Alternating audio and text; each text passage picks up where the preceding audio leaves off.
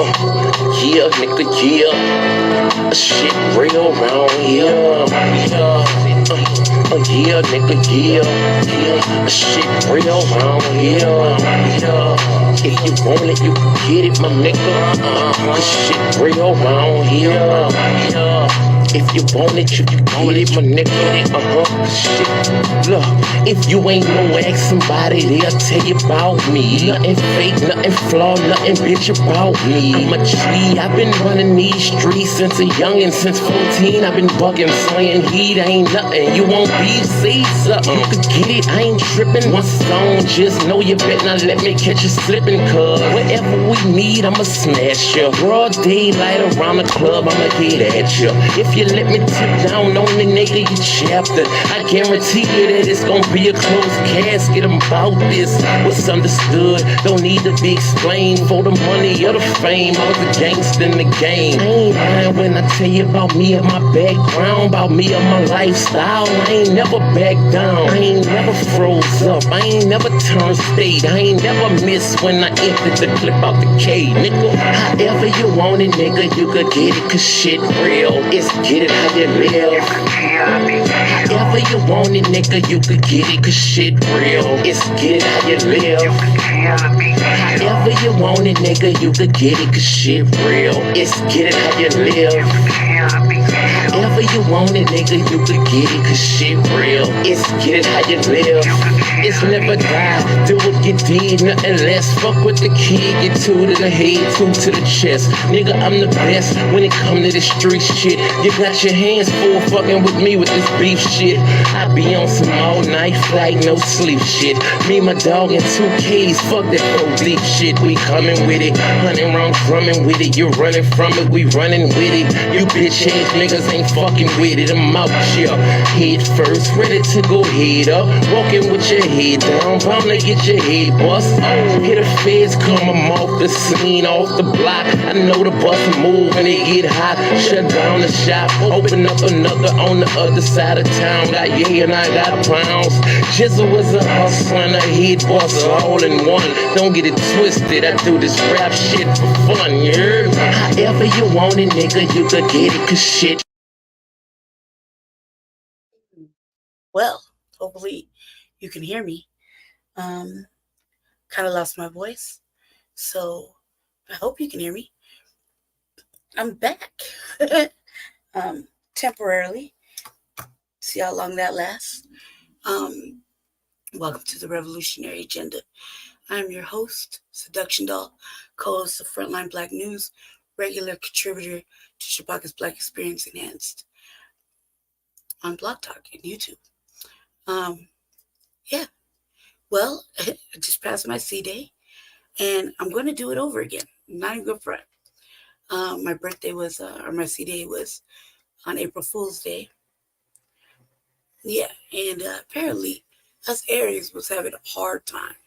So I'll just go ahead and say we should start over at the end of the week or right after the eclipse. Either way, I don't know what the fuck was in the air, but it sure as fuck affected a lot of us. A lot of us spent our whole motherfucking C-Days upset, like tears upset. Nothing went right. Everything touched, fell apart. Just horrible, horrible, horrible shit. Very upsetting. And,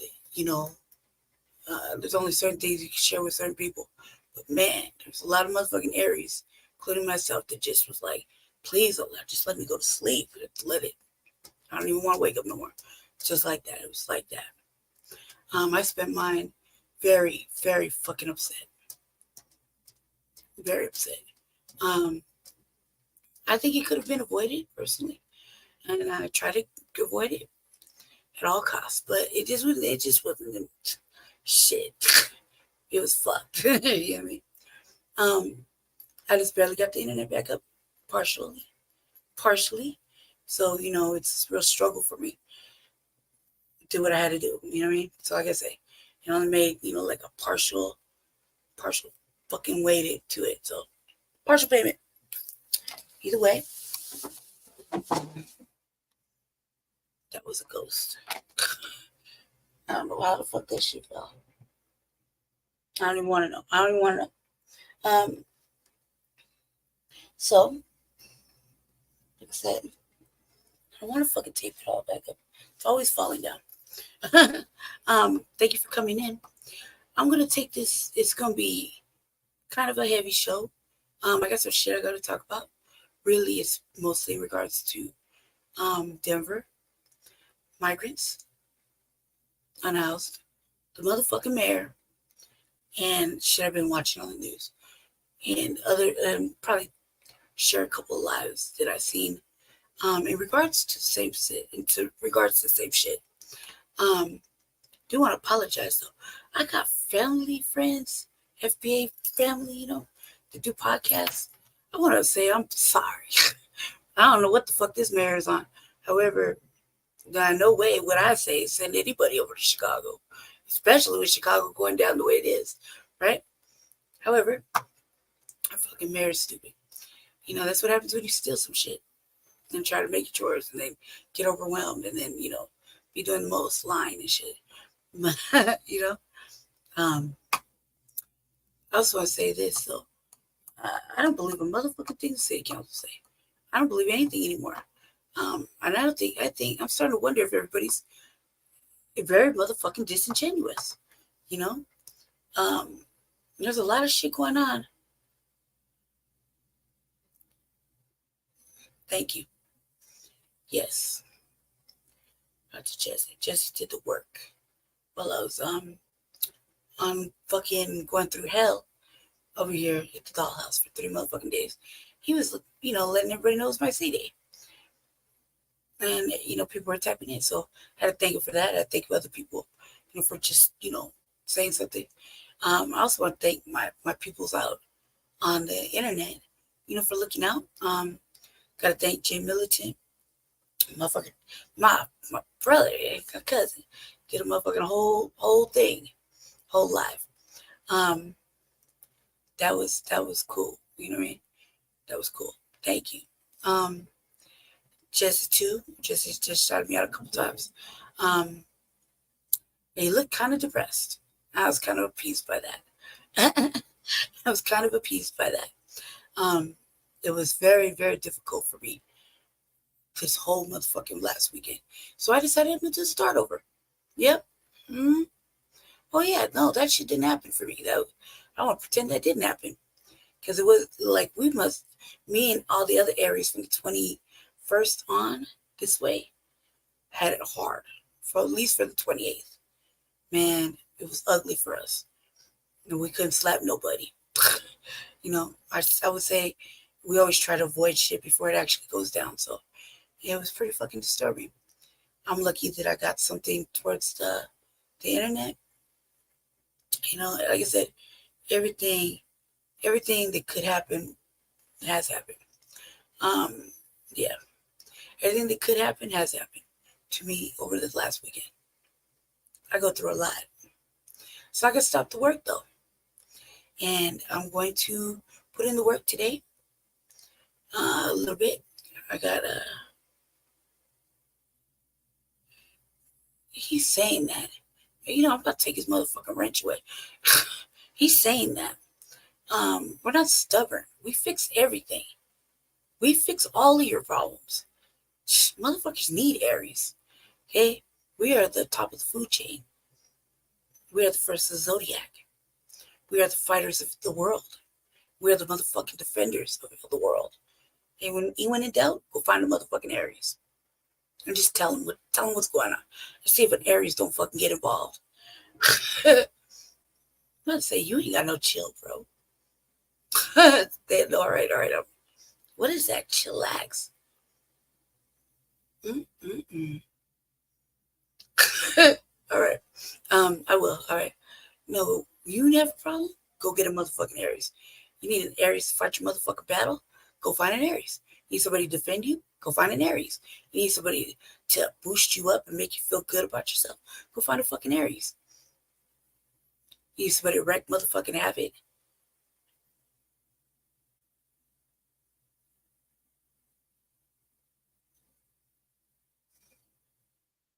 You need somebody to go fight your motherfucking battles? Find an Aries. You need somebody to hold your motherfucking hand? Don't go find an Aries. Some of us don't do that. But we do look sad and we're like, you hear me? Yeah. You need somebody to stay up all night and kick it with you? You need somebody to make you laugh? Go find a fucking Aries. You know what I mean?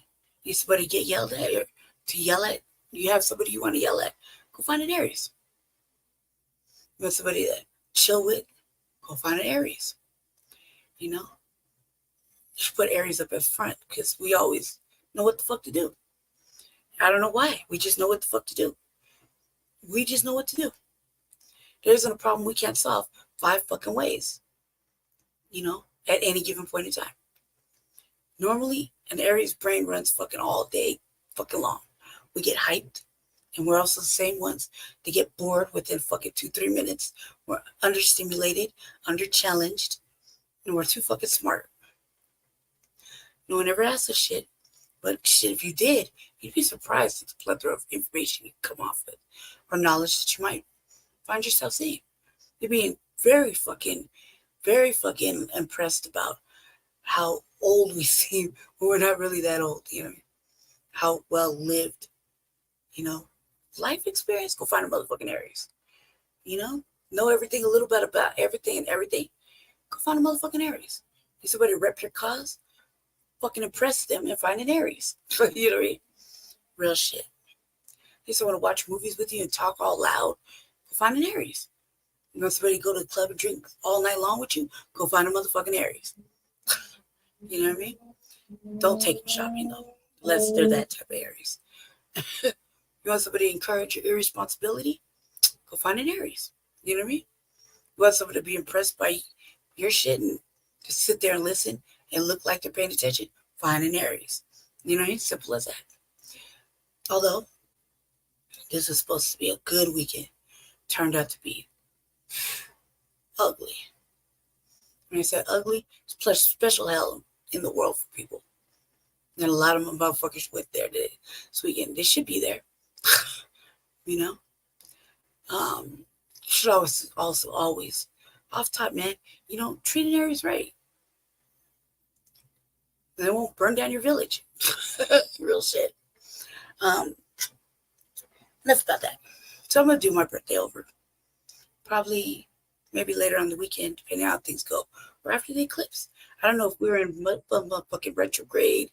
Motherfucking this eclipse. I don't know what's going on. I was out of the loop. I just felt like, man. And we were all going through it. I don't know about anybody else. I don't even give a fuck. I just know Aries gang was fucking depressed. Upset. Sad. Probably cried more than we should have. You know, so I'm going to do it all over again this weekend. Maybe, hopefully. Or after the fucking eclipse. 1 and 2. But it will get obnoxious. Got to do it before the 21st. And then it heads over there. Yeah. Semantics.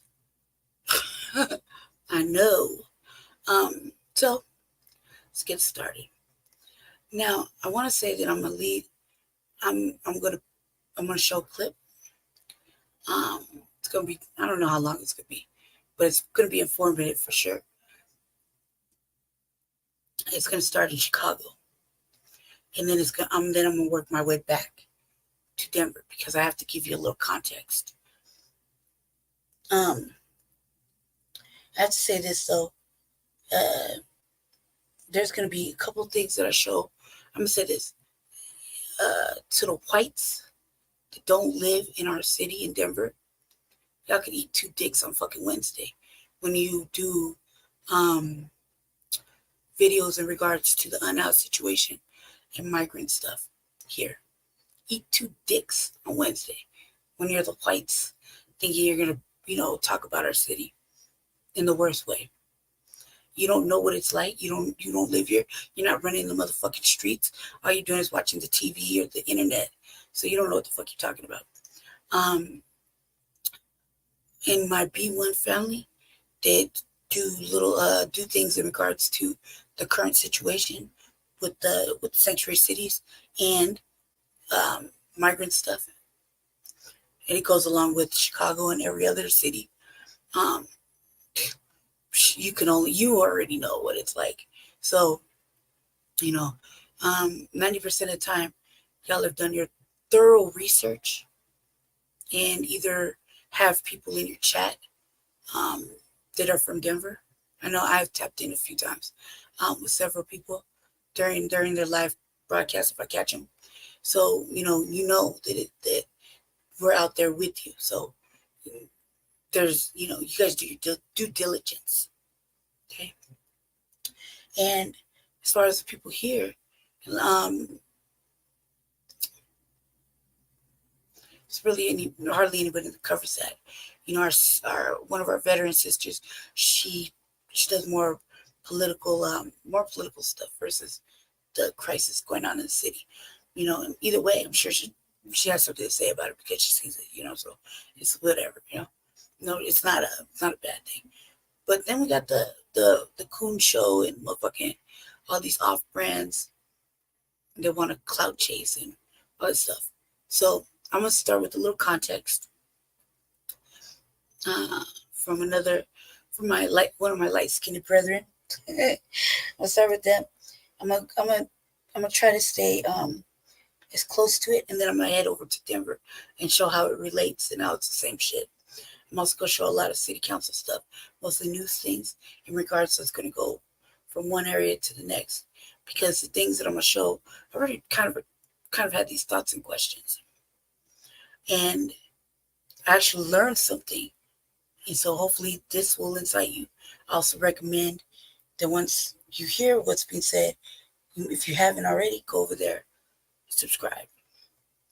Um, I'll get into that in a second. I'm gonna show two of our new black media peoples, I believe two. If I'm not sure, if I'm not correct, at least two. And it's real good shit. So I promise you're not gonna be wasting no time. And then I'm gonna show stuff that's going on here in the city. I try to look for some other shit, really to highlight in this current. And then I'm flash on some shit that I find that's really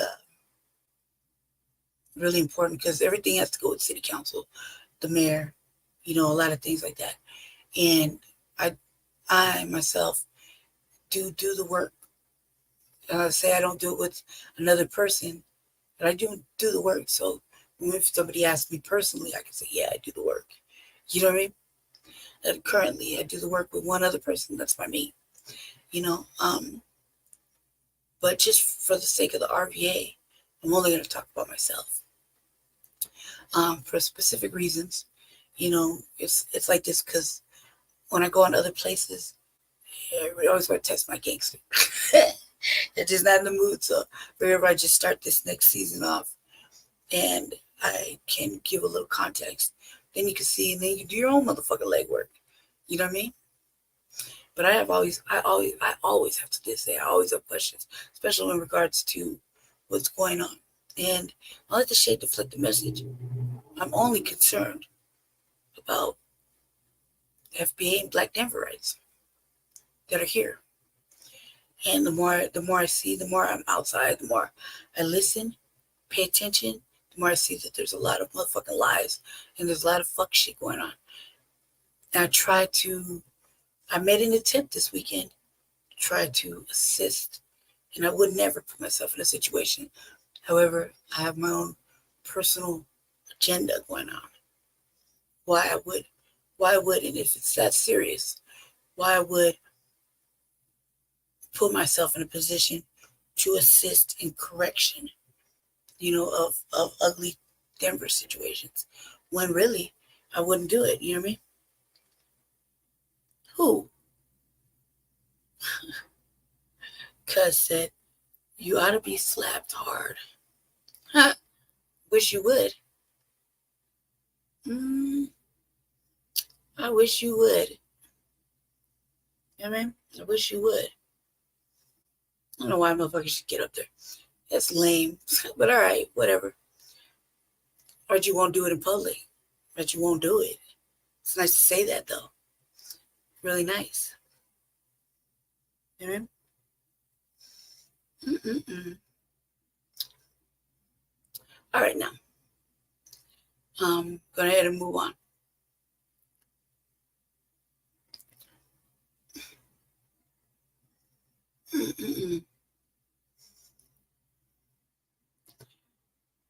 You want to just get on real quick and address your little problems, so we can chop it up real fast, and then I can move on, because I don't think you'll do it, and I ain't gonna do all any of that.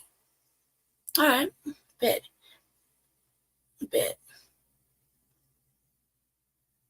No, it's cool. It's cool. I got it. It's my shit. I got it. Go ahead. Let me get the invite up for you. Don't do nothing, cause let it happen. Let's go ahead. Built for that kind of madness. Let's see. Sorry, family. I'm gonna go ahead and drop this real quick, and hopefully this motherfucker can get it out their system. Only for this person, cause let their mom. I feel they got so much vitriol in their system. I'm gonna go ahead and get it out. Like, damn, come on. I'm dropping the link.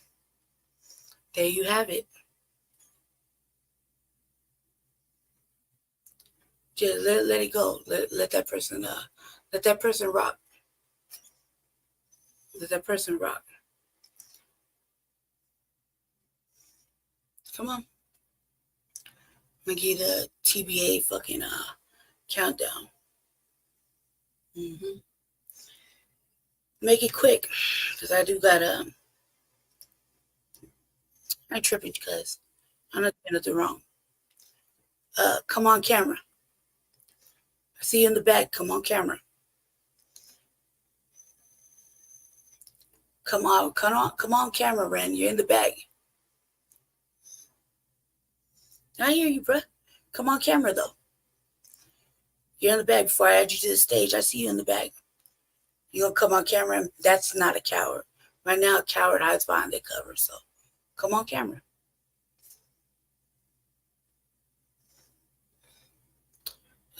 You broke? All right, well, at least you can say that. Let's see what you got to say. Go for it. You're a little bitch. You're a little coward. You're scared of me. I'll crack you over the head. I'll crack you over the head with 2 hammers. What are you talking about, cuz? You're just a little weird white. What the fuck are you wearing on your head, you stupid ass? Yeah, you kicked yourself off the panel, you fucking dumbass, you dumb piece of shit. Dumb piece of shit, fucking white woman. Dumb fat white woman wearing a tiara. You're a little weird white boy, so you sound white anyway. Sounds real weird. You sound like a fat woman. Your mama's fat.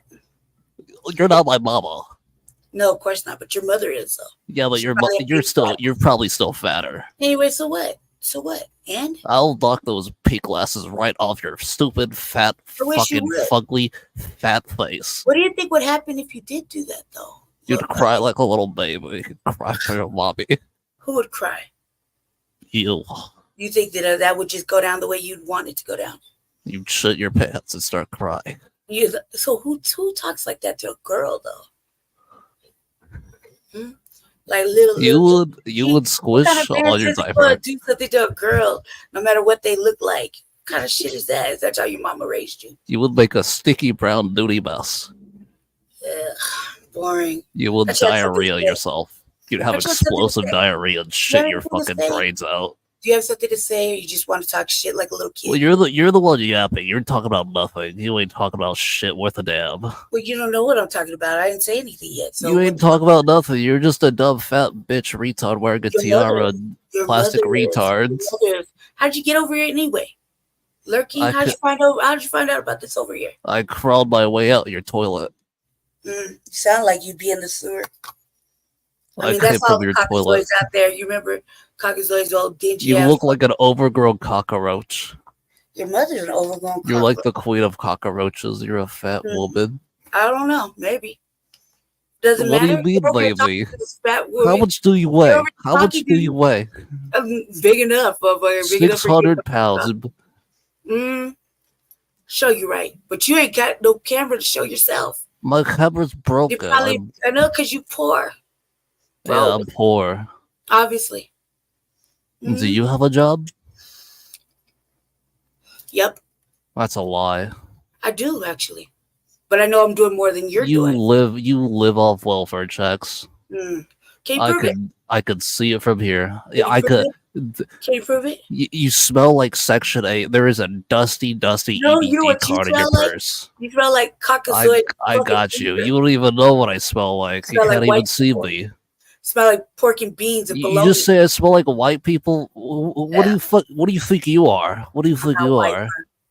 Not You're white. I have more you're not melon white. than I think of. No, sir, I'm not. Not all the way, anyway. Not all the way. No. No. How Half much though. white are you? My mother's white, half white. You're only half white. What's the other part? Gray? Come on now, bro. Look at you. You're on a fucking black first platform. Half white, half You cockroach. gotta come over here to troll. You're over there lurking around because you like to talk to big women. Oh, fetishes, stop it. Fetishes? Like all motherfucking day long with you cockazoids. What you got going on? Cockazoid? Yes. What you want? What you gotta say? Other than you're so big. No, you're so big. You're so really big. good. You're What- so what else hairy. you got? You're so stupid. You're so You're stinky. stupid. I'm You don't know about me, stupid. bro. You don't What's know about me. You don't know how You- intelligent I really am. You don't know nothing about me. What's 9 don't times know 7? anything Tell me about 9 times 7. I don't have to tell you shit. Because you don't know shit. Did I go You to your can't. house? Did I knock on your door? I would never be bothered with such little fucking energy. 3719 Garden Green Trail. Come over here and fight me, you stupid whore. I don't have to fight you. You're a man. I got. You can't fight me because you can't make your way out the door because you're too big. That's not true. That's not true at all. I don't have to come. I'm a Stand girl. up. What kind Stand of girl? up, man. What kind of girl goes to fight a man? Stand up, What then. kind of man picks a fight with a girl? You're a girl? I'm a woman, yes. Yeah, I'm a woman. What kind of man picks a fight with a woman, though? Is it like today you're a woman and tomorrow you're a man? Bitch, your mother's a fucking man. She should have. You are my mother. You are my No, mother. I'm not. No, I'm not. I'll never be. I never would be. I would You never said my mother was fuck fat. garbage like that.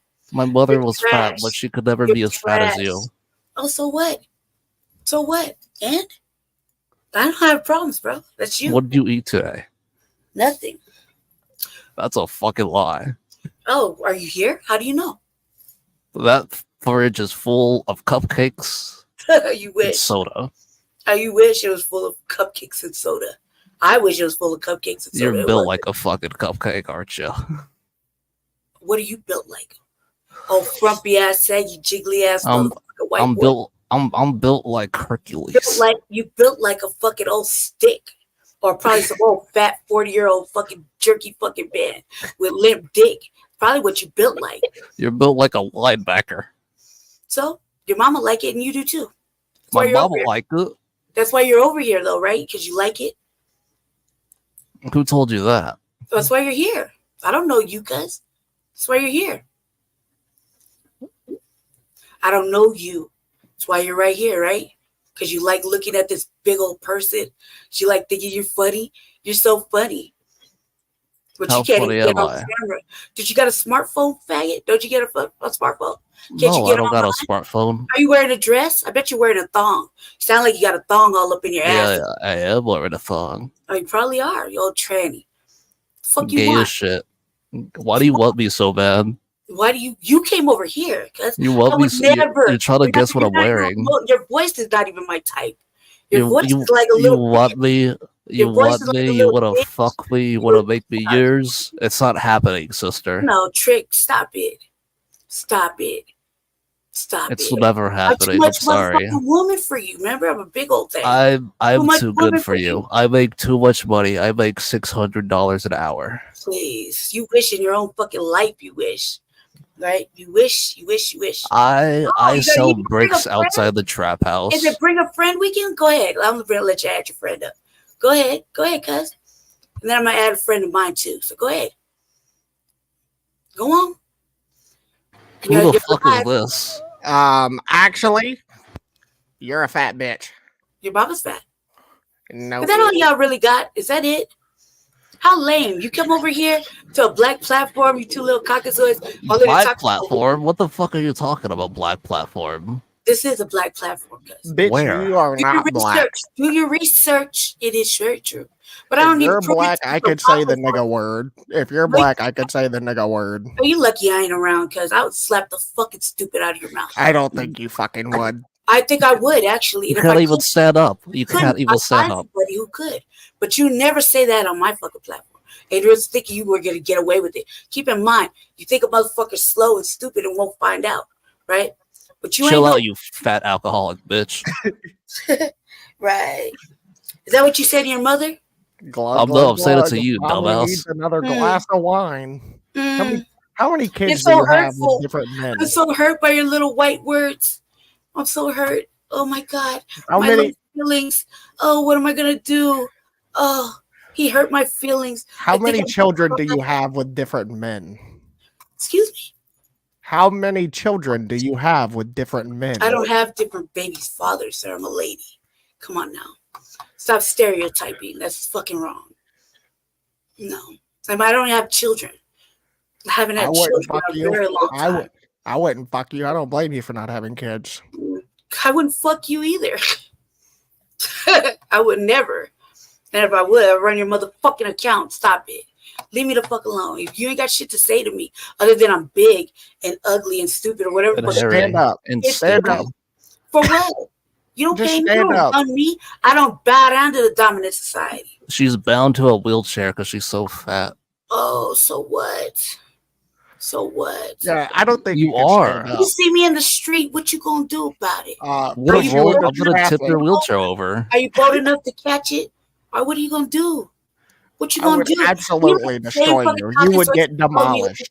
and try to talk shit to me. And when I stand there, I'm like, I'm ready, and you ain't ready to get fucking dealt with. Are I'd hit you with a motherfuckers call car. me names and drive by? Are you? Huh? Are you? Because you see, I deal with you motherfuckers every time I go outside. I'd hit you with a car at 60 miles an hour. Hey, you wouldn't be the first white man to do it. So Bitch, you would not Oh, survive shit. a car hitting you at 60 you wouldn't be the miles first an hour. the white person to try to hit me, and he also wouldn't be the first motherfucker I took out. So go ahead. You ain't took out no niggas. I promise that. Don't say that word, bro.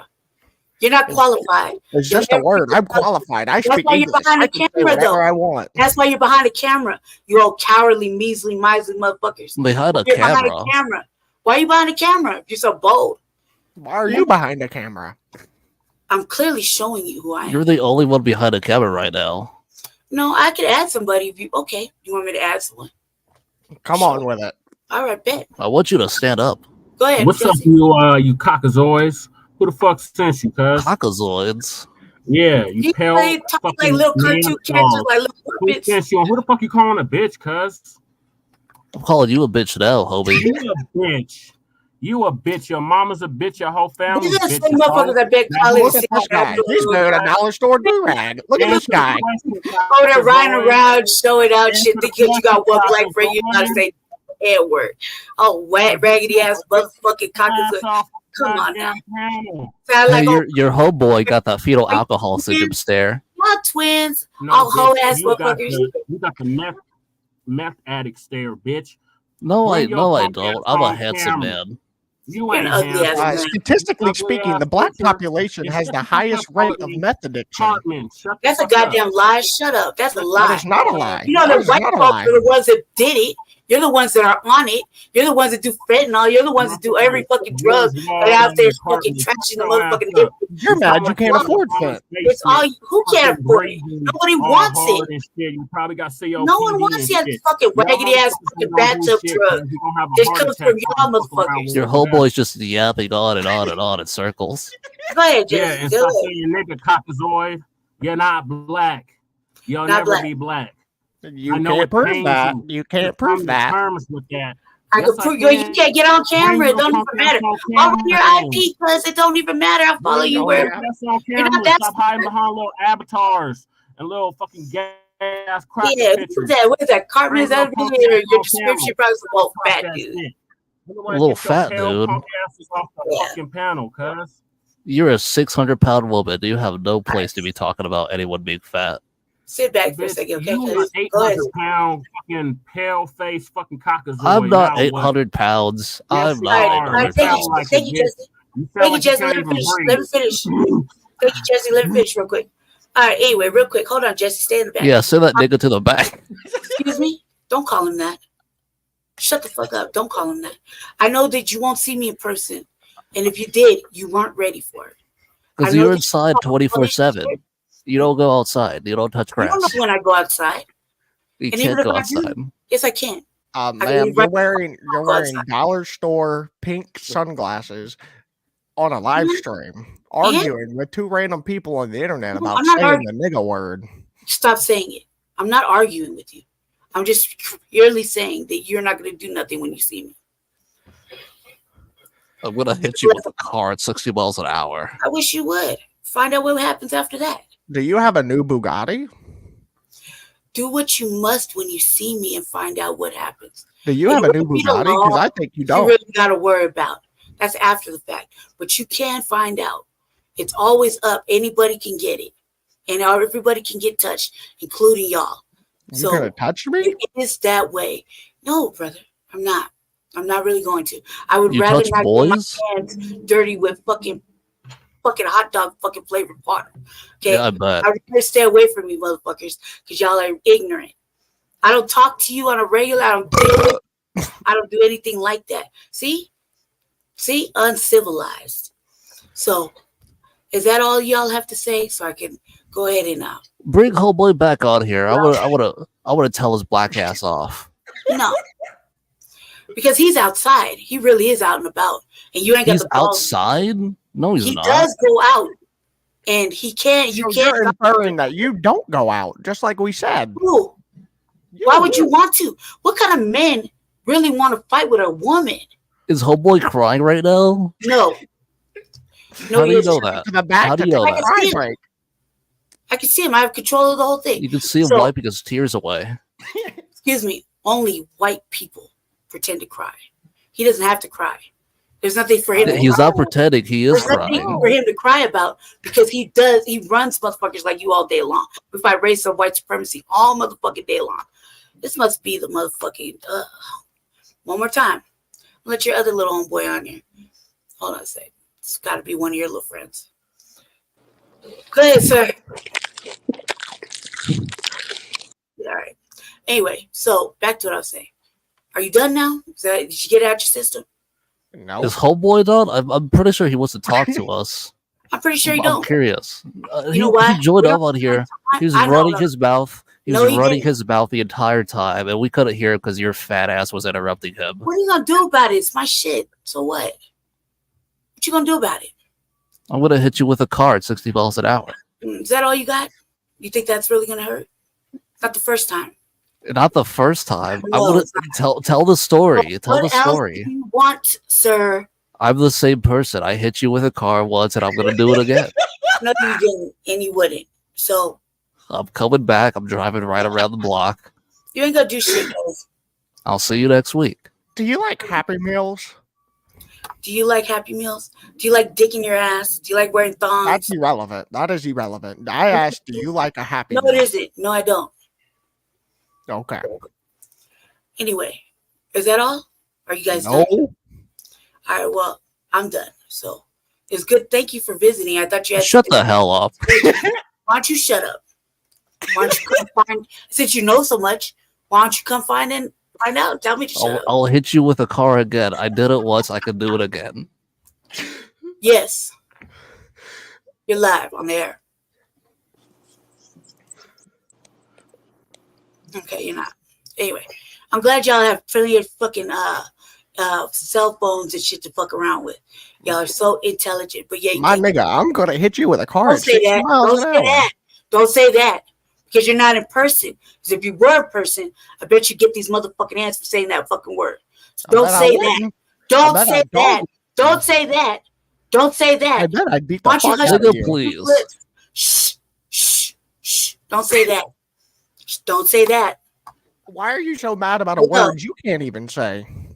You're live. Hello. What, sir? I said you're so mad about a word you're not even supposed to say. Excuse me? You can't say the word.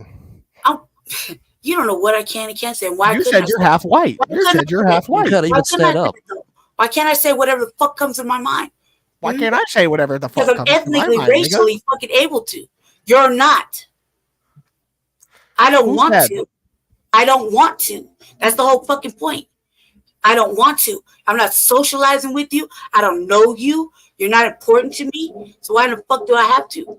The only able you are is disabled. Because you're fat. And Listen here. you're you over here welfare fucking with junkie. me. I didn't come over there. Excuse me, sir. I say you're a welfare junkie. That's so is everybody on your family. You know it's true though. Statistically, whites are the ones that are on welfare. Yeah, and you're white. Statistically, because No, we're the prominent race Just in the because my country. shade is light does not mean I live like that. Since we want to talk I'm about not recognized statistics, by the dominant society. Do your research. niggle me this. What makes up Don't 13% say of the that. Don't say that. population, You're not slick. but over Don't try to say 50% of the that. crime? Don't say that. Don't say that. That's a lie too. That's fucking. That's not a lie. That's That's FBI all for the statistics. media. That's stereotyping. That's stereotypical. Only you would think that. It's not true. It's very true. Every time I isn't. see a crime on the news, there's a black guy's mugshot. No, there isn't. Stop it. Yes, there is. No, there isn't. Are you scared of white people? No, I just don't like them. That's racist. And Why not can't you be racist. racist? We But I can't be can. racist. I'm only prejudiced. That's the dumbest statement I think you've said all day, and you've No, said no, some really no. dumb shit. We can't be racist. We can only be prejudiced. I fight racism and white supremacy all motherfucking day long. All right, well, let the other people up. What Why other are you people? silencing the black man? Why are you What other silencing the people? black I didn't man? silence him. You did. I You didn't sent him to the silence him. back. I don't have to silence somebody this close. You said like right two here. people to the back. All right, you really want to talk to him. I really don't think you really want to, but it can go back and forth. But you're not in person, and you can't get fucking slapped. All you can do is talk shit. So what is the motherfucking point? What the fuck is he gonna do? What is the fucking point? What are you gonna do? I'm gonna hit you with a car at 60 miles an What are you hour. gonna do? Nothing. What are you gonna do when a militant fucking black man is in your fucking face? What are you gonna do? Are you gonna say the fucking N-word then? I'm gonna shoot him. I'm gonna shoot that nigga in the nuts. No, you're gonna do none of that. You're not gonna do none of that because typically you motherfuckers are scared of us. Stop it. Stop For it. good reason. Why don't We're you go to scared of your you for little good gentrified reason. area and bother somebody who gives a fuck? Who's Takeda? Let Takeda. Why don't you go to your little gentrified area and bother somebody that gives a fuck? Who's Takeda? You can't even spell gentrified. You can't either. But you sure know how to take over, right? Why don't you go somewhere? Go cry somewhere. Go fucking make your tears matter. Do you got lard in your ears? Who's Takeda? Who's that? Someone in your private chat keeps talking. Calling How us do you a know it's in white my fucking devil. private chat? Nothing's in my private chat. Why are you Bitch, all it's up in a it? fucking- We can see the Why are you shit. all up in it? Why are you all up in it? It's 'Cause we on can my see screen. It's on StreamYard. You ain't gonna do nothing, dude. So it don't even fucking matter. Are you? It doesn't matter who's the back king? there, who isn't. Why? You're not. This ain't your show, bro.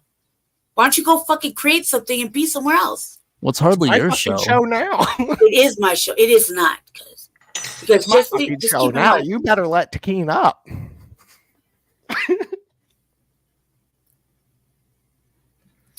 Excuse me. Are you done? You gonna let Takeen up? I don't have to do anything on my own program. But go ahead, Jesse. Go ahead. I don't know why you're entertaining these clowns. Go ahead. Oh, is this fucking hamster rat face again? Go ahead. Hey, He ain't gonna do Boy, nothing. I look way They're just better than talking your shit. pale ass will ever look. So anyway, who the fuck sent you, cuz? Answer the question before you get The- kicked off the panel. The ops. The ops sent and, me. and who's the ops? You know who the ops are. No, I don't. Explain. You know who they are. No, I don't. So elaborate. Well- Who's the ops? Well, that's your dumb, retarded nigga ass fault. No, you're retarded, cuz. All right, go ahead. You don't know who your ops are. You can't even put together complete sentences. You can't even spell compassionate. You can't even spell illiterate. And this motherfucker dick bombed you, cuz. I don't know why you put up with this shit, cuz. Because you're stupid, fat, and retarded. And you're stupid, fat, and black. You're stupid, fat, and pale. Get some goddamn sunlight with your pale ass. Why don't you come on camera, you fucking cowards? You talking all this shit, but y'all bitch ass motherfuckers ain't coming on camera, though. We don't have cameras. Camera. Are you Camera. done? Are you A done? black invention. Camera. Cameras. Camera. Thank you for visiting, fellas. Who invented the camera? Get your pale ass off the panel, cuz. I know a nigga invented Thank peanut you. butter. Excuse me. Cockazoid. Stop saying nigga. You're Right. not You ain't black. gonna do nothing in front of anybody. You just saying it. It's really silly. But You all would right, never are say you none done? of this to my face in real life. If we were face to I know, face, I know, you I know. wouldn't be You're saying dumb. shit to You're me, dumb, nigga cuz. ass. I gotta say to So my shut your face. pale ass up. I could drop my Bitch, your address right pale now. ass. You would Yeah, not show up. bitch, You're you a have a coward. hard time breathing. Look, listen to you. You sound like you got fucking shit all That's gonna over be your you nose. tonight when I fuck No, your that's what you asshole. I'm sound gonna like, rip your bitch. asshole open. I'm gonna Faggot, you ain't prolapse gonna you, do buddy. shit. No, you First ain't of gonna all, I'm do gonna really, shit. prolapse you, you buddy. know, I'm gonna rip you like open. I'm that. gonna You turn little you ass inside I bitch. out. like the prominent You're local gonna be like my him and human Jay. Little fleshlight. dick. Look at that Little shit. dick. Y'all I over there will wear you like a all day glove. Shut long. your little dick You ain't having got ass. nothing but to think I about will wear little your pussy gay ass dick like a having glove. ass up. fucking You ain't gonna air-related wear ass nothing like out. fucking You gonna get wore fucking out. You come fucking animals with and all us. kinds Nigga, of shut shit. up. Bitch, you You shut shut up. up. You shut You up, ain't gonna pepper do boy. nothing anyway.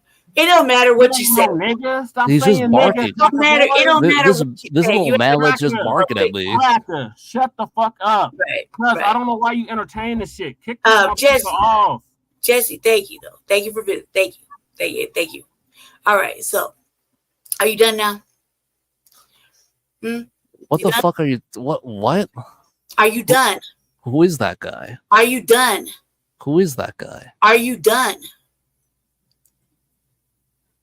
What the fuck are you talking about? You done now? That's all you had to say? You What? said everything you came to say, right? No, what's the topic? Nothing. So thank you for visiting. You have a good evening. Nigga, shut your bitch.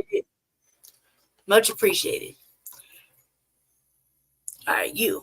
Okay, You thank you got for this coming on. video Jesse, taken Jesse, off. thank Hold on, you. before you allow this Thank shit. you for Jesse. Stop. Thank you for coming on and stepping up. Thank you. I appreciate you. Appreciate that. No, I appreciate that. Thank you. I'm gonna go ahead and get back to my show. Appreciate you. That was a time not well wasted, but we'll talk about That it. was time wasted. Talk about it another time. Jesse, stop it. Talk about it another time. Let's see. Yeah. Thank you though. Are you staying for the show? I don't even know what you're talking about. I just came up here to defend you because these motherfuckers want to get up here. I don't know why you allow these motherfuckers to get up here with this bullshit. Hey, who knew it was gonna take that kind of turn? So thank you though. Appreciate you. Nobody ever knows really it's gonna take that kind of turn. Because must be like trolling the doll season. I don't know why and who cares, but apparently they got issues and they want to just come over here and troll and talk shit. I don't know since when it was a popular motherfucking thing, but it's whatever.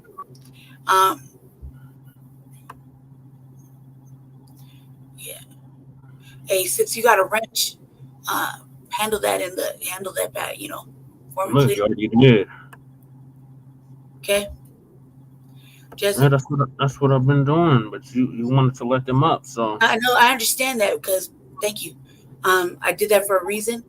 So I appreciate you. So handle that in the bag since you got a wrench. Hey Joe, it's good to see you, brother. Thanks for stopping by too, and watching that nonsense. I don't know. I don't know what happened. Really, I don't really. It's not that I don't know what happened. I don't really give a fuck. It's too much to explain right now. So just thank you. I'm gonna go ahead and get into my programming. Yeah. If you don't have to stay, Jesse, but thank you so much for coming on and helping me out. Okay. Oh look. Yeah, you don't have to say. Thank you, Joe, too, for visiting. Yeah. So I'm gonna get started. You don't have to stay if you don't want to, but just let me know now. I'll pop back in when you're ready. I'll just pop back in when I'm ready because I don't even know what you're talking about tonight. Excellent. No, I'm talking about migrants in Chicago and here too, and homelessness. So it's okay. Just pick up if you want to. Thank you, though. I appreciate you. You're welcome, babe. Okay, thank you. All right, now let's get back to it. Okay.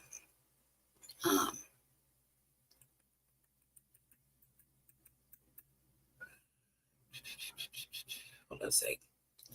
Really quick.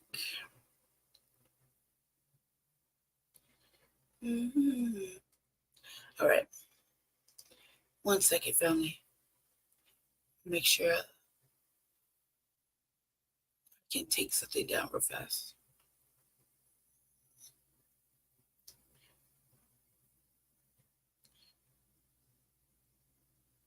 Okay. All right. Yeah. I know that's all set and done. I bet. All right. Okay. I just had to fix something. I take down my link. I only really put it up there when somebody's gonna come on and get up there. As you see, this shit goes on regularly with me. I understand it, don't even give a fuck. But it's enough, right? So yeah, let's get over here. Now I'm gonna start with let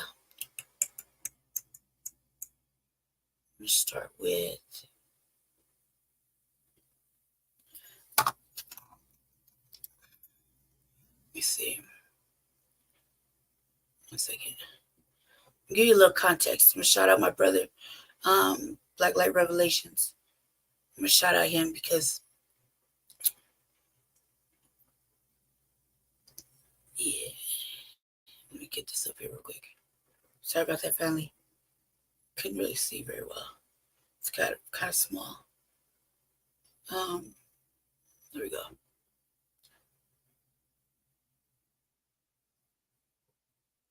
Let me see.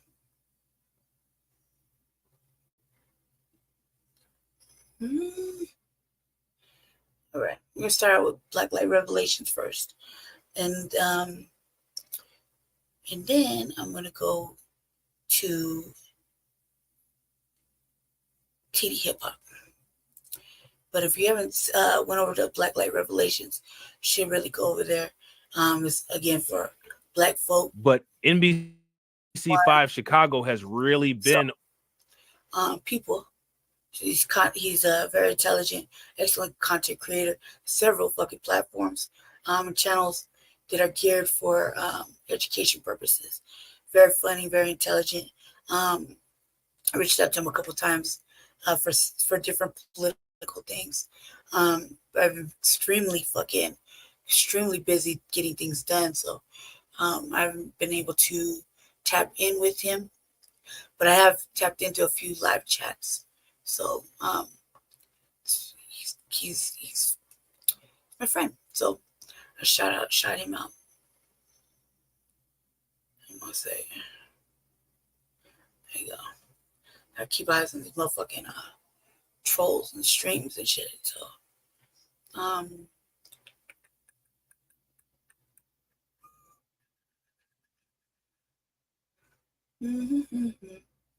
right. Let me see something real quick.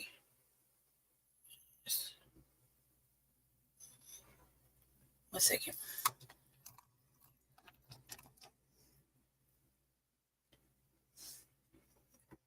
What's it about?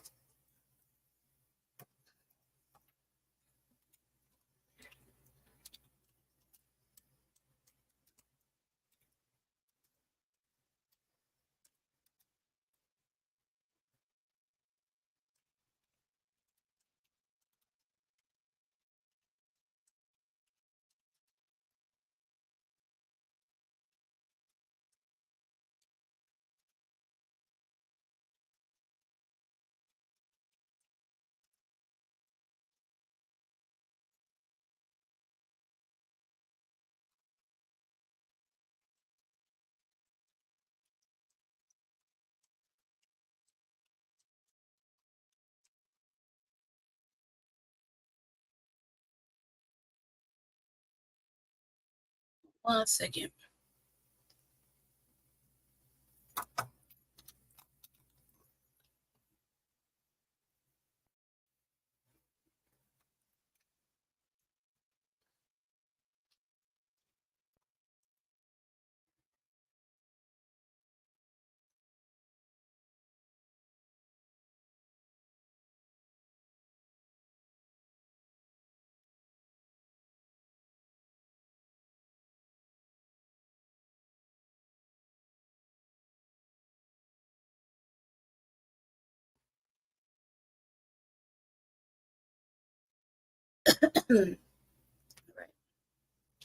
And yeah, so I'm gonna play this in fair use all. Let's see. Okay. He's talking about Chicago right here. So go ahead and give it some a slap in the face to everyone here.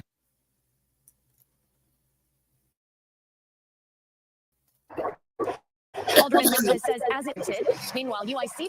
Now, look at that. Did you guys see that? Now, again, these aren't conspiracy theories. This is.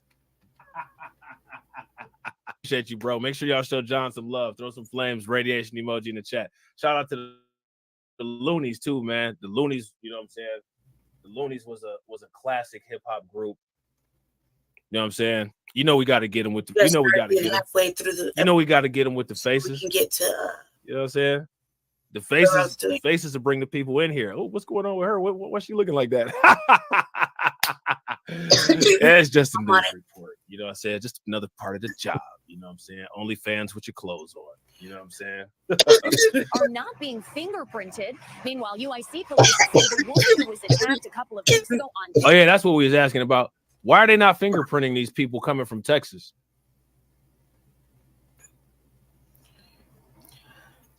Yeah, Far Side.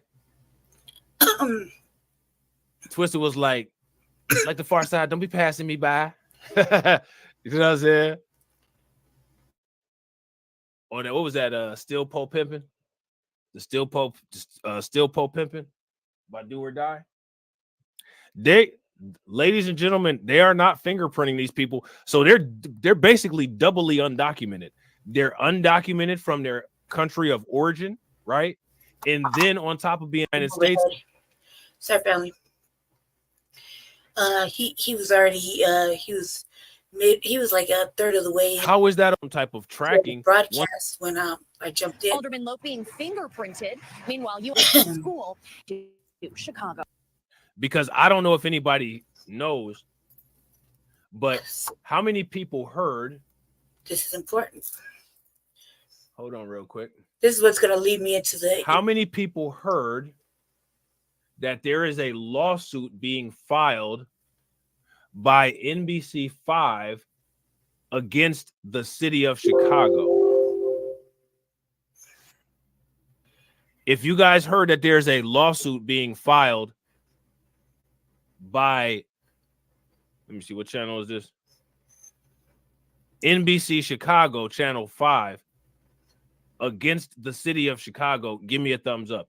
If you guys have not heard about that and you were not aware, then give me a thumbs down, because we are going to investigate that.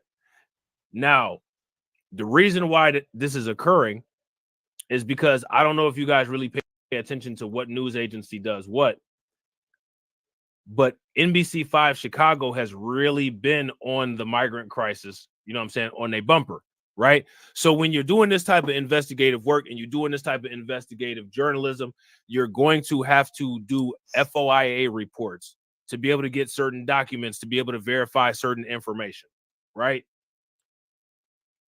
The city of Chicago is not releasing information to them. Now, let me ask you guys this question. Why would they not release information to them? Here's another thing.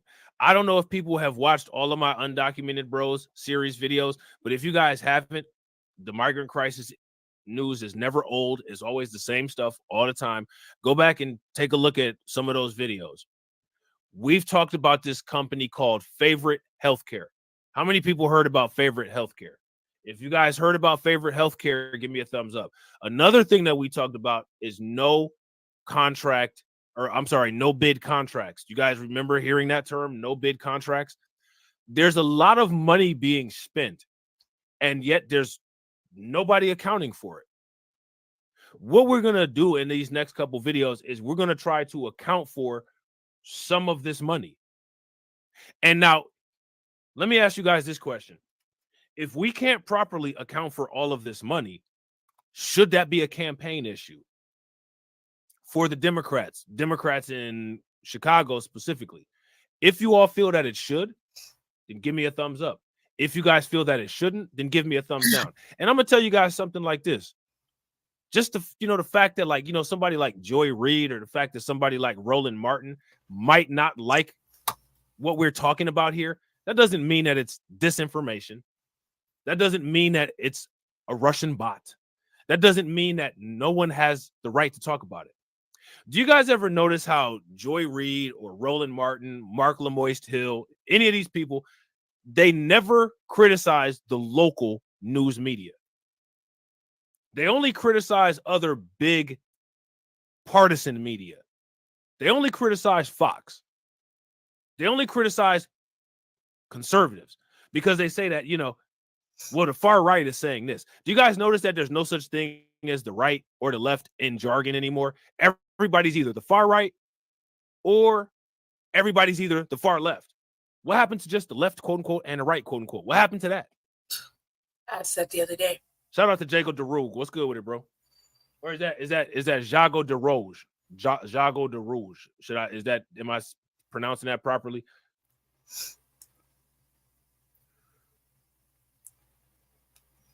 What happened to the right, to the right and the left? Everybody's far. At least according to the media, if you listen to it. Yeah, shout out to John. John said, what happened to the moderates? I'll tell you what happened to the moderates. Literally, there's what's the far left, and now anybody that's not far left is far right. That's what happened to it. We're now in the era of extremes. You know what I'm saying? And like you can see this happening all over the place. You know what I mean?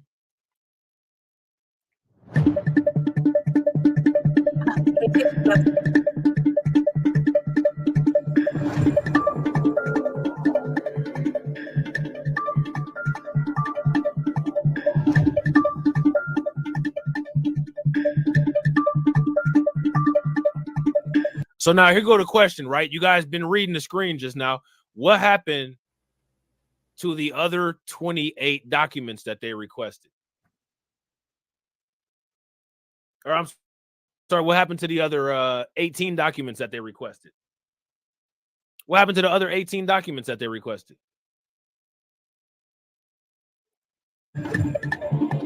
NBC5 investigates is taking the city of Chicago to court to obtain records related to the migrant crisis. For months, our team has reported on problems inside migrant shelters here in the city and has exposed how millions in taxpayer dollars were being spent. And tonight, we're trying to understand why certain city records were withheld. Investigative reporter Bennett Haberly joining us now with more. Bennett. Yeah, Allison, Stephen, public records are vital to our reporting and to the public's right to know. In our quest to understand how the city responded to the migrant crisis, we combed over thousands of pages of reports, and in doing so, realized we may be missing some more. And now we're suing. Now, did you guys hear that? He just said it, and now we're suing. So we're in a situation right now, right, where the mainstream media continuously is continuously bombarding people with this misinformation, saying that the migrant crisis is fake. But it's so fake that they're hiding the information so badly that the local news has to sue to get a FOIA request honored. Somebody make this make sense. Make it make sense. We combed over thousands of pages of reports, and in doing so, realized we may be missing some more. And now we're suing to obtain what should be public information. At its height, Chicago's migrant crisis involved housing as many as 15,000 people, and in some cases meant having them live in crowded buildings. This once vacant warehouse was converted into the city's largest shelter in Pilsen, which at one time housed 2,500 people. Last month, NBC5 Investigates first reported how the city's own records helped identify potential gaps in the city's response to migrants' health needs. These records noted as far back as October, the city was aware that... Now, mind you, right? Mind you, this is going on. Now, at the same time, in addition to this, remember, one of the main contractors that the city of Chicago has utilized as a staffer for this migrant crisis is Favorite Healthcare. Favorite Healthcare. Yet this healthcare-based company neglecting the quote-unquote health needs of these migrants. Now, speaking of health needs, if you guys recall, this building looks familiar, right? And the reason why this building looks familiar is because this is the building where that measles outbreak occurred. It's also the same building where that little black migrant boy passed away from unknown causes that to this day still haven't been released or shown. If you guys remember that, give me a thumbs up. If y'all don't remember that, give me a thumbs down. 15,000 people, and in some cases meant having them live in crowded buildings. This once vacant warehouse was converted into the city's largest shelter in Pilsen, which at one time housed 2,500 people. Last month, NBC5 Investigates first reported how the city's own records helped identify potential gaps in the city's response to migrants' health needs. These records noted as far back as October, the city was aware that overcrowding individuals at the shelters put both new arrivals and shelter staff at higher risk of contagious illnesses, and that the lack of space within the shelter system created increased challenges to place people and provide them with initial health care. And then now here we are today, right? Here we are today with a measles issue. It was during that reporting process that we realized we may be missing 2 weeks worth of documents. It shouldn't take a lawsuit to get access to this kind of information, but this administration is increasingly making it impossible for people to get records unless they go to court. Attorney Matt Topic represents. So now what administration is making it increasingly impossible to get documentation unless they go to court? See, like, why is the mainstream media not reporting on this? Let me ask you guys this. Have you heard anything about this in the New York Times? Anything about this in the Washington Post? Anything about this on NBC? Joy Reid talk about this at all? Roland Martin talk I had not heard about this at all? But when I did hear about it, I was fucking like, oh my God.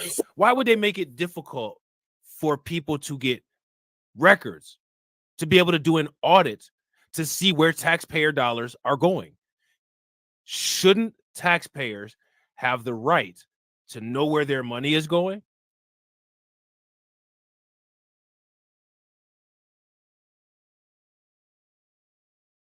You know, it happens over here in Denver.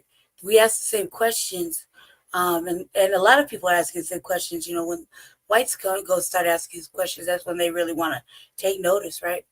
But as soon as here, I'm just speaking here, as soon as what has happened over here, the new mayor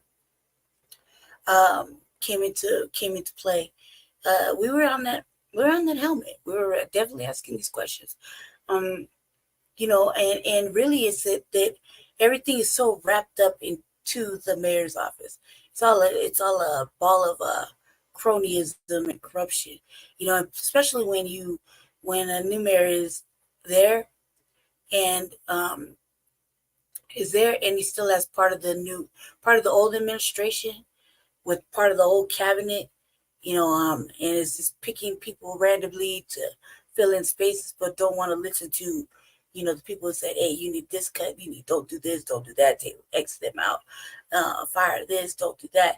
You know, we can't expect much from our mayor here when he stole a whole motherfucking plan and decided to run off with it and then do destructive shit with it, I would like to say. You know, a 4-year plan all of a sudden turned into a 5-year, right? But he took a 4-year plan.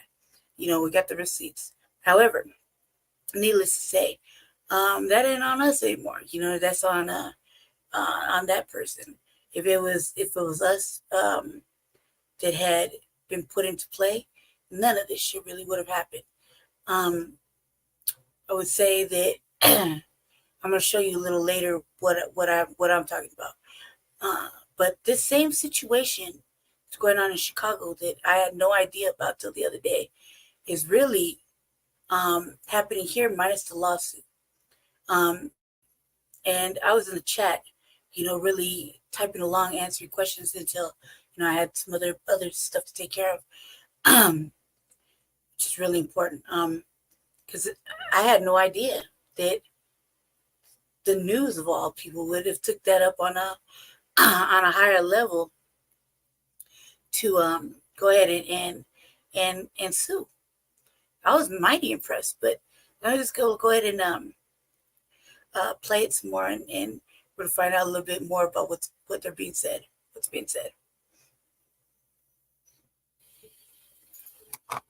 Clearly, to see where taxpayer dollars are going. Shouldn't taxpayers have the right to know where their money is going? Well, goddamn right. Especially when it comes to millions and millions Clearly, to go to this. there's some administrations, as we can see, right? Possibly Biden, possibly Johnson, that do not, they feel that they should be able to spend your money. But when it comes time to do an audit and show exactly where the money went, well, we got a problem with, you know, we can't really tell y'all all that. Well, why not? Shout out to Tony Taylor and shout out to Black Spider. What's good with y'all? Good to see y'all.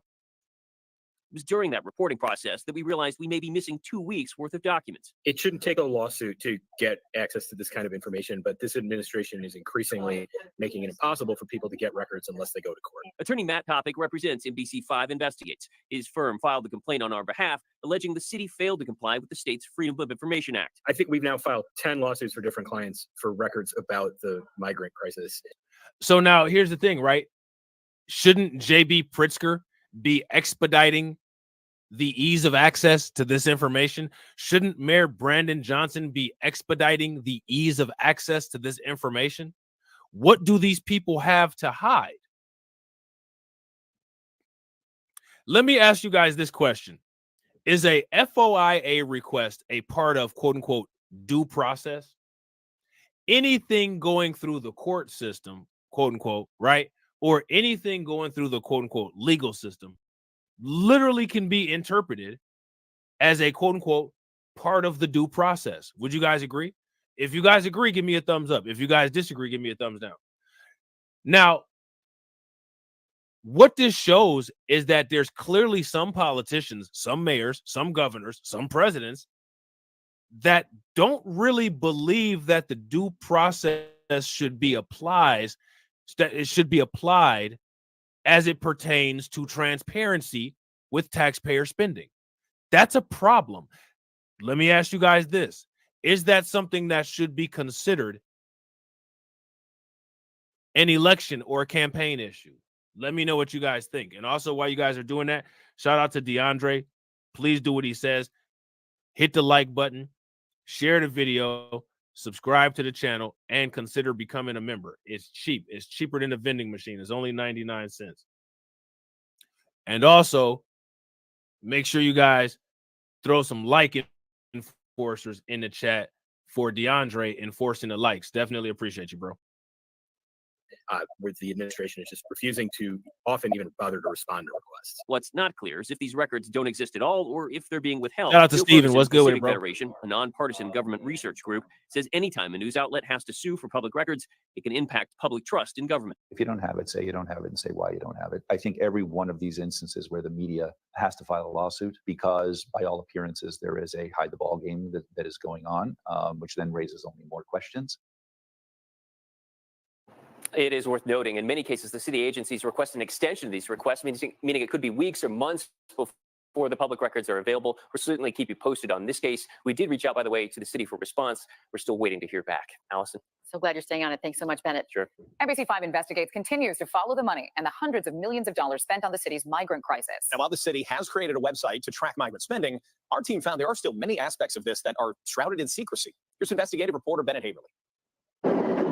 As migrants begin to move out of shelters, invoices are still rolling in.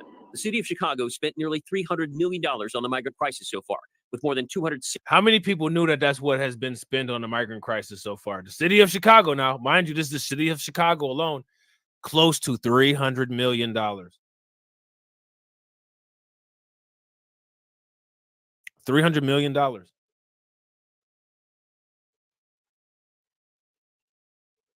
I'm curious as to if they've ever spent that much money.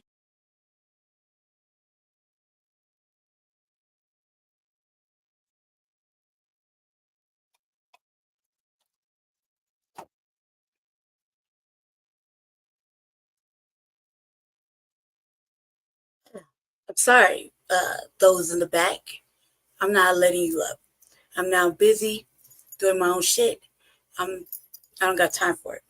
So, thank you for visiting, stopping by, but you've been banned from the studio, blocked. I don't have time for it. I got other shit to do that's more important.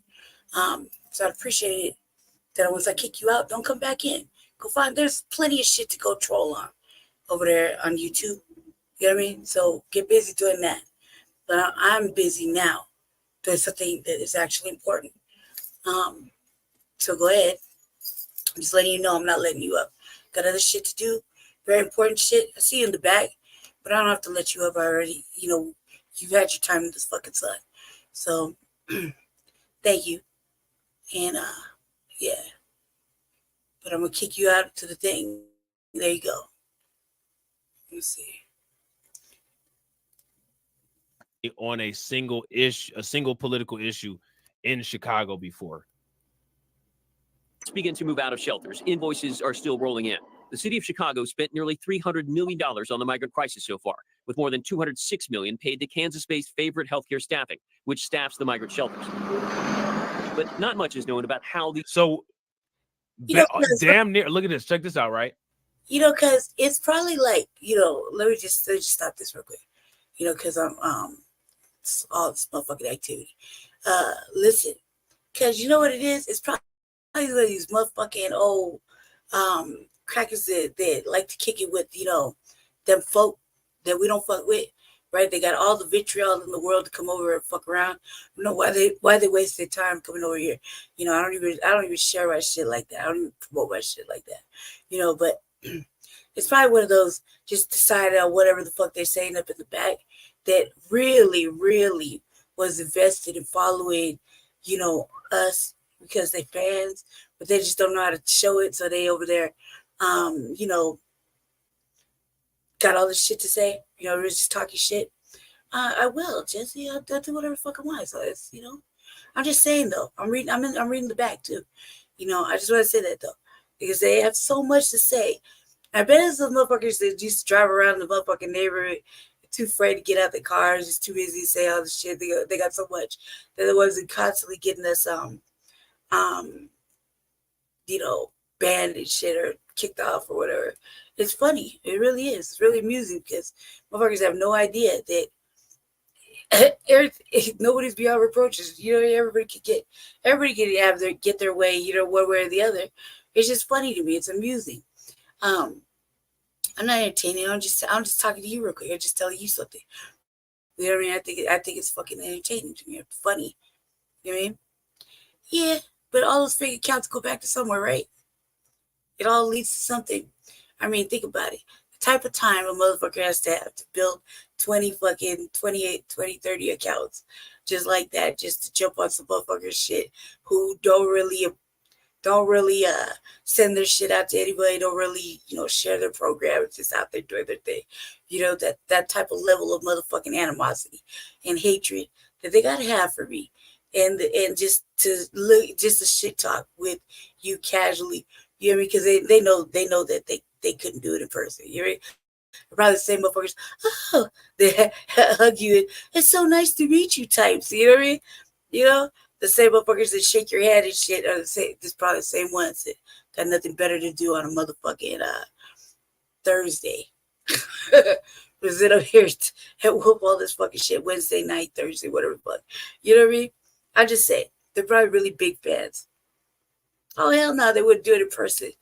Never. It's just a lot of shit talking. You know what I mean? Because if in person, you know, the kind of motherfucking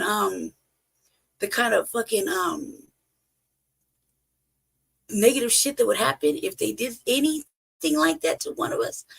You know what I mean? Especially given the, you know, the fucking who the fuck we really are, what we really do in the city.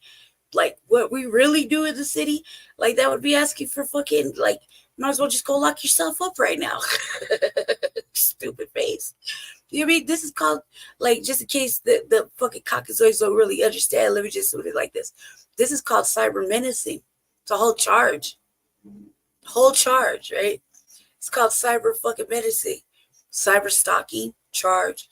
You know what I mean? Cyber harassment, charge. Right? Threatening, charge. You know what I mean? And you don't even have to be doing it in person to get charged with it. It's so stupid. It's like, I must think that nobody knows how to fucking utilize fucking the internet or know how to do anything. They just think that a motherfucker, everybody's just dumb. That nothing can be traced back. Nothing's pinging off of nothing. right? There's all these fucking malicious threats and shit. You know what I'm saying?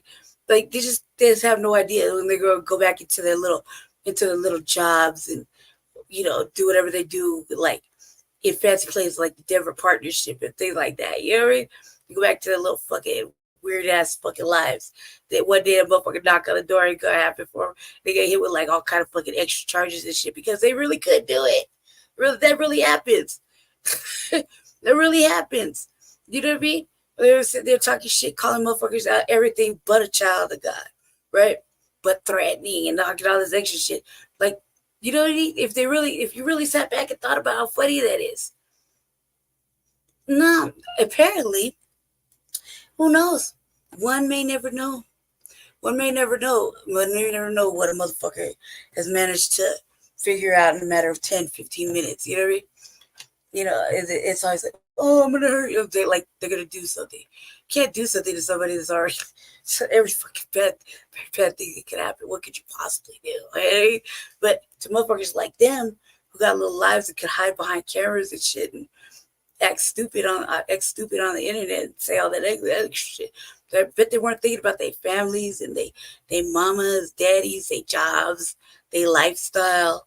You know what I mean?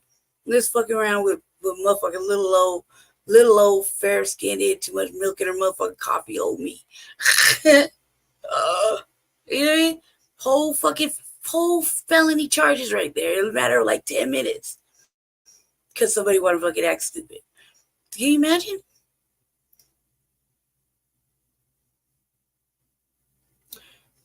That's not pleasant. I didn't provoke that. That's not what the fuck. Hear it.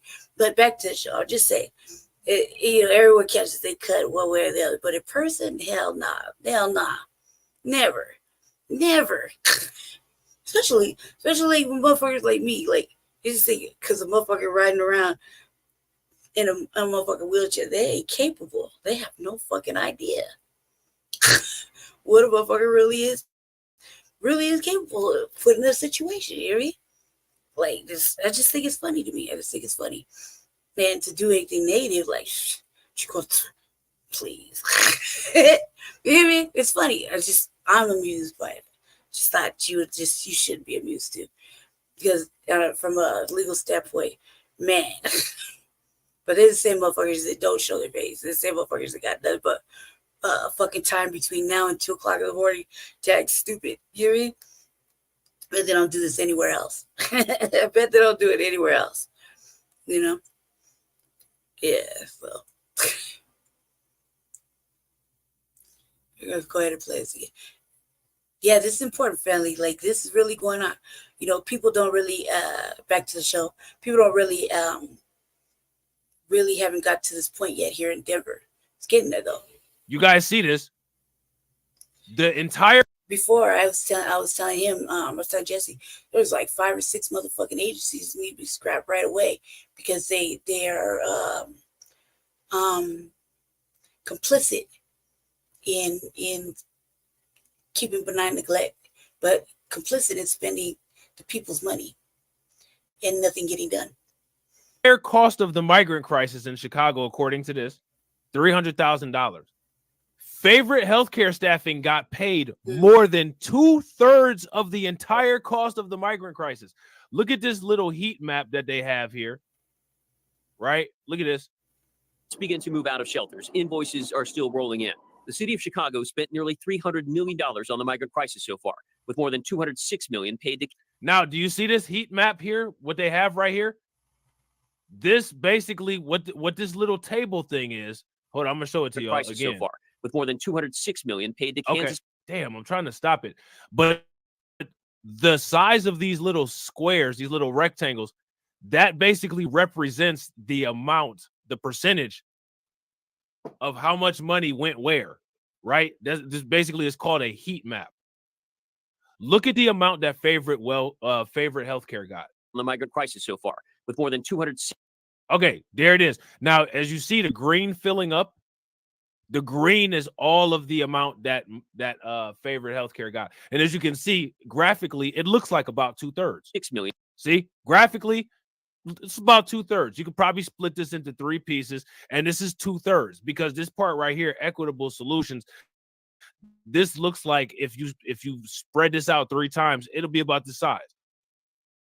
All of these other smaller parts, this represents the smaller things that money has been spent on. But Favorite Healthcare got the biggest contract. So who in Chicago knows somebody that wanted to make somebody at Favorite Healthcare rich is actually the question that people need to be asking.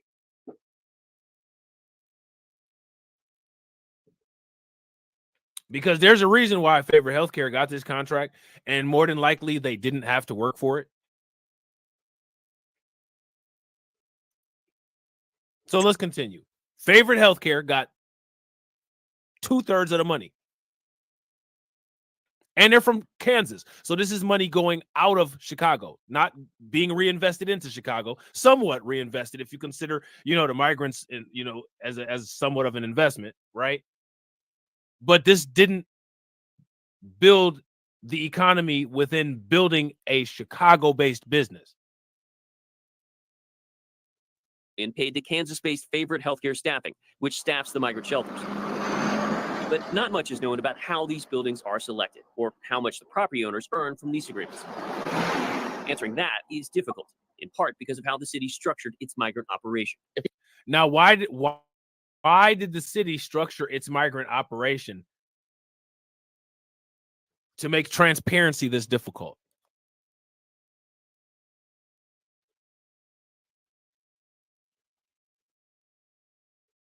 See, these are all the questions that we got to ask, right? And we have to stay on asking these questions. More than likely, these questions will never get answered.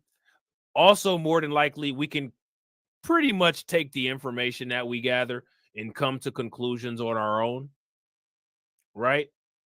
Mm-hmm.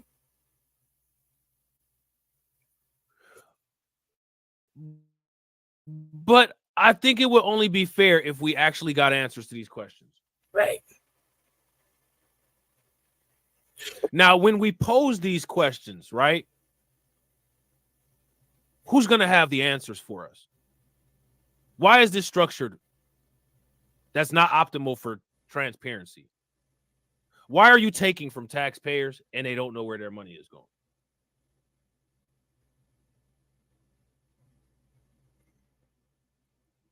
Why are we spending all this money and taxpayers don't want this money spent? Why is any of this going on? Is this what any of these people voted for? These are all questions that, without satisfactory answers, should not gain support for an upcoming candidate. Would you guys agree? Mm-hmm. Yep. Let me know what you guys think. Shelters. But not much is known about how these buildings are selected or how much the property owners earn from lease agreements. Answering that is difficult, in part because of how the city structured its migrant operation. It feels a little more translucent than transparent, right? You'll get some information, but not the full picture. The city's migrant spending website shows more than $45 million have gone to a Louisville company, Equitable Social Solutions. That's where a number of those leases are. Mayor Brandon Johnson's office says Equitable helps facilitate and identify shelters through the help of another company, ReloShare. For months, NBC5 Investigates has asked for copies of the leases for the 27 shelters the city operated. Through a series of Freedom of Information Act requests, we received just 9 agreements. Those missing include lease agreements for the city's largest and most expensive shelters. You should not have to go through. Now, let me ask you guys this. Is that an accident? Is that a coincidence? Or does that seem like not so much an accident? Just magically, randomly, which technically it's not random if there's a pattern. The most expensive shelters, the records were not submitted. Well, what's the chances of that? Why might that be? The hoops that you've gone through just to get to partial information. Joe Ferguson is Chicago's former Inspector General. He's now with the Civic Federation, a nonpartisan government research group. We absolutely should know at every step of the way where the public's money is going to so that we can make an assessment as to whether or not it is being used well.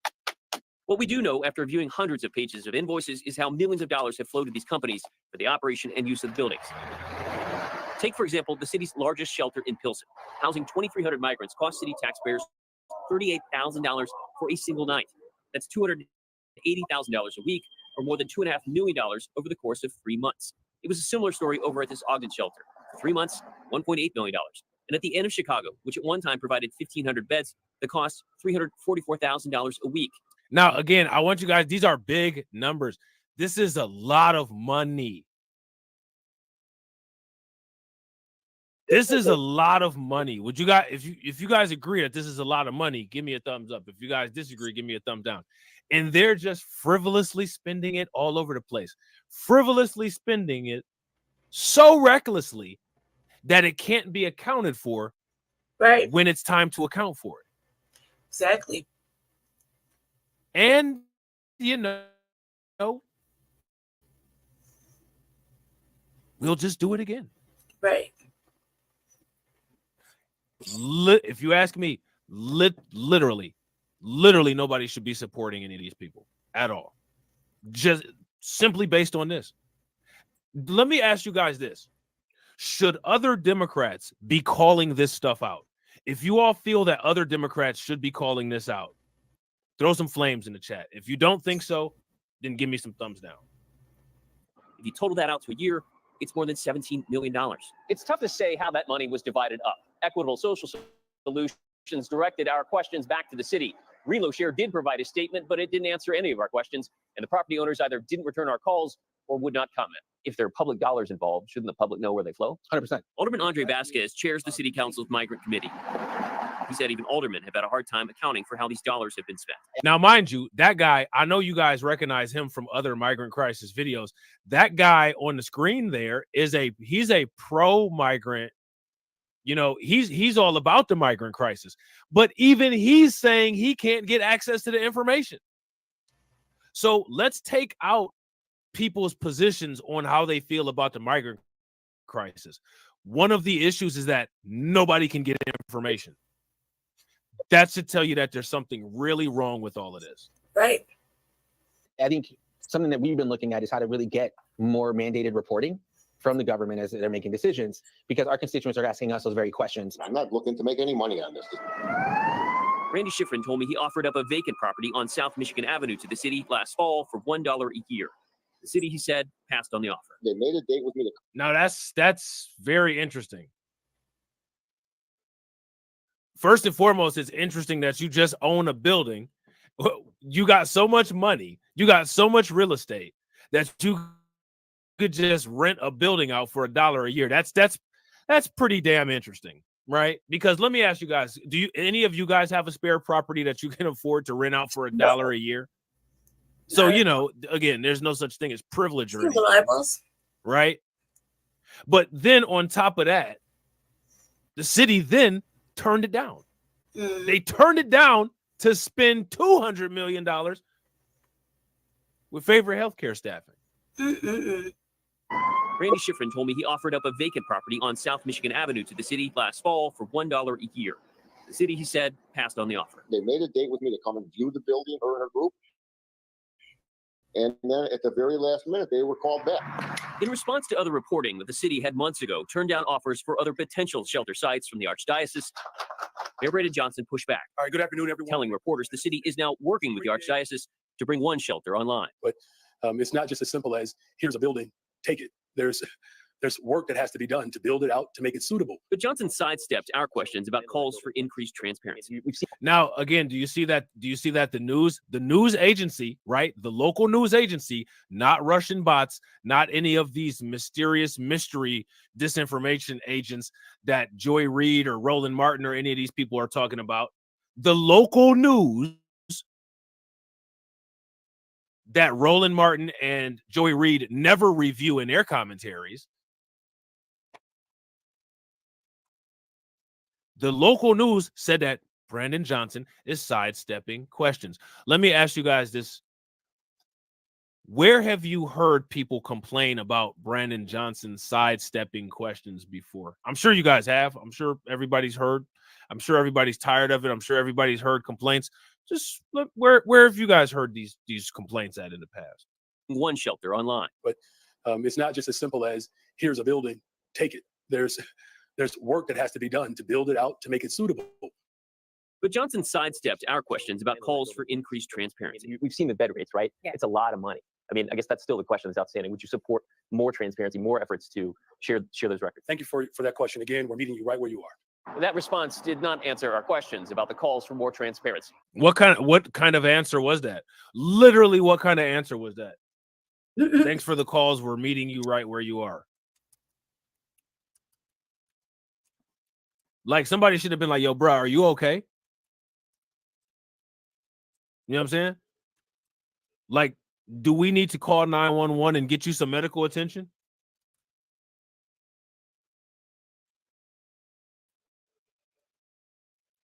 Because you're clearly not alert and oriented. As much as people are asking if Joe Biden has dementia and stuff like that, I think that people should continue asking that question. I think that people need to really start questioning, is Brandon Johnson, is he okay? And I think that is ironic, you know what I'm saying, that his initials are BJ. Chicago got a BJ. You know what I'm saying? Chicago got a BJ. You know what I'm saying? Bennett Haberly, NBC 5 investigates. All right. That's what you get. That's what you get when you vote a BJ in as your mayor. You know what I'm saying? That's what you get. Would you guys agree? I mean, you know, you get something, short-term and sloppy, which is basically what they got up there. That's what they got going on right now. You know what I'm saying? So real quick, now we're going to move over to New York. Shout out to the people from New York. New York. We're going to talk about New York. You know what I'm saying? And what they got going on over there. Because they you know what I'm saying? They got some weird stuff going on over there. Let me just get rid of this real quick. Hold on real quick. Now, I got 3 pieces of content that I want to show you on this New York situation. Just give me 1 second here. Let me see. Hold on. Okay. All right. Let me see. And then okay. All right, cool. Let me just get these organized. Sometimes things be moving around when they shouldn't be.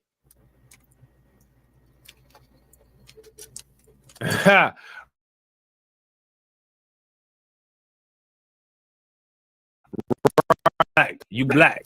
Hey, listen, man. Look, hey, I ain't trying to be funny, man, but like you hear is that a lot of people are out here sounding like Tiffany Henyard when it comes to this whole P. Diddy stuff.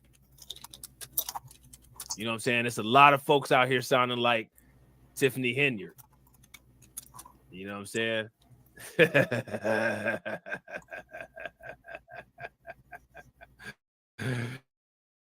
I just say it, man. You know what I'm saying? There's a lot of cats out here sounding like Tiffany Henyard, man. Y'all black. You know what I'm saying? That shit crazy. Most of us have been black our entire lives. You know what I'm saying? Shout out to Black Women Stand Up. What's good with it? Most of us have. You know what I'm saying?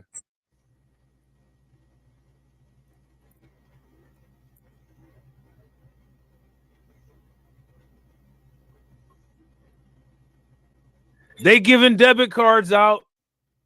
New York City about to get some prepaid debit cards to migrants. Tell a friend. You know what I'm saying? They giving out some free cards. They got the migrant MasterCard right there for you.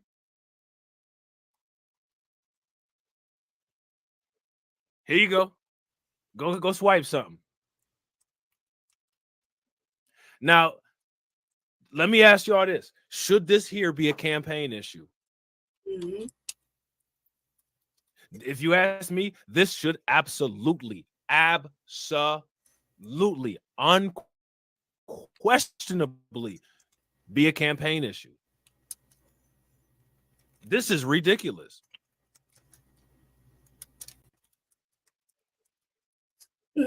When you spend your tax dollars, there should be some percentage of reinvestment back into the taxpayers. Shout out to Black Spider. Black Spider said, I want mine fat. I know, I want one. You know what I'm saying? I want some migrant yams.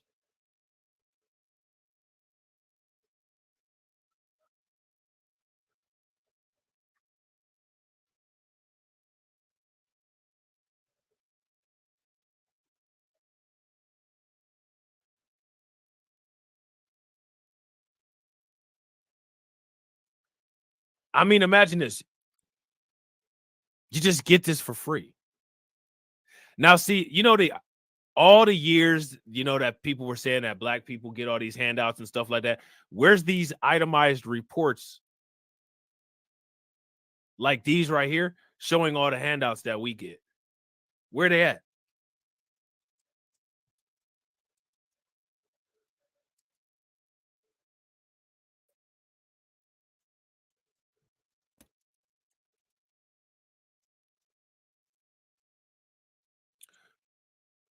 No audio on the video. Are you guys not getting any audio on the video?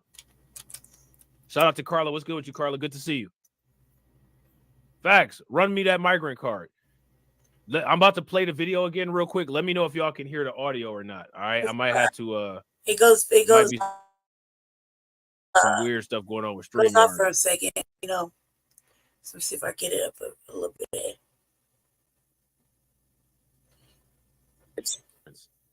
You know. Yeah. A lot of black migrants is lucky that they're here because they did the Haitians dirty. Yep. You know what I'm saying? So something worked out for these people better than what worked out for the Haitians. What worked out there?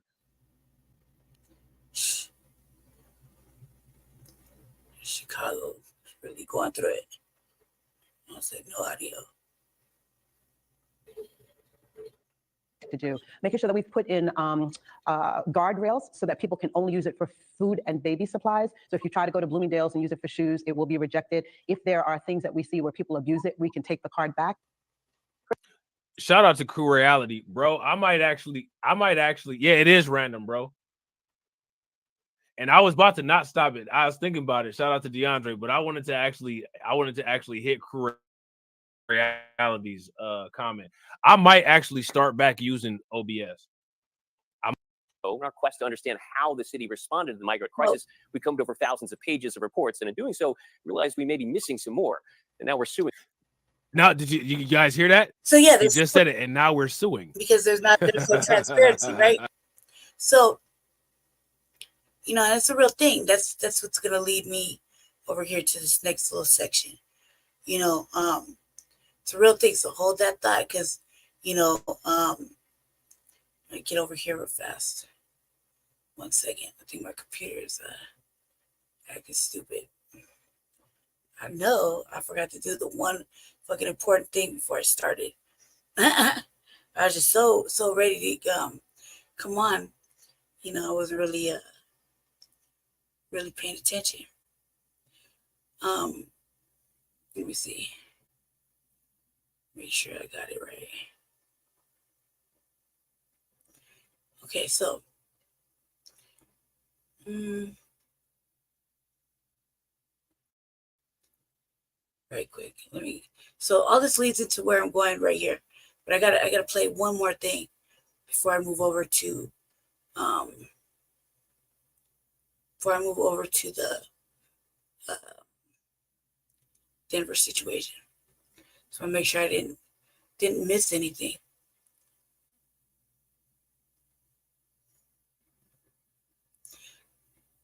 Where's TD Hip Hop?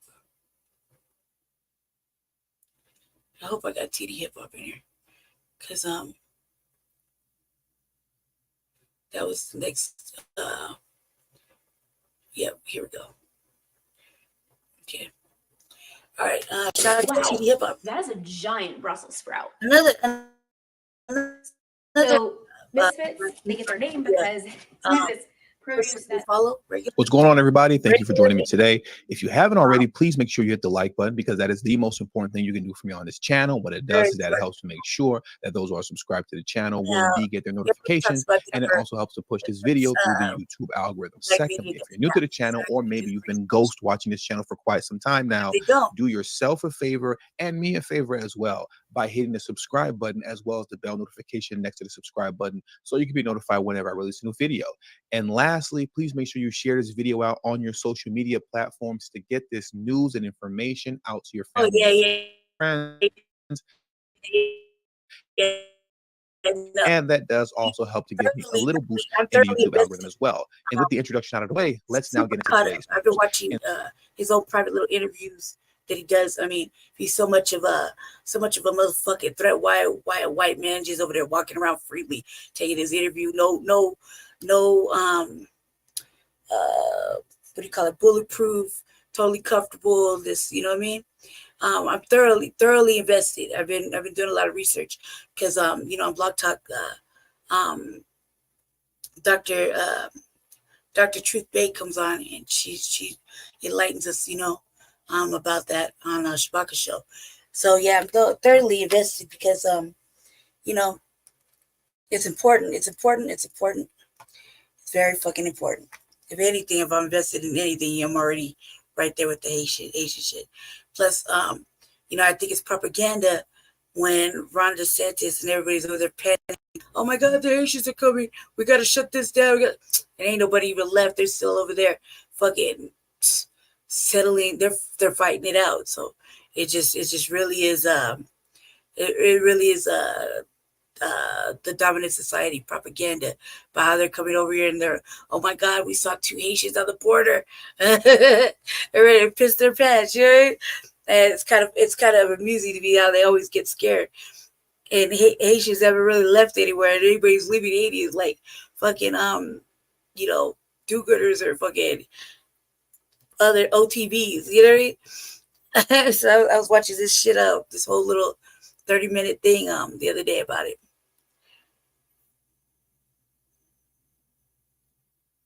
Yep. Yeah. Oh no, I wasn't caught up on the latest. My internet's been down, so I haven't caught up in it's been like a week. However, what I did catch was they're fighting. They ain't fleeing. They're fighting.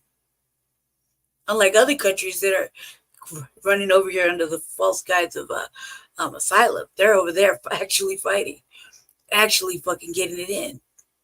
So, shout out to motherfucking Haiti. Super shout out to Haiti. You can't say I love Haiti. So I love the fact that they got it in them like that. Nope. Absolutely correct.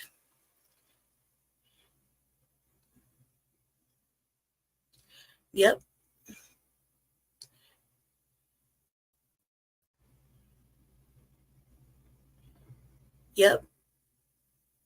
Exactly. And look, it's all their fucking the dominant society fucking narrative and rhetoric. I ain't believing anything when I see them just thoroughly having a discussion with an old ass motherfucking white man with just him and his people behind him, and motherfucking the dude is just casually dressed. He looks majorly comfortable. He's not got a care in the world, and he's sitting there listening in depthly and walking around, filming how the people are, getting eating from, you know what I mean? There's a whole bunch of good shit. I'd have to cover it on another broadcast, but I was enthused because I caught a little bit something Goddamn right. Chase everybody out. Fuck it. This note to fucking America, man. Take note and fucking act on it. I love how they get down. For real? Like what kind? Like what you mean by that? Yeah, good for them.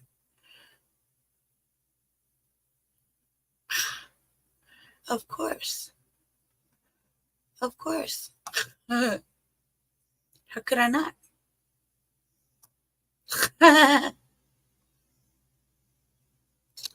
How could I not? How could I not? It's my, oh man, my kicking it partner when we're there with Injustice with us. We're the only ones awake after that. How could I not? Oh man, it's been so difficult. You know, so I'm glad you're here. Glad you tapped in, Miriam. I'm so glad. I'm glad you came through. You know, it's mad exciting.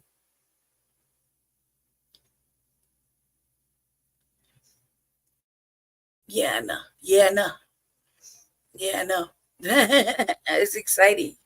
I'm just glad. I'm glad that they doing it like that, man. And it's just note to self, man. Like, what are we really doing? Which is nothing. You know what I mean? Correct. Yeah. If, B, you got a channel? You got a channel? You doing? You got no channel? You got a channel? Yeah. Oh no, man. Like I'm a firm believer. I can't call nobody when I'm fucking all hell's breaking loose, especially when I'm upset, depressed, and shit, and it lasts for a very long time. Oh yeah. You know, kind of like I just don't. It's a habit. You know what I mean? Nobody wants to hear bad news all the time. You know, and especially lately, it's been the most negative fucking shit. Especially after my bro birthday, this whole weekend was fucked up. I'm gonna do a redo. I'm gonna redo.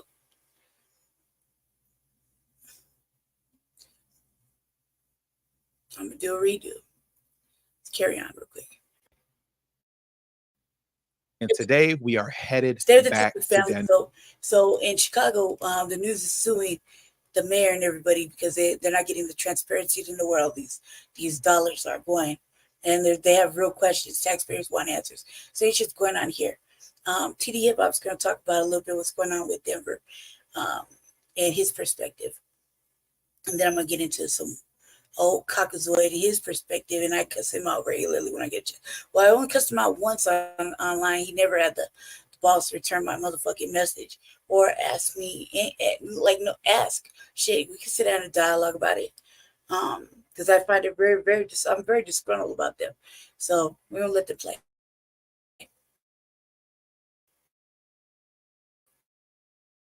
Be one of the last times that we head back to Denver, because in an unbelievable fashion and manner, what you're getting ready to see right now are Denver city officials kicking out illegal immigrants and sending them off to Chicago. Now, technically speaking, they are not literally.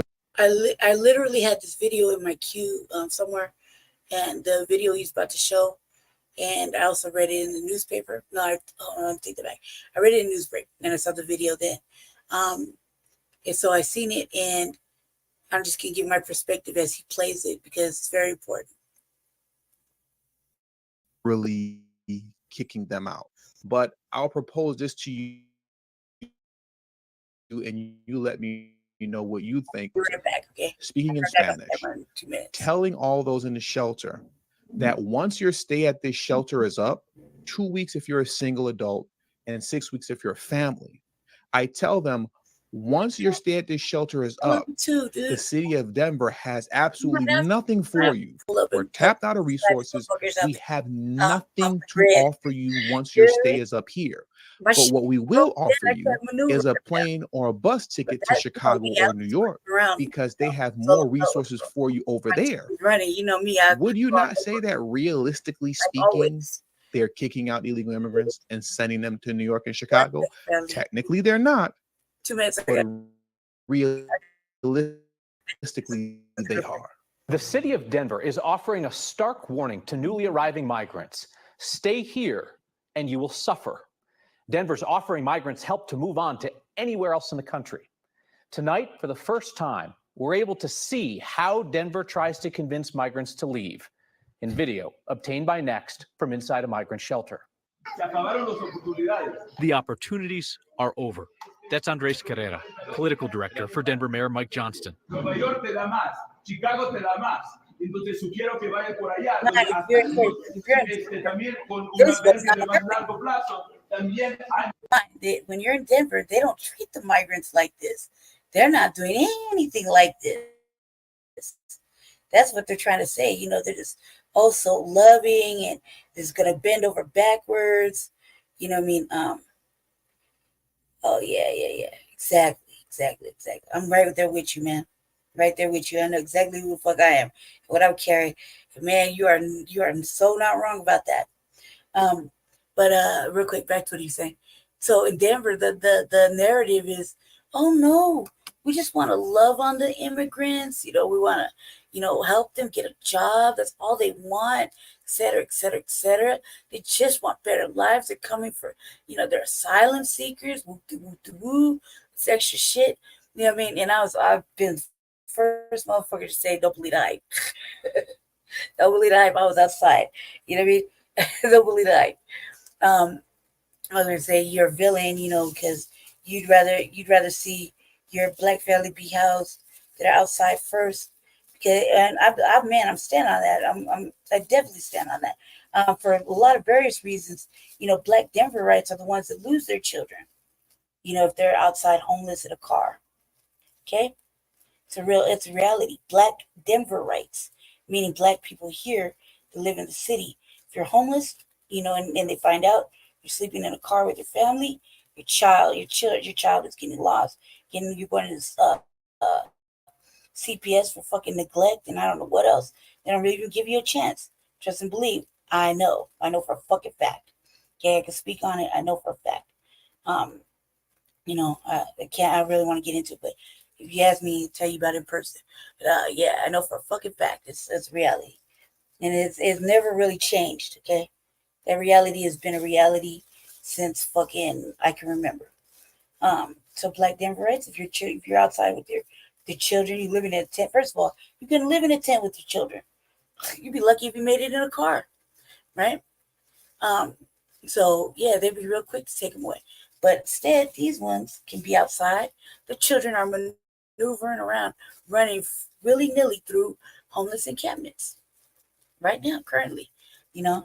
I know what I know because I go outside. I actually been outside chopping it up, seeing with my own eyes.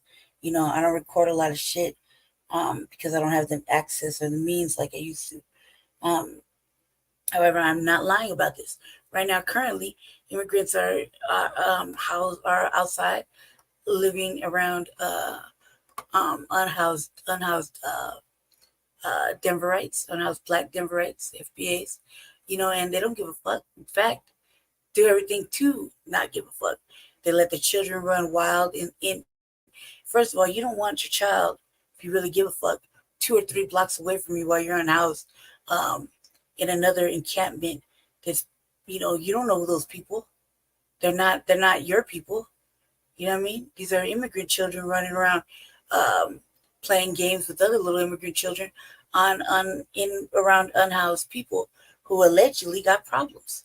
But no one's watching out for them because nobody gives a fuck, right? And you got women out there, immigrant women, selling themselves to, selling themselves around the encampments for different reasons.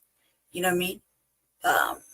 Amongst the other regular fucking shit that goes on in an encampment, not all the time, but just once in a while. You know what I mean? So it's a real ugly situation. You got perversion going on. And motherfuckers in their tents that are immigrants, fully unclothed with the doors open, not giving a fuck. Now, no, on good authority, it's a fucking fact. So, I'm gonna carry on just to let you know that I myself just speaking on myself, it's very serious about this shit when I go and talk about it with city council. And I go with Jesse, and we've been saying it for a while. I myself have been definitely about this shit because it's really ugly when we see people that have been housed in shelter, Black Denverites, and they get kicked out for illegals. You know what I mean? Kept kumbaya all the fucking time, especially when there's benign neglect going on, cronyism, and a fucking unexplicable amount of fucking pandering to good nature for these individuals that are not here on asylum. It's just for show. It's just something they say. It's a media propaganda. But yeah, in this little video clip, listen to how the man talks. He's kind of talking a little frustrated, look at his body stance. It's real. Let's stop right there.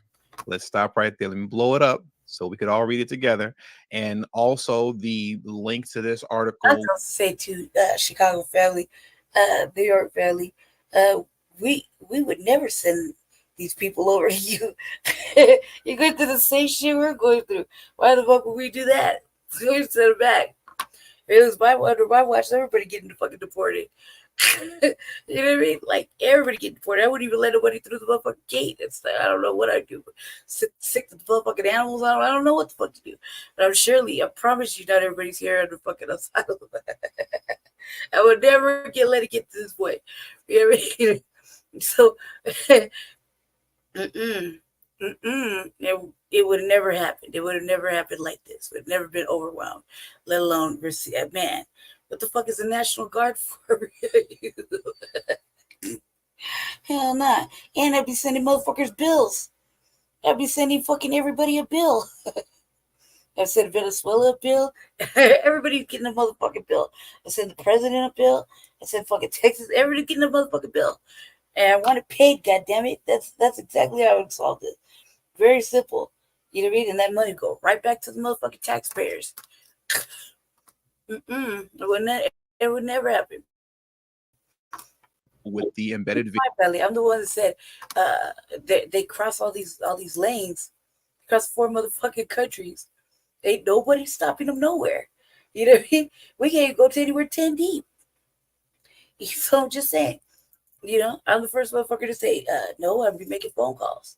What the fuck is going on? Can you control your people? Hell nah. Well, lock up that border, lock up that border, lock up that border, lock up that port. You need to lock them ports up or else. You know what I mean? But figure out a way to punish everybody, and everybody's getting a motherfucking bill with a fucking time date on it and somebody to come collect it. Fuck that. Especially I got to come out of my city's budget. I got to make an ass of myself. Of course you're getting a motherfucking bill. You're lucky I'm not running shit. I'd be like, oh shit, Venezuela's getting a bill? All these Chinese companies, China's getting a bill for all their people. Any of the European countries that are coming over here sneaking into, they're getting a fucking bill. We're just getting a motherfucking bill. You know what I mean? Everybody who's coming over here on the fucking bus getting a motherfucking bill. You know what I mean? Hey man, children, what? Women, I just want to work. Man, miss me with that bullshit. I was outside for 5 fucking years. Didn't then see nobody push so hard, okay? Trust and believe I was outside with motherfucking Cubanos, Dominicans, motherfucking Venezuelans, Salvadorians. We was outside homeless. Not as much as them, just enough to cover like a block and a half, maybe 2. And none of them were like, oh my God, calling the mayor's office and holding up signs in the fucking chambers. Come on now, miss me with that bullshit. For years. I was outside for years, okay? I can tell you, it's a whole bunch of bullshit. Everybody getting a bill on my watch. I would give everybody motherfucking bills. Taxi, I lock up shit. They see nothing but tanks blocking every motherfucking border. You know what I mean? Dogs. You got through the border, okay, a fucking mile down, you're getting chased. I don't give a fuck. You know what I mean? Go back. They chase you back to your shit. You know what I mean? Deportation? Fuck yeah, immediately. Everybody getting on the bus and going right the fuck back. Why? I can't afford to feed my own fucking people. You know what I mean? Air quotes. I can't afford to feed my motherfucking people. And here we are. So let's get back to TD hip hop. Dude's basically saying Video will be in the description box below if you want to Basically, watch the video for yourself without my commentary. I just want to make sure to put that in there. But this man is saying in Spanish, New York gives you more. Chicago gives you more. So I suggest you go there where there is a longer term shelter. There are also more job opportunities there. So once again, technically, he's just giving shit, man. It really is it, because this motherfucker. I'm gonna get into it in a second. Mike Johnson is a whole motherfucking play, but TD hip hop ain't lying. TD hip hop ain't lying. These motherfuckers are getting the red hand of motherfucking no, and they're like, now you motherfuckers gotta go. I mean, they're kicking them out left and right, and only to put them right back on the street, only to put them right back in. It's a revolving problem. Information. Technically, the mayor's assistant isn't literally kicking them out, but realistically, he's saying, hey, Brandon Johnson and Eric Adams, they got some money for you. They got apartments for you. They got jobs for you that apparently the citizens of said cities don't have access to, but they got them for you. So we'll send you over there. Now let's carry on and listen to some more of what this man has to say to the people in the shelter. One of the biggest sales ever. 30 beef sticks for just $30. Try for $1 each. 6 grams. Carrera is Denver's so-called newcomer communications liaison. That means that he meets the busloads of new arrivals. The city says this group got here on March 26. He meets the busloads of new arrivals. So as soon as you get off the bus, he lets you know off top, listen, you can stay here for a couple weeks, but after that, we're shipping you to Chicago and New York because we have nothing for you here. Let's get back into it. Let's get back into it. My apologies for interrupting. New arrivals. The city says this group got here on March 26, sent up by Texas's Republican Governor Greg Abbott. He warns them the jobs, the resources, the opportunities have already gone to the 40,000 migrants who came to Denver before them.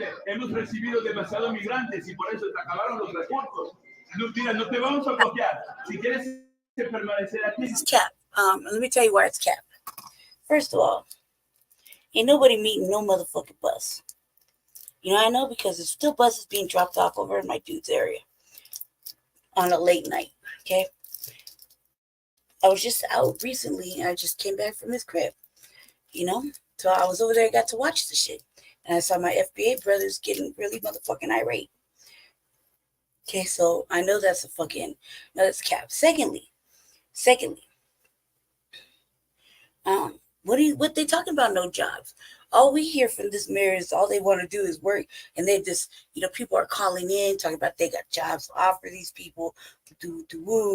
All they want to do is work. They're in the fucking chambers, they're in city council, so it's all easy peasy, right? Not to mention, we just had a motherfucking fair, like 2 fucking fairs where there's like over 500 fucking deep of illegals, not newcomers, illegals, and they were, if you could come up with the $500 motherfucking dollars to be there, they get all your paperwork together, according to the app. They help you get whatever, and it goes right to ICE. It doesn't go to the fucking state. It doesn't go to the city, to put back in the funds to help take care of the fucking Denverites. It's been defrauding and shit. So, it's there, right? That was just a few weeks ago. So they're avidly doing shit for him. This is cap. This motherfucker is a new dude too. He wasn't there before. He's a new person. Nobody ever heard of this motherfucker until just recently. And he's probably not meeting nobody, but he's over there just there because he's like, look, I'm getting heat from the fucking people. Because a lot of look, it's annoying. It's fucking annoying. It's annoying, and they don't give a fuck. It's a press. It's a press. So yeah. It's not cap what TD Hip Hop saying. It's cap what the media is saying, and city council and all that extra shit. And Mike Johnson. So this is like, somebody caught him in a hot mic moment. This wasn't something that somebody was doing an expose and 9 News was right behind him. They caught this motherfucker lacking. You know what I mean? the dude do it in Spanish. Look at nobody's even listening. Que tu camino no ha terminado. Si permanecen aquí, te vas a sufrir hasta más. Y eso no lo quiero ver. Now, let me rewind that back just so I can read that to you. I wanted to let it play without interrupting. But what he said is, we have received too many migrants, and that is why we ran out of resources. Now, look, we are not going to block you if you want to stay. What resources did they run out of? They're just closing shit on intentionally. They didn't run out of shit. They ran out of shit to fucking do with the unhoused, with the real unhoused, and anybody else that fucking needs shit. You know what I mean? I didn't run out of nothing for the migrants. They could totally take care of the migrants. Okay, this is cap. This is cap because we've been putting pressure on them. You know what I mean? Yeah, this is because we're putting pressure on them. Right? Like we're literally riding their motherfucking helmet about shit. I'm gonna prove it to you. I'll prove it to you that we're riding their fucking helmet. Okay, I'll prove it to you. I'll prove it to you here shortly. Right? But where the fuck? Like nobody's doing this. Okay, this man, he got caught. Somebody was behind him. He didn't even know nobody was filming him.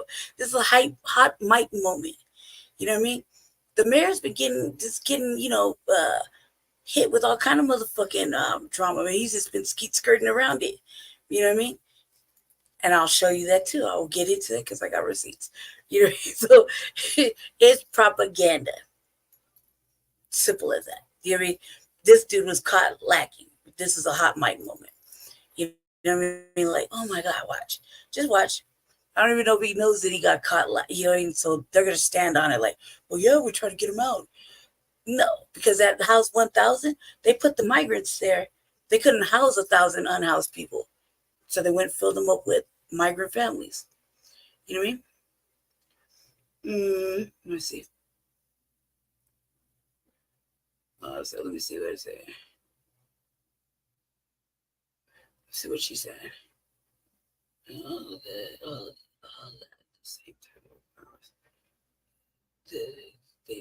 Yep, exactly. They never let us just bomb rush shit. Especially not like 8,000 deep when they came over like this. Hell no. Can we go to the movie theater more than 5 people deep? I'm just serious. I'm being serious. Answer that question right now. And if us, let's say us 3, and we'll take all your family, B, okay, and we'll take all my family and friends, okay, which I got a lot of. It's all black people, all our family and friends. Jesse, you could throw in like all your family and friends, right? That really fuck with us, right? Let's say we want to go to. Let's just say hypothetically, it's 20 people, right? 20 people. Do you think they're even gonna let us go to the movie theater? Or a restaurant, if it's not our motherfucking birthdays or anything? I mean, that's really pushing it. Like, you really think we're going anywhere 15, 20 people deep without a motherfucking agenda? Like, it's got to be something going on like Juneteenth, Black Arts Festival, the opening of a new black restaurant or some shit. You know what I mean? Really, let's be serious. Let's be honest. Marcus Garvey Day.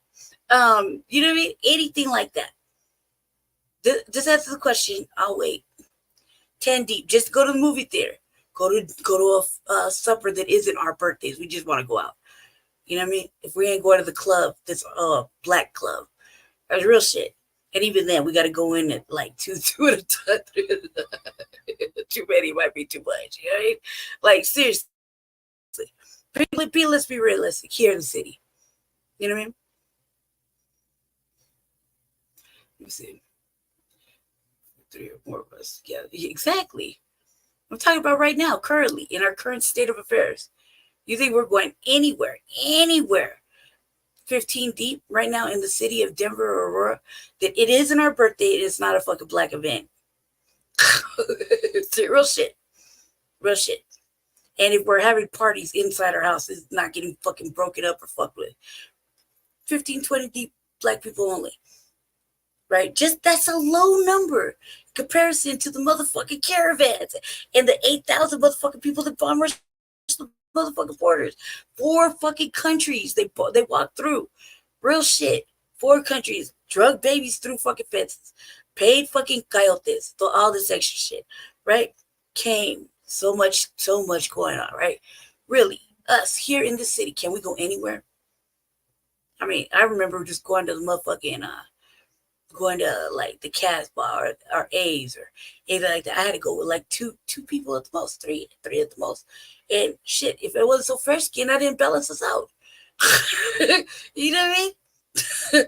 I'd be as motherfucking melanated as you and Jesse and us going together. No, it would just like extra pat downs, motherfuckers watching it. Especially me, you know, I can't control myself. Right? So no, it's not happening for us, let alone going to another country. We got to sit for, if we go to another country, are we going with 10 people deep or are we going 2 at a time? And sending for the other one. It's cool. Come on over. Don't forget to grab your passport because we can't just all take a fucking plane somewhere. You know what I mean? Oh yeah. Yeah. Oh no, they ain't talking about it. Right.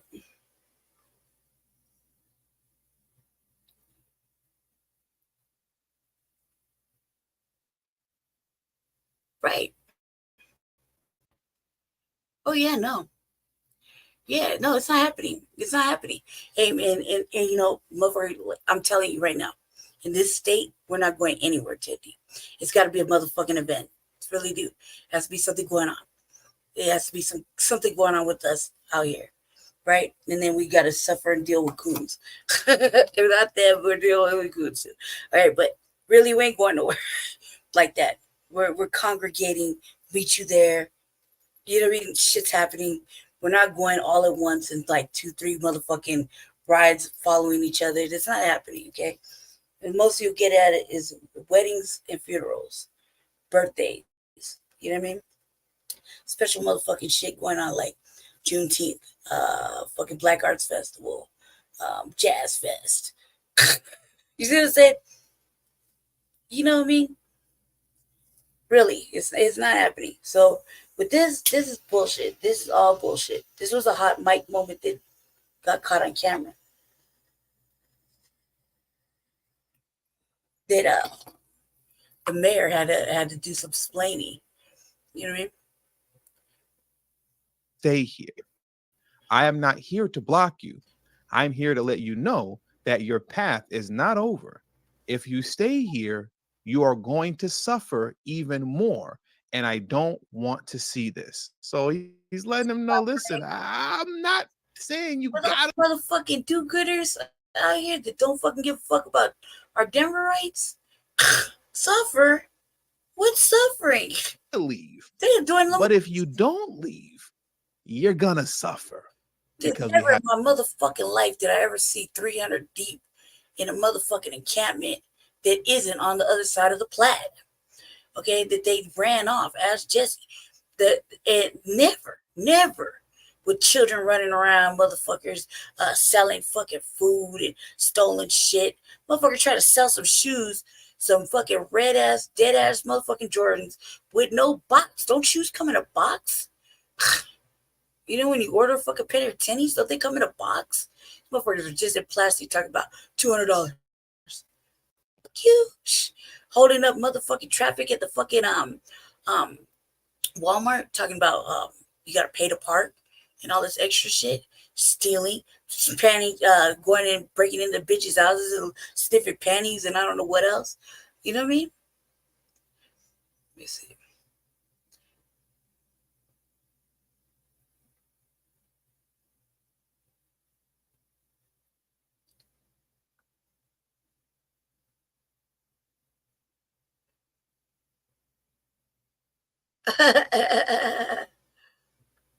Nope.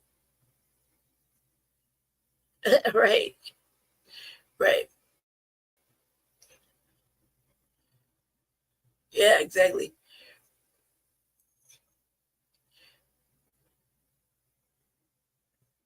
Exactly. They would never allow that. That shit was coming down randomly every chance they got.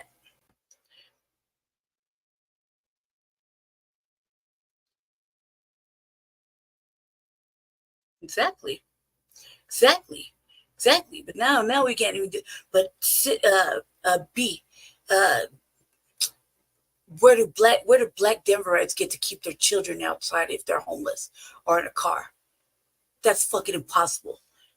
you and I both know that's a motherfucking impossibility. You can only ride it out for so long, and it ain't as long as they have been riding it out. We actually pay attention. Our motherfucking children, our children ain't gonna be running the fucking streets 6 years old, 10 years old on fucking homeless encampments with unhoused people. And they let their bitches just do the most too. Thorough hand. They're out there doing all kind of crazy shit and blaming it on black folk. Have nothing for you. Enough for fact. But Brandon Johnson and Eric Adams, they got brand new apartments for you. Parents listen quietly as children play on the floor. As Denver tells these families that have sometimes walked from one continent to another that they just have to keep moving, but they don't have to walk. Denver will buy them a bus ticket.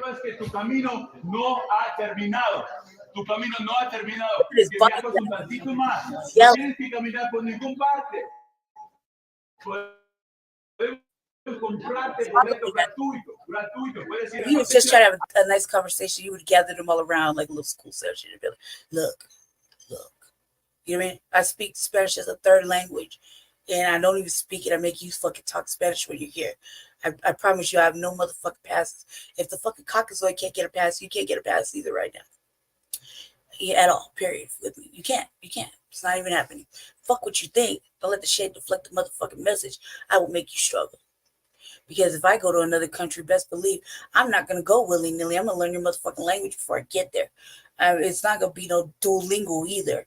I'm actually going to learn your shit, and I'm going to learn so that I can actually, know when motherfuckers is shit talking, and I can actually make my way around instead of coming around and fucking around with an asshole like me. You know what I mean? And I'll be lost somewhere, okay? Or having an asshole like me talk shit to you because you're fucking up my motherfucking medical care or something like that. Because that happens too. I'm a dick. I'm a motherfucking dick. I don't care. I don't give a fuck because I know that if I have to have the right fucking documents and money to go somewhere, I have to do that because that's the rules. That's the fucking rules. You know what I mean? If I want to go visit another fucking country on a different fucking continent, I want to travel anywhere, I gotta have a fucking passport. That's it. And I better have fucking money, and I better have my language skills together. And I better know exactly what the fuck I'm going to mean. I've researched it, dialogued, figured it out, made some contacts, and fucking decided to go ahead. I can make it any motherfucking where. I'm not going like this, though. And I definitely wouldn't have no fuck nut trying to yell at me across the room as children just playing willy-nilly on a motherfucking dirty-ass floor. Hasta la frontera de Canadá te llevamos.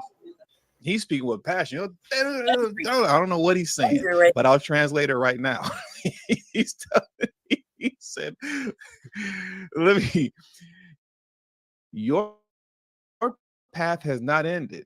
Your path has not ended. That you travel a little more. Deep. You don't have to walk anywhere. We can buy you a free ticket. You can go to any city. We can take you up. That's the truth. Right, we're going walking fucking go study. Yeah, exactly. Gonna question what the fuck we studying for, and then there's like at least 8 of us that are like me. Talking about stop profiling. We're getting fucked with, man. We're gonna be pulled over. 90% of the time, motherfuckers gonna question us. Think one of us carrying drugs. Someone's carrying a pistol. Definitely some disgruntled fucking angry bitches or some shit like that. There's definitely some fucking shit going on, and it's definitely gonna be racist, and they ain't hearing it. They're like, no, don't pull that race card, but it's exactly what's gonna happen. and depending on what time of day it is, do you really want to be outside? Some areas are still sundown. They don't want to admit it, but it is like that. You know what I mean? But these other OTPs could be outside, fucking living it up, still do the most, man. Like selling dry ass shit. Fuck that. Like for real, you can't get nowhere as a Denverite selling food without a motherfucking permit or a license, a pass. You actually got to go fucking get it. You can't be outside at a little fucking desk selling food. They fuck you up. They fucking get upset with a little girl trying to sell fucking cookies and motherfucking lemonade. They ain't letting that shit happen. And even if you do, you decide to put your kid outside to sell lemonade or something, you're right there watching just in case the fucking T's roll by, because they're not gonna let it happen. They're gonna keep driving by like the little girls committing a fucking crime. You know what I mean? It's not going down. Black women, black children, especially young black men, it ain't fucking happening. Let alone, don't let it get us in 30 plus people together and we happen to be going somewhere. You know, we don't know how to behave ourselves. Mm-hmm. Hey, well, speaking of that, do you have all kind of migrants in your class? Because, you know, everybody loves Sister B. That's our teacher, our favorite teacher of the whole wide world. You know what I mean? You know, the little devils love you too. But are you surrounded by nothing but Spanish speaking children? What about the fact that they came over here with measles? No fucking vaccinations, but everybody got to go to school, right? Man, I swear to you, I can speak to this. I was homeschooling my kid. They took my kid. They vaccinated my kid, right? That was that. They were like, it's neglect if a black family don't want to fucking vaccinate their children and they want to homeschool them. It's definitely neglect if you're black and you homeschooling and you're outside homeless. Right? They don't. There's no fucking passes for the black family here in the city. I dropped my bro. You know what I mean? Real shit. I can speak to this for a fucking fact. Ain't shit changed in 20 motherfucking years. 22, okay? 21, 22 years. Ain't shit changed. I saw it with my own motherfucking eyes. I seen it then. I'll see it now. You know what I mean? But B, you got little immigrant children in your school? To the Canadian border, wherever.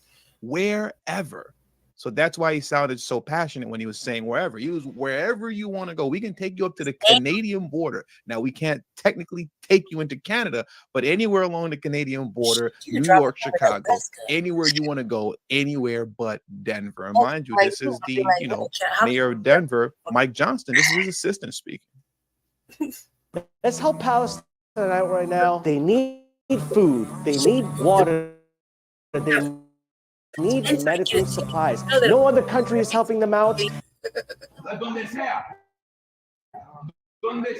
The city says it won't buy bus tickets to Canada, but it will help migrants get to American border cities up north. It's a taking in more migrants per capita than any city outside the southern border, and is looking at $120 million in budget cuts to pay for migrant services. The moment of truth. Who in the crowd wants to go to a different city?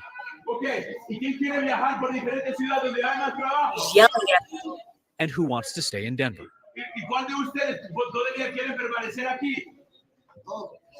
Todos, a migrant says. That was one migrant that said that. He said everyone, he laughed. He was the solo person that said todo by himself, and the room was silent when he said it. And he laughed afterwards. Once again, stuff like that shows me that you're not asylum seeking. When this is just kind of all one big joke to you, because for you, this is one giving out motherfucking apartments, talking about we'll give you a place to live, we'll do this, we'll do that. I mean, I don't know how many motherfucking times I done fucking showed it on the RVA. Exactly. And when you're fucking seeking asylum, we have had structure. We have had structure from other motherfucking other places. Excuse me. We've taken all kinds of motherfucking people in that are seeking asylum through natural disaster or fucking whatever. But we had order. We had some motherfucking order. There was some shit going on. It was strategic. It wasn't all willy-nilly. You know what I mean? It wasn't like that. But these motherfuckers leapfrogged over the motherfucking unhoused again. Right? And let alone black people straight leapfrogged over them. You know what I mean? And then had the fucking audacity to fucking be up in the fucking city council chamber with signs and shit. Real shit. It is fucking ugly. It's stupid. It's like I'm gonna get to it. I'm gonna show you my part. I'm gonna show you my part. I'll go wherever you want me to go. I'm here in Denver now, but if you want to fly me to New York, fly me to Chicago, that's cool. Send me send me to where the freebies are. That's why he laughed after he said that. I'm gonna play that one more time when you hear he says everyone in Spanish. Listen to this when he laughs afterwards. Todos. You heard that? He's a todos. Ha ha ha ha. Because it's funny. It's fun and games. It is funny. Freebies are up for grabs in the United States because the U.S. is candy right now. It's sweet. And everything is up for grabs here. A migrant says, everyone. The clock is now ticking for the migrants who arrived on that bus. Families have 6 weeks in Denver shelters and then they must go. Individuals get 14 days in shelter. As they were warned, after that, there may not be resources to help them. Well, I mean, you heard it yourself from the mayor's assistant, right?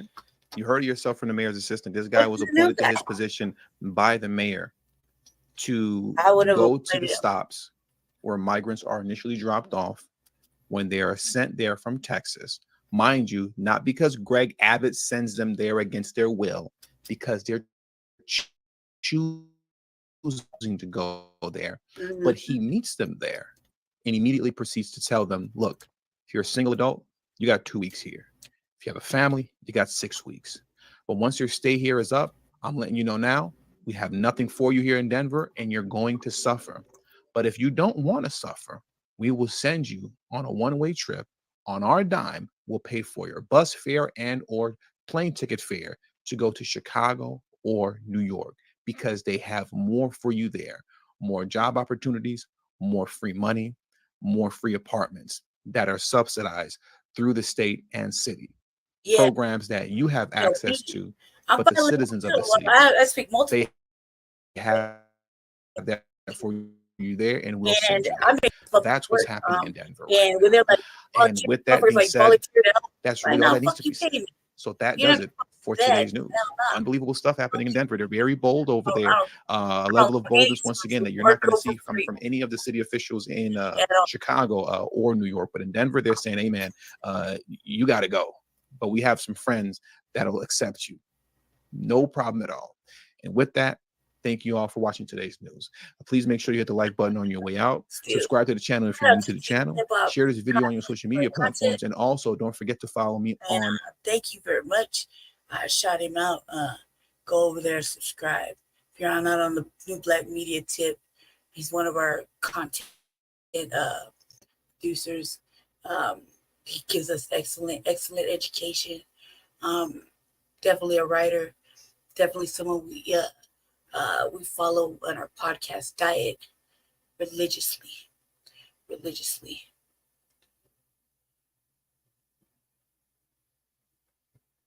I believe it. It's crazy.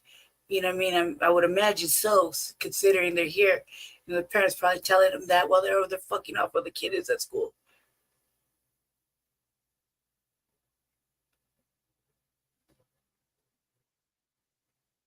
Oh yeah, no, I think that needs to be more had, especially with the motherfucking Tay and them out of school, out of the system, not be the on DPS. Yeah, you know what I mean. I got so much to say about that too. But yeah, no, I'm glad for that. It needs to be more black schools, more black trade schools too. You know, that's a must. That's a fucking necessity. You're absolutely correct though, and shout out that we need different things for our teachers. You know, that's a big thing right now. That they should be talking about. They don't pay you enough, and your living wage isn't enough to satisfy your working wage isn't enough to satisfy your living wage, which is a big motherfucking thing. Which nobody ever wants to talk about, but I always want to talk about it because it's a factor to promoting homelessness. You know, when you close down a school, teacher doesn't necessarily have a place to go, and therefore can lose their job, and can lose a lot of shit because their school closed down in their area, and they tend to become fucking. If they can't get a job right away, what the fuck are they supposed to do? Can't pay your bills. What the fuck is supposed to happen? You know what I mean? You end up losing everything. You end up becoming unhoused and they don't have no fucking they don't have no they don't have no love. You know what I mean? All these people outside trying to advocate for some shit. They're just for show. They're clout chasers.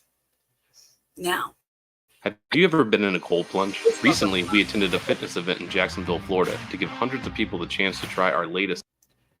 The city of Denver has been taking steps to try to save money in response to the ongoing immigration crisis. Last week, Mayor Mike Johnson announced that 4 city shelters for new immigrant arrivals would be closing, the first of which closed today. Denver 7's Christian Lopez has more from that shelter, including where those families are going. We're basically seeing our plan come to fruition. It was a plan announced by Denver Mayor Mike Johnston less than a week ago. Our problems are solvable, and we are the ones to solve them. He said the city would be closing 4 newcomer shelters in an effort to save millions and help families find better solutions. First on the list, the Quality Inn in Aurora, where the last few people moved out Tuesday morning. It's been a mixture of the community, nonprofits, the city, everybody really working together to make sure that people aren't exiting shelter and onto the streets. Adrian Cardenas says he lived there for a short period of time and ended up finding his own path. Right now, he says he's sharing a 2-bedroom with 6 others who were also at that shelter. No conviene tanto, pero mientras conseguimos algo fijo de trabajo. 3 more shelters will also be closing soon. We still have 1,900 people in shelter. It's remarkable. It's the lowest number since November of 2023. The rest are all located in Northeast Denver. No one's patting themselves on the back. We have a lot more work to do to make sure these people are in better solutions. The city of Denver says they will be closing 1 shelter each week for the rest of the month. Their hope is that by doing this, the city can save around $60 million. In Aurora, I'm Christian Lopez, Denver 7. And once the remaining shelters are closed, the city says there will still be 3 hotel shelters open, as well as some possible congregate shelter sites. The city is also still partnering with the Archdiocese of Denver to provide bridge housing for these families. I couldn't see the thing, so this is what I wanted to show everybody. This is an interview with Mike Johnston recently, about a month ago. Okay, and he's going to talk about this shit. And you can hear the lies. Right there, real quick. I hope everyone can see it.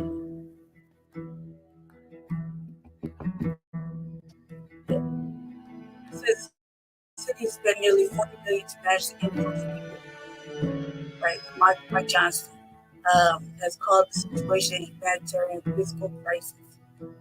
Now, keep in mind, we've been keeping track, man. He was using these emergency dollars to house them as well. The ones that when our state was under an emergency state of emergency. These are people with incredible stories. These are people that are literally the huddled masses yearning to breathe free. These are teachers and police officers and nurses and engineers who have walked 3,000 miles to get to this country, and all they want is the chance to work and support themselves and their families. So there are heartbreaking stories every day, but we also know that without federal support and without federal action, the impact on a city like Denver is this would be a $180 million impact on our budget in 2024. That's more than 10% of our entire city budget. And so we believe there is a path to a solution.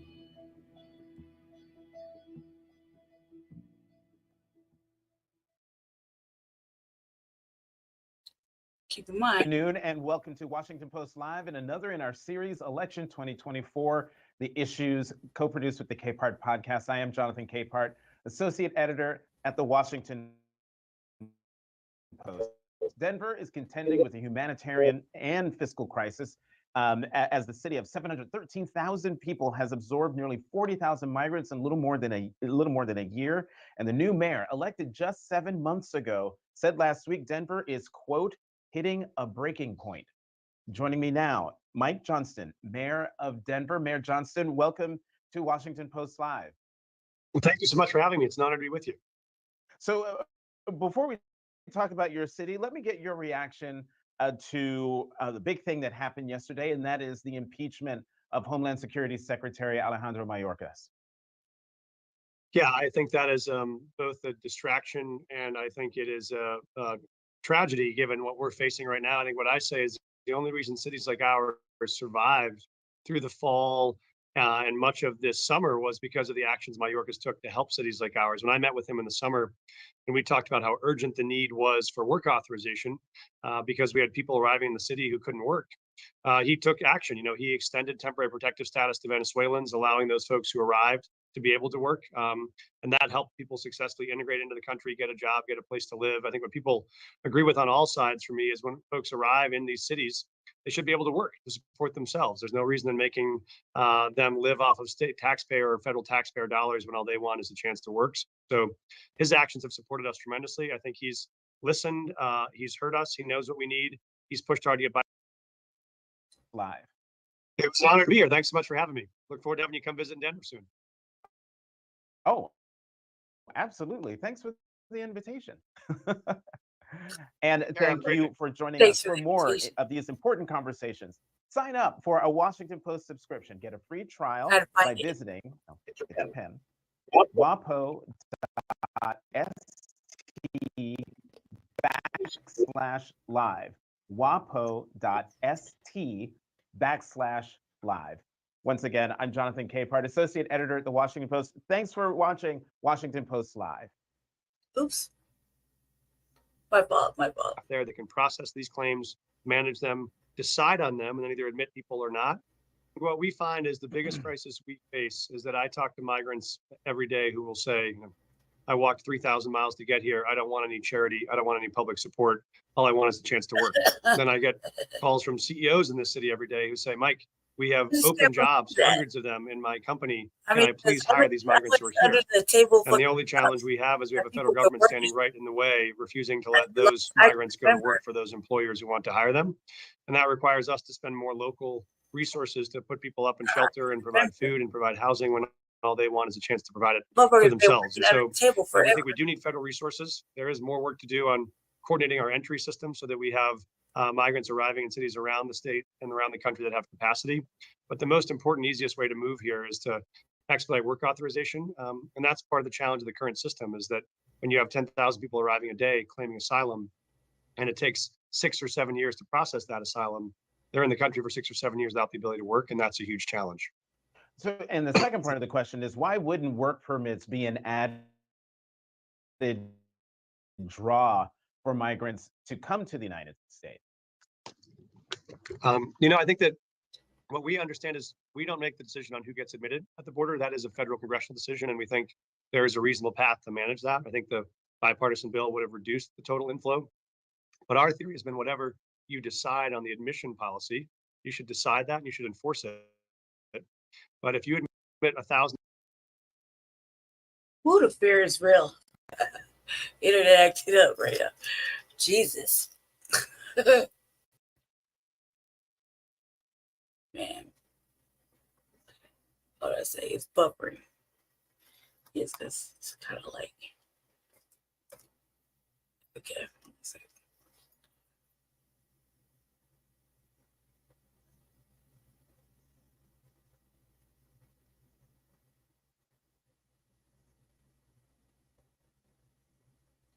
Oh yeah, I can't wait.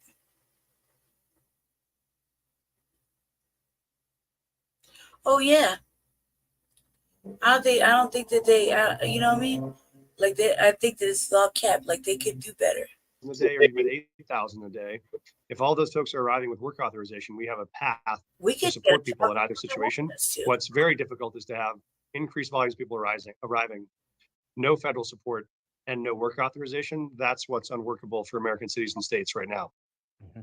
So as you well know, the bipartisan Senate immigration bill, the most comprehensive in a generation, stuffed with Republican priorities, was killed before it could even get out of the Senate. Was there anything in the Senate bill that would have helped Denver? Were work permits or work authorization part of that bipartisan immigration bill? They were, and you're right, Jonathan. There were, this is what happens when you have divided government: is people have to work together and they have to compromise. Was everything in there that I wanted? Of course not. I would love a path to citizenship for folks that have been in this country for 10 to 20 years. But all the things we needed were in there. The first was it would have provided more border security to help manage the arrival of new migrants.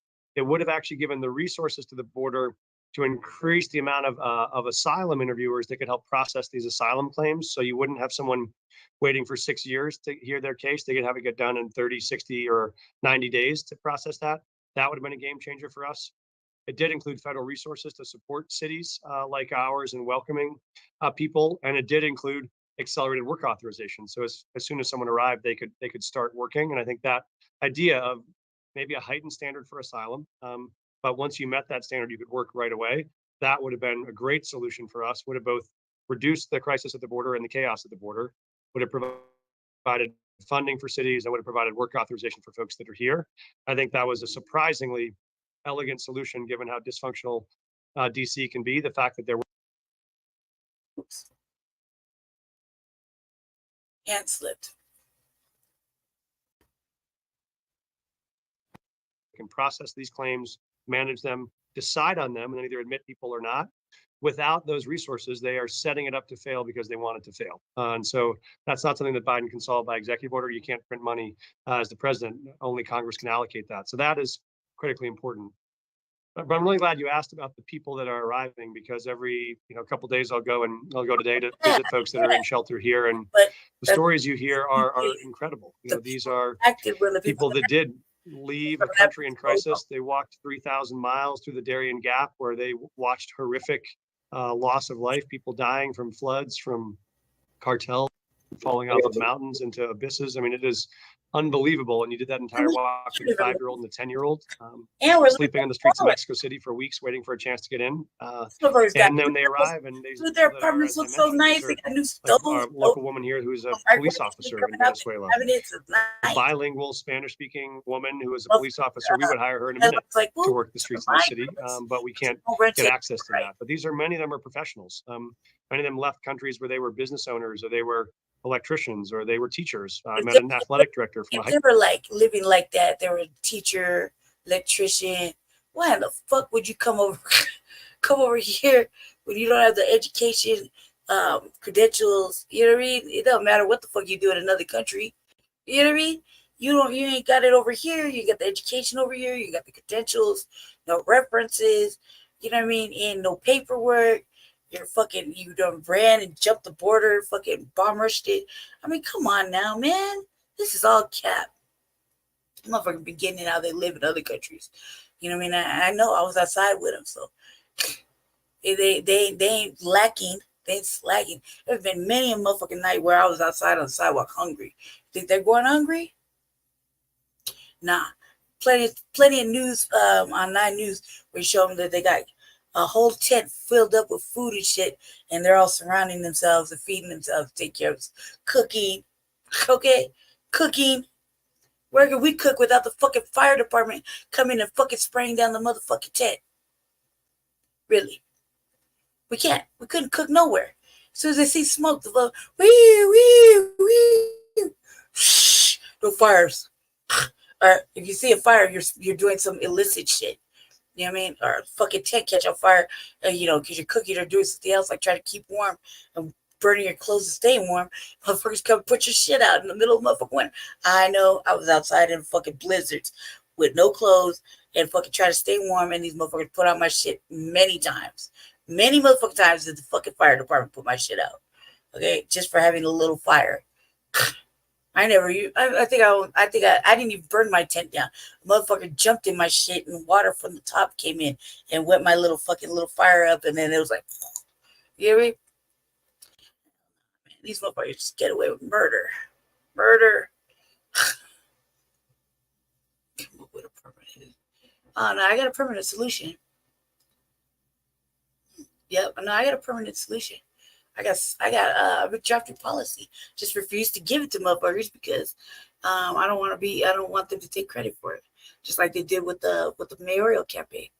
You know what I mean? Nobody gave us our accolades, took our shit, and fucking look where Jesse's at. You know what I mean? Then we just got motherfuckers talking shit about that regularly. You know what I mean? Consistently, not knowing that we did all the oh my God, you know what I mean? And a situation came up, and I was just like, look, I didn't ask for help, and I told them I would help them solve their little problem. But I'm gonna get to that. You're good for bringing that up. Thank you. Yep. push this to use the resource that we did to donate to others. Knowing that, oh yeah. But that's the whole point. There's all this money, but nobody can account for it. High school, And it keeps changing. they have great talents to give to this, and they came here believing that we would offer that opportunity. And I think we can Sort of both a fake village offer the opportunity in a way that serves them and actually serves our cities. The great tragedy of this is I don't think conservatives want to spend more and more taxpayer dollars on newcomers. Easiest way to do that is if you let them work, they can support themselves, but they're both denying the chance to give them resources and denying the chance for them to work, which is what makes it particularly tragic. And you speak, if I remember right, you speak fluent Spanish. So these conversations you're having with migrants the word personal comes to mind because there's no translator. There's no one getting in the way. You can have a very deep conversation with the folks you are meeting. You know, Mayor Johnson, in a January interview with NBC News, you said there are 4,000 migrants in shelter, which was 10 times what your system can handle. Where do the numbers stand now, and how many are in shelter? Talk about all the illegal motherfucking migrant shelters they put up. Yeah, it varies week to week, but we're a bit under 4,000 now. And when I started about 7 months ago, as you mentioned, Jonathan, we were about 400. So we've gone up 10 times in that amount of time. And the other, challenge is this is winter in Denver. It's regularly 10, 20 degrees outside with 3 or 4 inches of snow on the ground. And so we don't want a mom and 2 kids who arrive on a bus from Texas at 10 o'clock at night in sandals and a t-shirt to be out on the streets sleeping in a tent in 10-degree weather. And so we both want to make sure we can help keep people safe and secure. And we also they don't put know that we don't have endless resources in the city to support them. And so that's where we find the city really at a breaking point now. They don't put this is a good time to bring in a question from a fellow Coloradan, Anna McCaffrey. And her question is to you, Mr. Mayor. You seem to be favoring migrants over tax-paying citizens who live in Denver. How do you plan to sustain this when your policies are pushing people out of Denver? Senior citizens are particularly affected as they cannot sustain the huge tax increases to pay for migrants. Yeah, we brought that up. Yeah, I appreciate the question, Anna. I think the key couple of facts are we are not raising taxes in any way to support migrants. That is not our plan or our proposal. We are working very hard to support taxpayers here of all sorts. We're focusing on big expansion efforts around public safety. We're focusing hard on resolving our homelessness issue here, where we've been successful in bringing more than 1,000 people who are living unsheltered on the streets off the streets and into housing. That's driving down. People. They housed like and I think 300 or 400. What teachers do, they're incredibly finding a way to add more and more students. That many of them do not speak any English and are brand new to American school systems and integrating them successfully. And so our hat is off to the amazing educators in Denver that are doing that. And there is a real resource. The governor and the state are working right now to try to backfill some of those dollars that Denver public schools need to support them. And so I think that is one thing we're very encouraged by, and they've done an honorable job. I will say it reminds me of, I think, what's broken about the current system is the reason why I think it doesn't make sense to have a city like Denver be the single largest recipient of migrants around the country is what happens right now is we have 3,000 students in Denver. We wouldn't, as the school superintendent, say, let's take 3,000 of those kids and put them all in one of our 140 elementary schools. Because if you put 3,000, and you certainly wouldn't put 3,000 kids in one elementary school and then say, but when you get in that school, what you can't do is you can't go to class because classes are not allowable for you. That would be chaos. You'd have 200 kids in a classroom, you'd have kids in the hallways, and none of our kids would get an education. That's what we do when we take all the folks that arrive, put them in 2 or 3 cities, don't allow them to work and expect them to be successful. It makes it impossible for those cities to navigate that kind of resource demand. And so I think our schools are doing well because they're doing what the country should be doing, which is helping distribute those students across all of our schools so they can each integrate and find success there. As you entered office last summer, Denver was already facing challenges around affordable housing and homelessness. How does the influx of migrants impact your efforts around those issues? Yeah, so we are working very hard on this. As I mentioned, we've been very successful, I think, in a goal more ambitious I think any city has undertaken to try to get 1,000 people off the streets in 6 months. We succeeded getting 1,200 people into transitional housing We'll bring another Get 800 this year to get 2,000 total off the streets and into housing. I'll throw And them. we'll work on getting those folks up into permanent Yeah, housing bro. long term. And so we have to I got expand our stock of permanently affordable housing, which we'll work to build or permit 3,000 units this year. But we do have the challenge, if more and more folks arrive in the city have real addiction needs that require additional the states can accept which number of migrants so we can succeed. America knows how to do this. We did this very well on the relocation of asylees from Ukraine or asylees from Afghanistan. But that was not. That's true. They won by what, 7 points 15 months ago. They lost by. He's basically talking shit. So I mean, basically talking, you know, colloquiating, I guess you want to say. Before I get to that, okay, I gotta play this. I gotta play this clip before I forget. Keep in mind, we've been on the mayor's helmet for a minute. Probably because we were, you know, some would say it's petty, some would say we, you know, for sports, whatever. But no, we were just mad, and we felt like he was lying. How can you be part of fucking destroy Park Hill and think that, you know, you're not gonna do the same thing for a fucking city? You know what I mean? So, yeah, I don't want to get into that. It's a whole nother show. But I remember when he was in Park Hill. And I remember him running for office. And, yeah, not a real stand-up individual when it comes to it at the end of the day, at all. Especially when my work was beginning, my work for Jesse is what pushed him right there. I know I got the receipts. I can prove it. So, you know, it's not talking. It's not shit talking. Where'd I go? Where'd I put it? Oh my God. Why is it not showing? I'll say. It's one of those moments where you're like, excuse me. One second.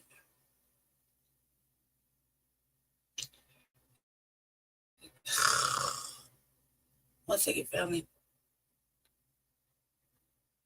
Oops. One second. Let me stop sharing this real quick. One second. Give me 1 second, family. Because I just had it. Sorry, I turned on my phone. 1 second. We really got to give it to the media, too. The media was slacking, and all of a sudden, it feels like they finally heard us. It feels like that, like they've finally been, you know, listening. This dude right here. All right. I don't got no respect for this cat right here.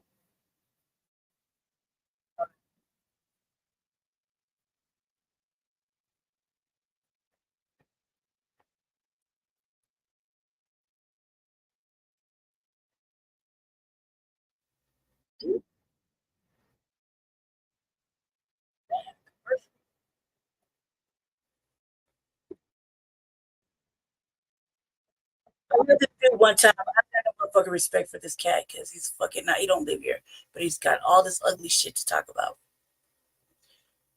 He's talking about how Denver's becoming a magnet for fucking the city.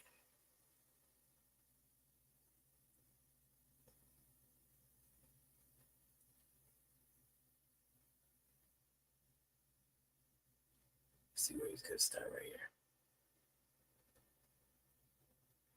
Nope. We'll start right here.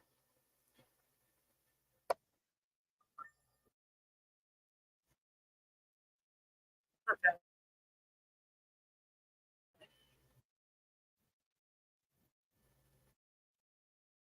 First of all, you know, I have fun.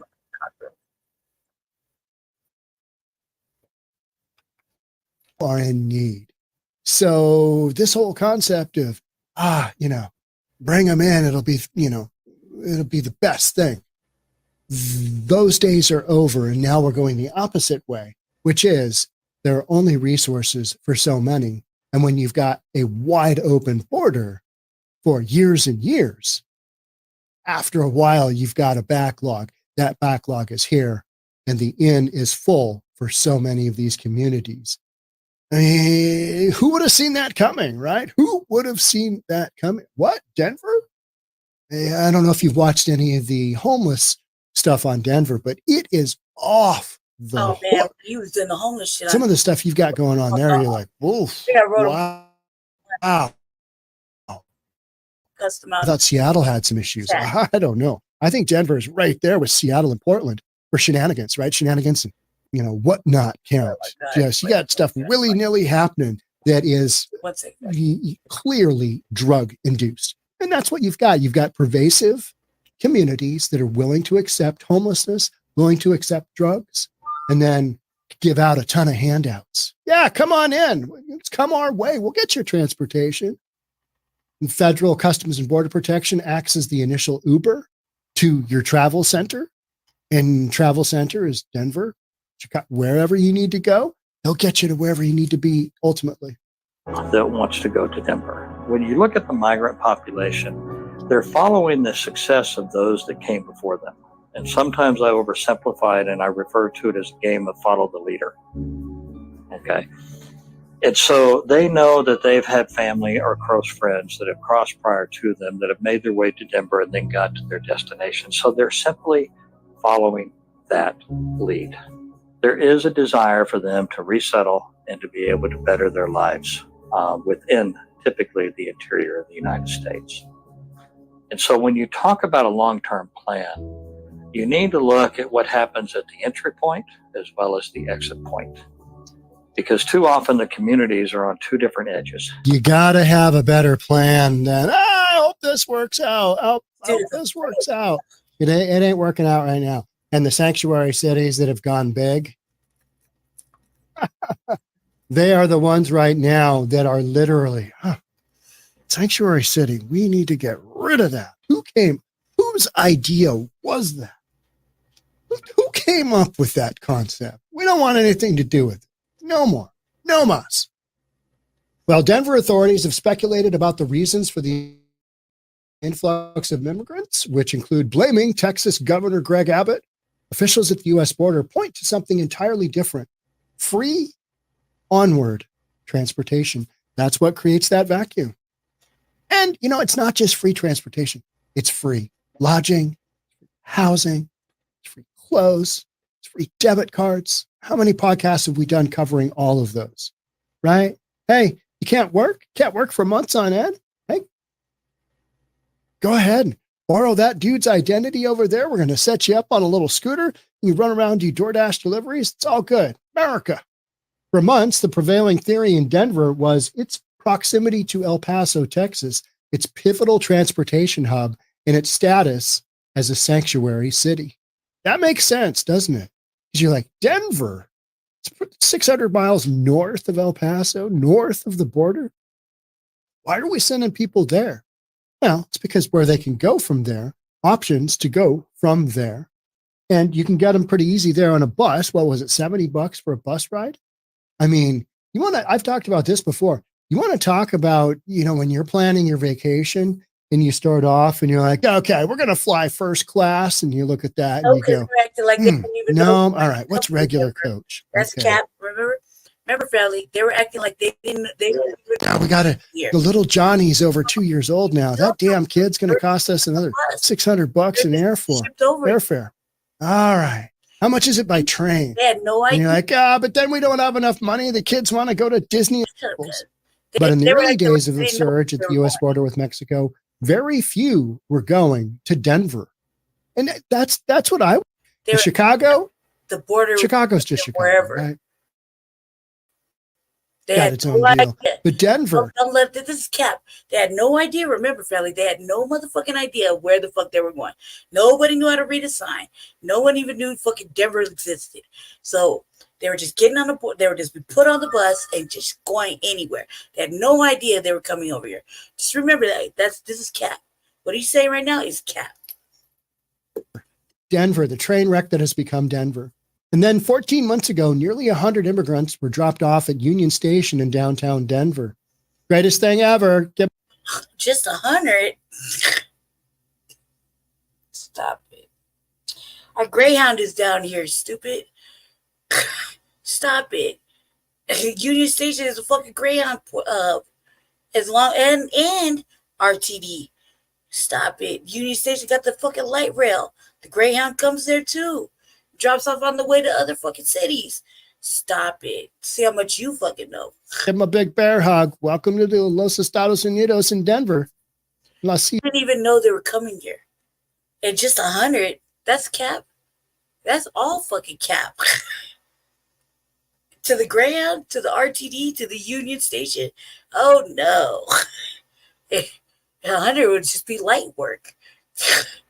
Greyhound has a hub right there where everybody catches the bus. It's also where Greyhound drops motherfuckers off. Same fucking spot, okay? You can get up, you can get on the light rail, and go to the airport, you can go fucking over to another fucking part of town, all the way to the west end of the fucking town. You go to Arvada, you go anywhere the motherfucking light rail takes you. Okay, it's the light rail, the RTD, the fucking mall shuttle, the buses, and Greyhound is right there. Wouldn't be surprised if you can catch a motherfucking casino bus down there. Haven't seen one, but I just wouldn't be surprised. Okay, that's a fucking lie. Only 100, please. If it was only just 100, fucking see how much he knows. You died in Denver. It wasn't until after your December surge that we started to see Denver as a destination, said Irene Gutierrez, Executive Director of El Paso County Community Services in West Texas, answering the question why immigrants who cross the southern border illegally started coming. Upgrade your windows and doors with Renewal by Anderson in 4 easy steps. Step 1, free consultation. Fucking like 20 buses. Coming to Denver in droves could be instructive as officials grapple with potentially a $180 million budget shortfall this year, and strategies to make the pivot away from an emergency response to a long-term strategy, as in, maybe we can't afford this. Don't send any more. Oh, man. Kind of like Eric Adams in New York City, and let's go Brandon Johnson in Chicago basically said, every day they get Greg Abbott, you're abusing us. You're sending too many of the illegals our way. I know we said we were sanctuary cities, but you know what? You sent a lot of them our way. Now we got to pay for them. This is expensive. Don't send any more, please. Greg Abbott's just like, fuck those guys. Send them some more. Although well-intended, Gutierrez doubts Denver would be facing the humanitarian crisis it is in without the promise of free shelter and onward travel. Meaning, that's not true. Any fucking sanctuary city that has sanctuary city status was getting faced with that. It didn't matter. It's not just Colorado. It's not just Denver. It was Chicago. It was New York. It was anywhere that had a fucking sanctuary city. There's not very many of them. I think there's like, I gotta look it up. I want to say there's like 19, but don't quote me on that. I actually gotta look it up. It's a very small number. Even in our own state, Denver is the only place that has sanctuary city status. No other fucking little suburb around it, little area like Aurora, Lakewood, fucking any of the little surrounding areas want to take on this migrant crisis. It was only Denver that had the sanctuary city status in our state. Everybody else is like, fuck no, hell no, we're not doing it. Keep your motherfucking people over there. Just like with the unhoused. They're like, if they're in Denver, they should be migrating to Aurora. It's the same shit.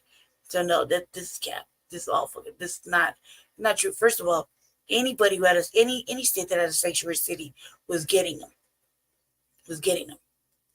Okay, if they could drop fucking migrants off at Martha's Vineyard, you think that no other sanctuary city was no sanctuary city that had sanctuary city status wasn't getting touched with migrants? No, we're only hearing about major ones that are causing static. We're only hearing about New York, Chicago, and Denver. That's the only ones we're hearing about. There's plenty of other sanctuary cities. Look it up. We're just hearing about these ones. And New York is all the way across the fucking map. Chicago's in the Midwest, like with us, just right here around, not very far, okay, from us. So this, what, a couple of states over, Illinois. You know what I mean? So no, and they're getting it just as bad. You know, they were getting it probably worse than us before. You know, so I would say this all just cap. That is essentially the vacuum right there. Get a place to stay, and they're going to send you on where you need to go eventually. Send me there. And I know folks have done it before me. My community back in Venezuela, my community in Guatemala, Honduras, wherever it might be, Southern Mexico. Having the conversation with my hairdresser the other day, and she was like, you know, I had a client come in and he really thought that all the people coming across the border were Mexicans. It's like, no, very few of them are.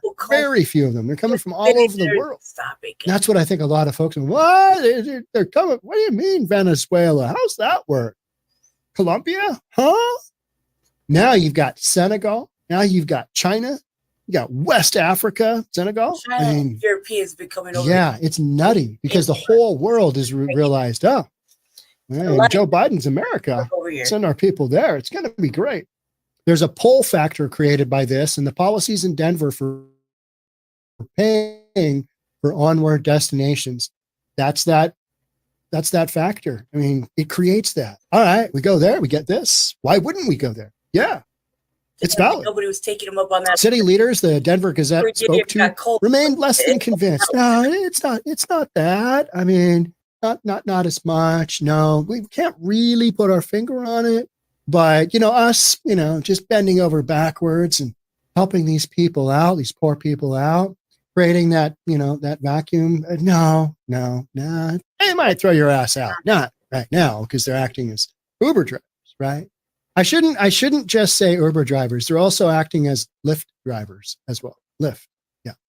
Lyft, Uber, taxi cab driver. Hey, where do you want to go? First of all, Go to Denver. they gotta have a card. Well, you got to get in my Uber van, my white Uber van. It's also known as Customs and Border Protection. We're going to take you to a migrant center. They're going to ask you some questions. Thing to do. Stupid. He's making up shit at this point. Making up shit. With Johnston in Denver is suspect because that guy is. The influx of newcomers to Denver is not due to any free transportation the city and county of Denver may be providing. Lie. That's a lie. You have just lied. Your nose just got bigger. That wasn't true at the beginning. Especially as the majority of the tickets we purchase are for people who were sent to Denver under the Texas Transportation Program in the first place. I'm sure they didn't know where they were going, allegedly. What? I'm just like, what are you talking about? about? See the logic there. It's just like, you're moving from Texas. These people. Early in the crisis here, Denver officials decided that the city would provide food and shelter to the immigrants, as well as onward travel to their final destination. It took them a minute to do so. And along with that comes anything to do with a human being living, because these are living creatures. They're going to pop out some babies. Yeah. They're going to have some broken bones. They're going to have medical. They're going to have food, water, resources, housing, transportation, you name it. They're going to need it.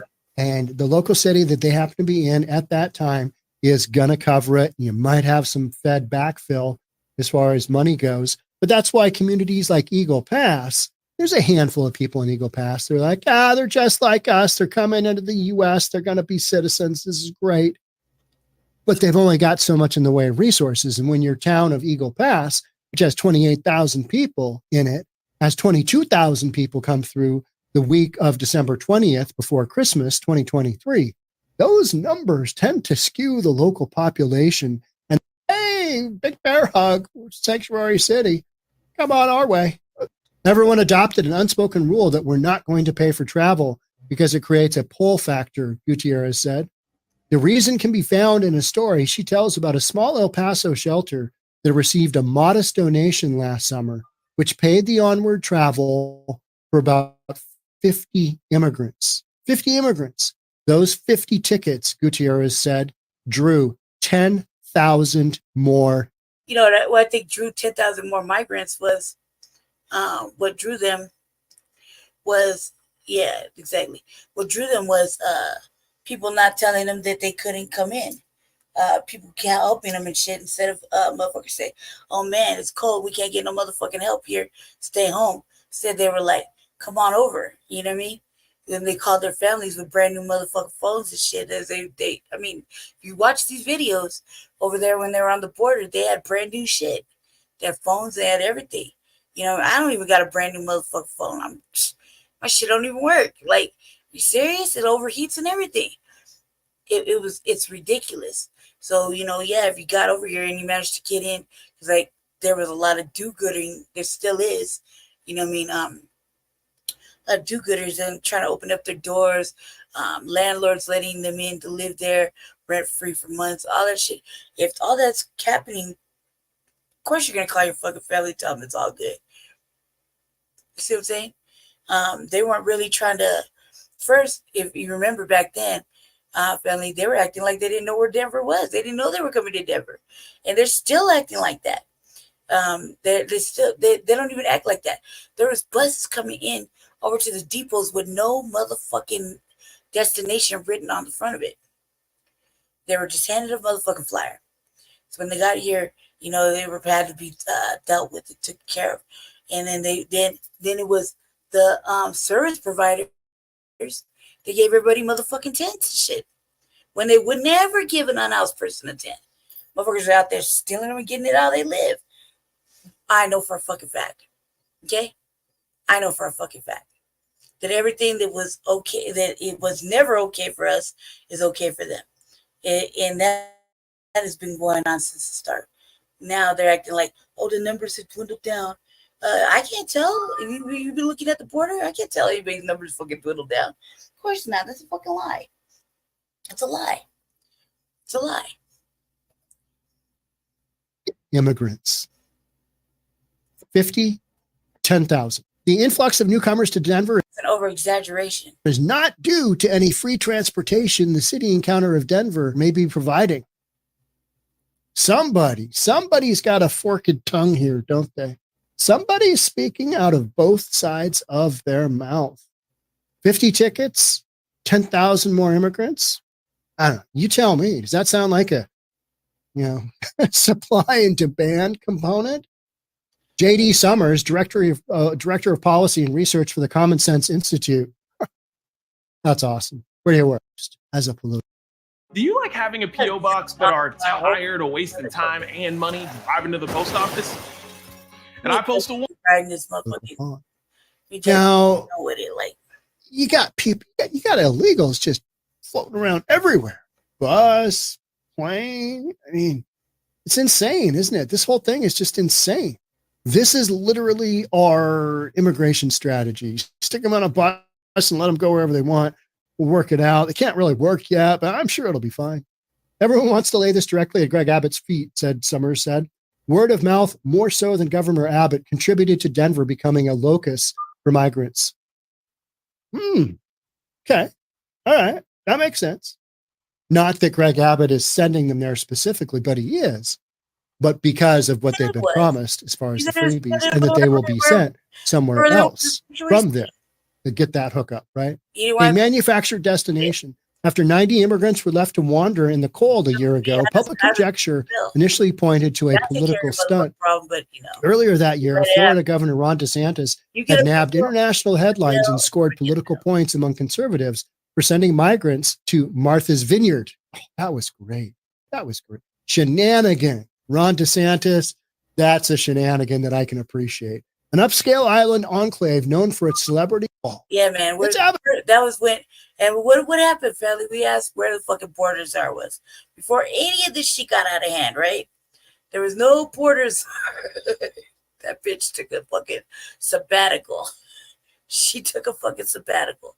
Okay, she was nowhere to be fucking found, okay? She took a sabbatical. So for all this time, like, if she was really doing her motherfucking job, you really think it would have gotten to the point where it was like this for all the sanctuary cities, and they want the vote, man? Come on now, she took a fucking sabbatical. Greg Abbott's only doing what the fuck he felt like doing because, shit, man, he's getting bombarded. He's right there. He's right fucking there. You know what I mean? He's right there. You can't really expect him to fucking, you can't expect him to not try to do something.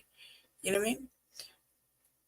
Let's see what this motherfucker. One more real quick. I'm trying to skim through The it. way that I use FT funnels for my business, really, I use it to run my entire business.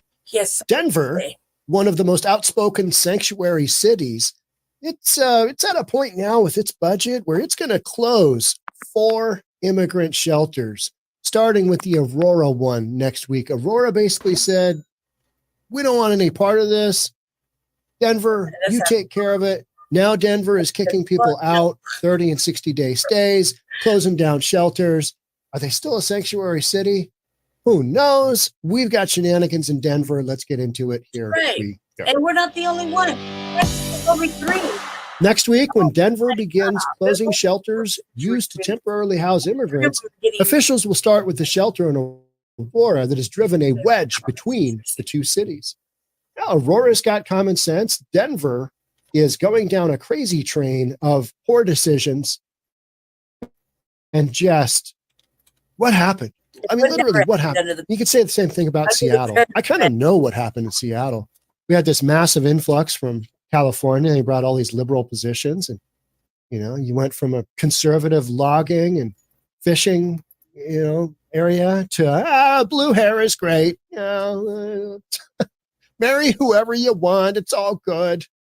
The shelter is one of 4 hotels that Denver Mayor Mike Johnston said earlier this week the city would be shuttering over the next month, a move that is expected to slash the city's projected $180 million spending on the illegal immigration crisis by $60 million. But where are all those people going that are getting booted out of these shelters that are closing? Where are they going? How's that looking? Because, you know, that's what it's like, but you wanted this. You wanted this. You self-proclaimed you're a sanctuary city. And then you get into it and you're like, oh, good Lord, this is expensive. Human beings are expensive. At least one Aurora official said Friday that the move was a little too little, too late. A little too little, too late. Aurora City Councilwoman Danielle Jurinsky, also who sponsored the immigration resolution approved earlier this week, called the closure a joke. Uh-oh, we've got diametrically opposed opinions here. I don't know what it is exactly that they're closing, Jurinsky said. Most of the people have already left because they were told you have to get out. In fact, Denver has been winding down its shelter operations in Aurora over the past 2 months. Aurora Mayor Mike Kaufman said on December 12th in a Facebook post, the Denver officials agreed to close the shelter. Can you imagine? You just stick a shelter in some other community and say, hey, yeah, we're a sanctuary city. Yeah, but we're not located in your city. Oh, yeah. Well, anyway, I mean, give us a couple months and we'll try and get those shelters out of there. I deeply appreciate that Mayor Johnston not only agreed to stop busing any more migrants to the hotel, but he also agreed to pick up the migrants who are currently staying there when their vouchers expire. You're seeing this happen in Chicago. You're seeing this happen in New York City. And we've had the tide turn. We've had the tide turn. But what happens when we get back to that 300,000 in a month?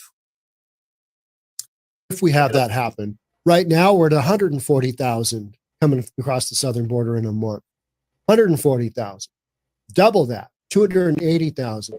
They're going to have to go somewhere. Denver's going to pick up a bunch. Chicago's going to pick up a bunch.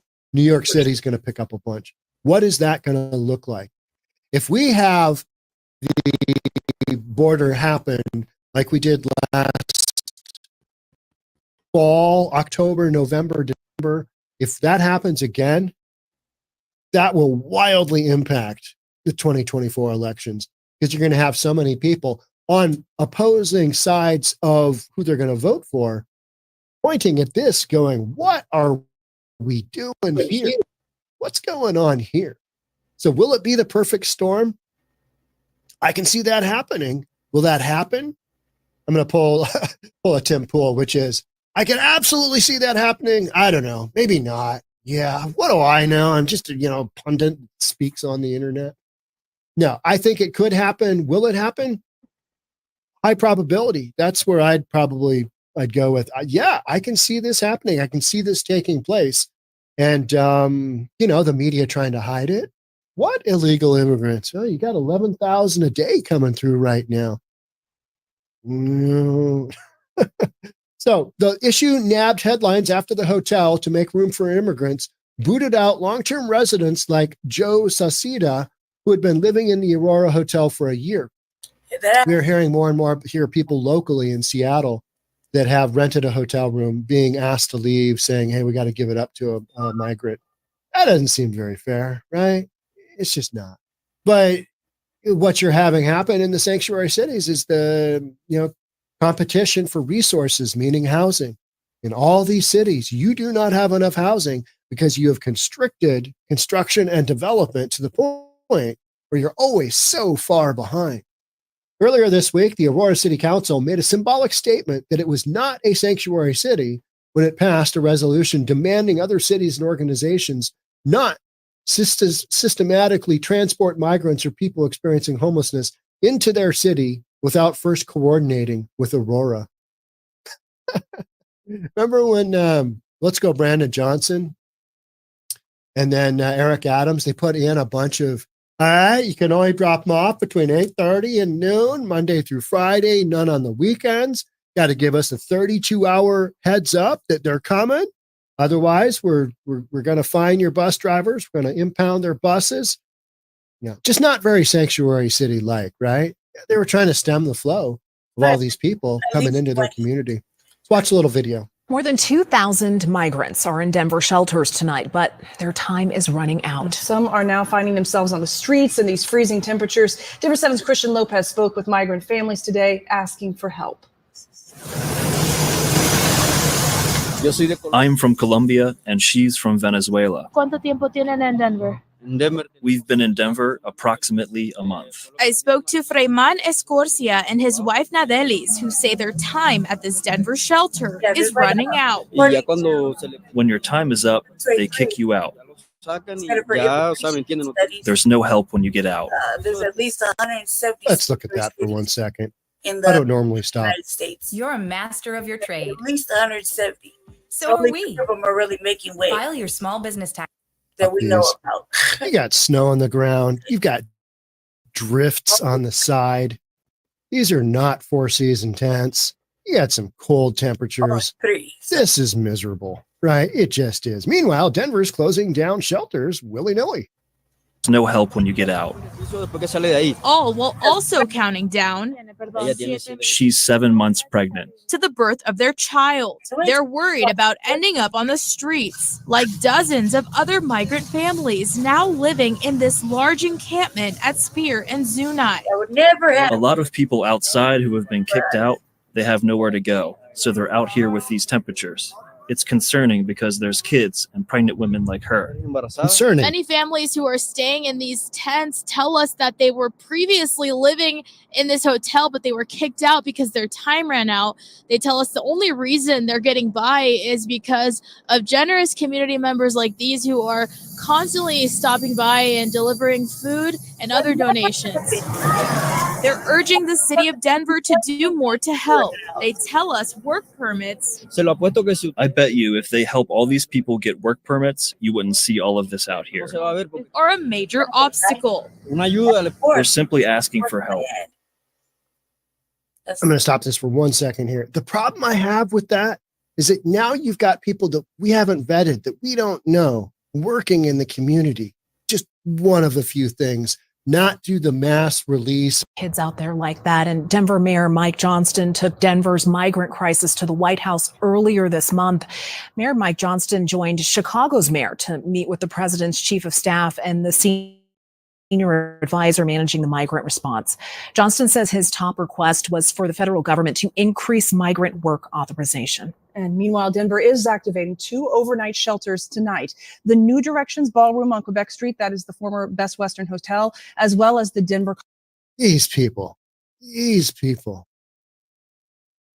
What if you just had normal border policy when you don't plan anything? It's just like, we're bleeding hearts. Bring them all in. We love our fellow human being. Let's just give them all jobs. Let's just give them all more resources. We don't even know if half these people are going to be here after their immigration hearing. They might get deported. Trump says he's going to deport them all. Biggest deportation ever.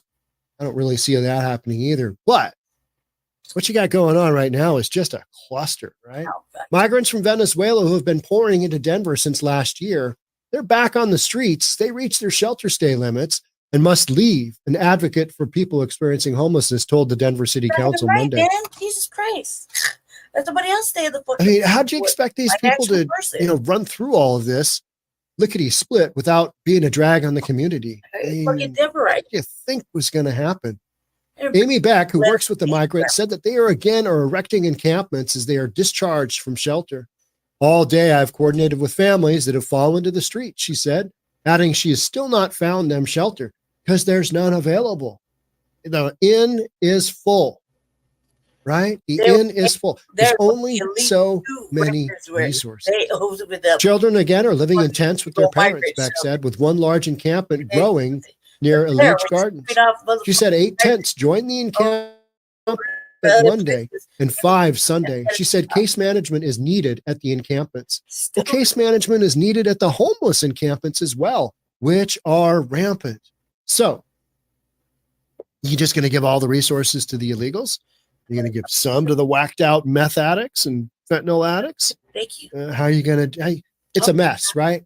This was a mess from the get-go. It's just a rolling disaster. I'll take care. We need to do something, Beck said, suggesting the city open another congregant shelter in a central location or eliminate shelter stay limits. Okay, so let's just run this through. All right, we're going to eliminate the shelter stay limits. Everybody can just stay. We don't know who these people are. They're not vetted. And at the same token, they are literally located next door to Denver, who's just, this virtue signaling big blue sanctuary city. And things are, not going all that well. We got to shut them down. We got to open them up. We got to close them off. We got to open them up. You don't know whether they're coming or going. That's the bottom line, right? The city plans to shut down 4 migrant hotel shelters in an effort to cut costs. Meanwhile, we should eliminate shelter stay limits. Like fucking 12 hours. They can just never see all fucking night. The migrant response is expected to cost the city and county of Denver up to $120 million in 2024, even with the closures. Now, if you've already got an existing big budget deficit, $120 million, that doesn't help.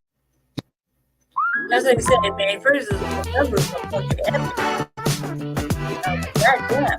They started cutting shit. This reality act. Didn't want to get cut. It was the elections department, the elections division, amongst others. And that's a whole nother day, a whole nother story. Yeah, they were adamant. Adamant. And there's a whole bunch of reasons why.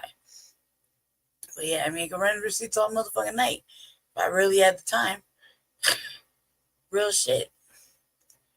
We're gonna stop right there with this dude because this dude's fucking, he's stupid. I don't like him. I don't like this dude at all. I'm not sure he understood that. He never called.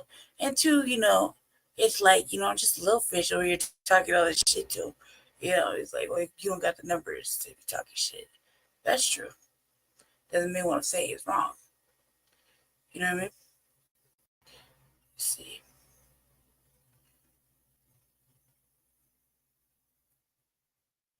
I can watch this too. Real quick, right before we stop. I've been asking about this money and shit. It's like it's not. Denver Mayor Mike Johnston's homelessness initiative coming under scrutiny about how much it's costing taxpayers. Now, we know the city has spent millions of dollars trying to help people experiencing homelessness, but there are still a lot of questions about that spending in particular. Denver 7's Brandon Richard joins us now, and Brandon, council members also have plenty of questions about this plan. Oh yeah, they do have plenty of questions. They were able to ask the mayor's team some of those questions today. They asked about spending and outcomes, but the answers they got weren't as clear as they hoped. The mayor's homelessness initiative comes with a huge price tag, but the exact cost is still somewhat of a mystery. You have 8 sites, and I've been asking for what's the monthly operating cost for these sites. Council members like Stacey Gilmore have been asking how much the program, which has been rebranded as All In Mile High, is costing Denver taxpayers. But the answers the mayor's office is giving aren't entirely clear. There are many things that we're working on to fully understand, and I don't know that I'm going to have a good picture of that until closer to May. We're all in on this, and I want to make sure that we're doing this in a transparent way so that it can be replicated if this is successful. What is clear is the city spent $10.3 million on the mayor's homelessness initiative last year, $35 million less than they were approved for. The money they didn't spend has been carried over to this year. Aside from spending, the jury is still out, in my view, on Housing First and its success, because I've seen it fall on its face. Council members like Kevin Flynn still have questions about the program's overall success. Of the 164 people who've exited the program, many went back to being unhoused, were put in jail, or died. When we are spending a significant amount of money on these programs, we've got to have better outcomes than a 73% negative outcome. The mayor's team said they're working to improve those outcomes by increasing their engagement with site providers to understand the challenges they face. They're hoping to have a clearer picture of the results in the months ahead. It's also worth mentioning Councilwoman Gilmore resigned as homeless committee chair last November, citing a lack of transparency from the mayor's office on homelessness response efforts.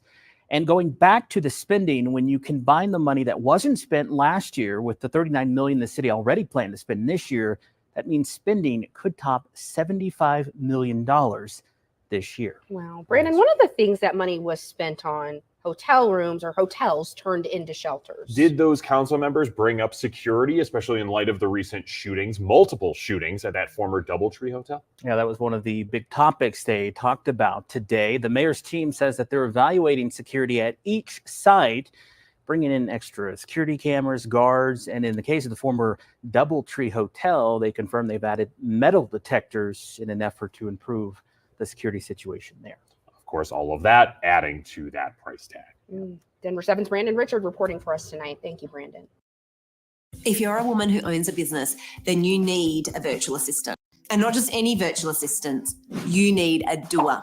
Outsourced doers train and match virtual assistants with female entrepreneurs in all types of businesses. We're the best. And our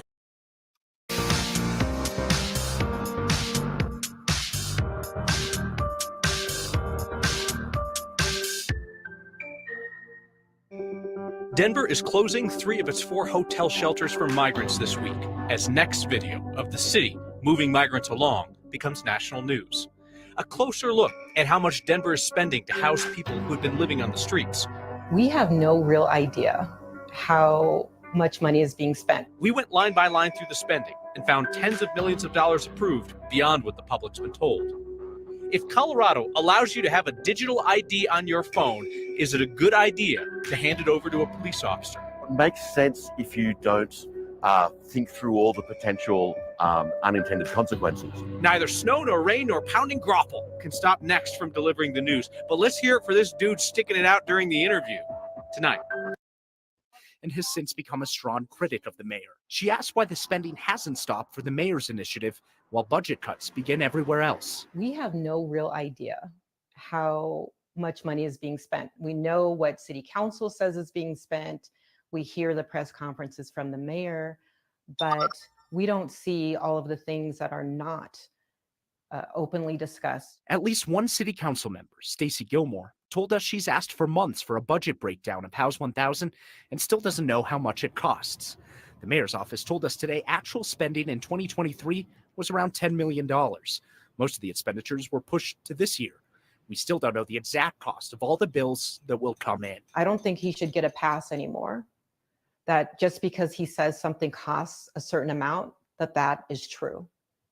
He needs to prove it.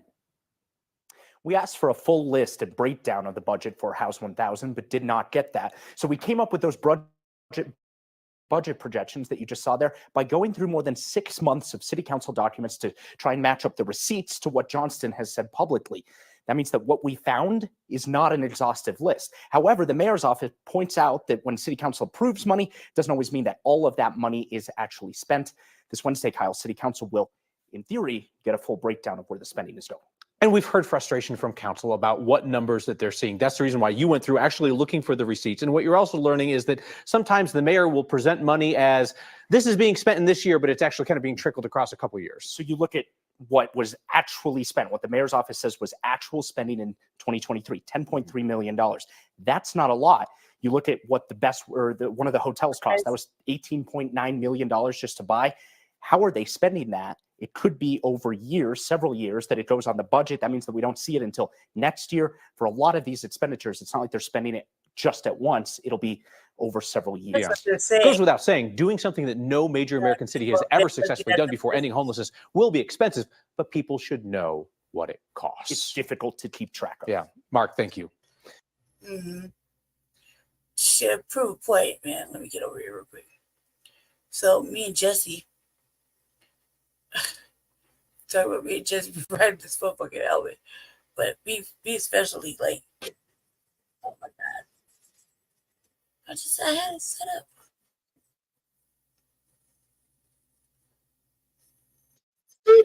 Well, let me get to it.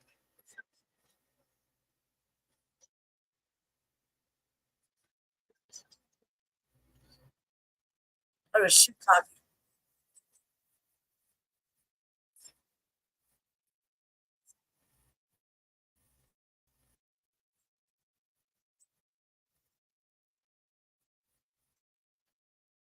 Going off. I've been going off for a bit. Hold on. Just recently. It was on the 26th.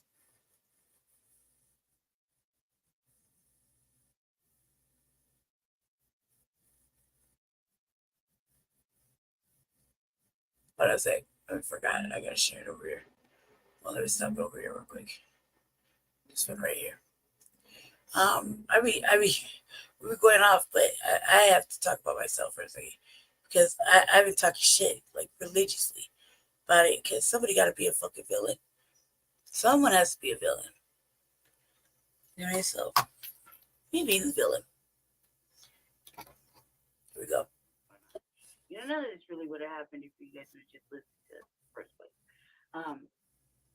Good afternoon, City Council, and thanks for having me.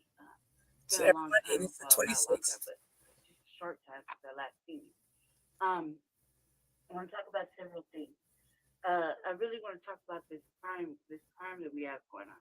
You know, none of this really would have happened if you guys would just listen to the first place. However, being that it is, you know, I'm really surprised at how, especially with the new shelter over there in Quebec, how that one crime is, that homicide is not yet to be solved yet. I feel like I could have solved it in 3 hours. You know, that's really crazy. And I can't really see that it's our poor little Chief Thomas's fault. I think it's everybody else's fault that goes over there. Because I know that Chief Thomas really works hard, just like Sheriff Diggins. So I can't really see that it's really on them. I do want to say, though, that somebody, whoever's in charge, needs to give us a program because these are easy to solve crimes if you've ever been in there. There's cameras everywhere, and it's just about 3 hours of actual footwork. And people really want to tell you who did it. So I think you should really get on that. Secondly, I want to say that it is a travesty that I and myself and Jesse Ferris, we live like right there in the middle of like basic poverty and poverty. Can't find a way to support ourselves, given that there's so much income and everything going out to all these immigrants, yet we are in the middle of poverty, meaning that there's no resources for us. And this is from our 5 Point community, right? Our East Side community supposedly says we're part of the community, and yet we can't get the help that we need. Like, you know, I'm on the verge of losing my lights and utilities because I can't get help after I've been begging. And I'm too sick to have an actual job, a legitimate business. Like, you know, I don't know, congestive heart failure with only one side working, that's a real thing. So, you know, I find that to be terrible. I also find this situation with the illegal immigrants. Look, now they're starting to break into your house and take over your spot. They are harassing everybody and everybody. We just had our family member, Shabaka, come out here and get harassed. He was only out here for a week. Could you imagine? He got sweated like 6 times.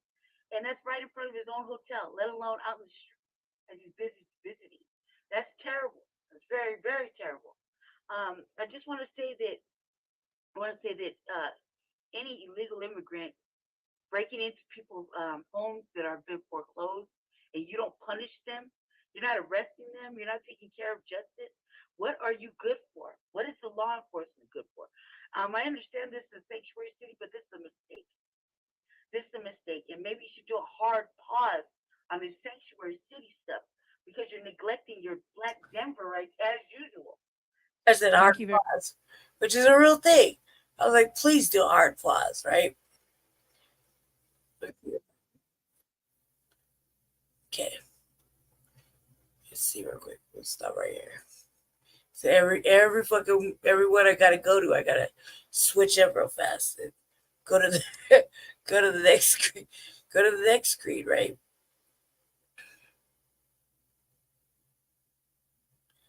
Let's see. All right. Now I gotta find it again. As soon as I touched it, it moved. All right. It's about to be quick. I'm about to. Even if it's not spending, that you'll your pilot who benefit from and major factor. Our next speaker on Zoom is Brandy Majors. Serious. Look, I've been cutting it up, Billy. Thank you, City Council. Those watching at home. It's been a few weeks since I had a chance to speak to you guys. I have a lot to say.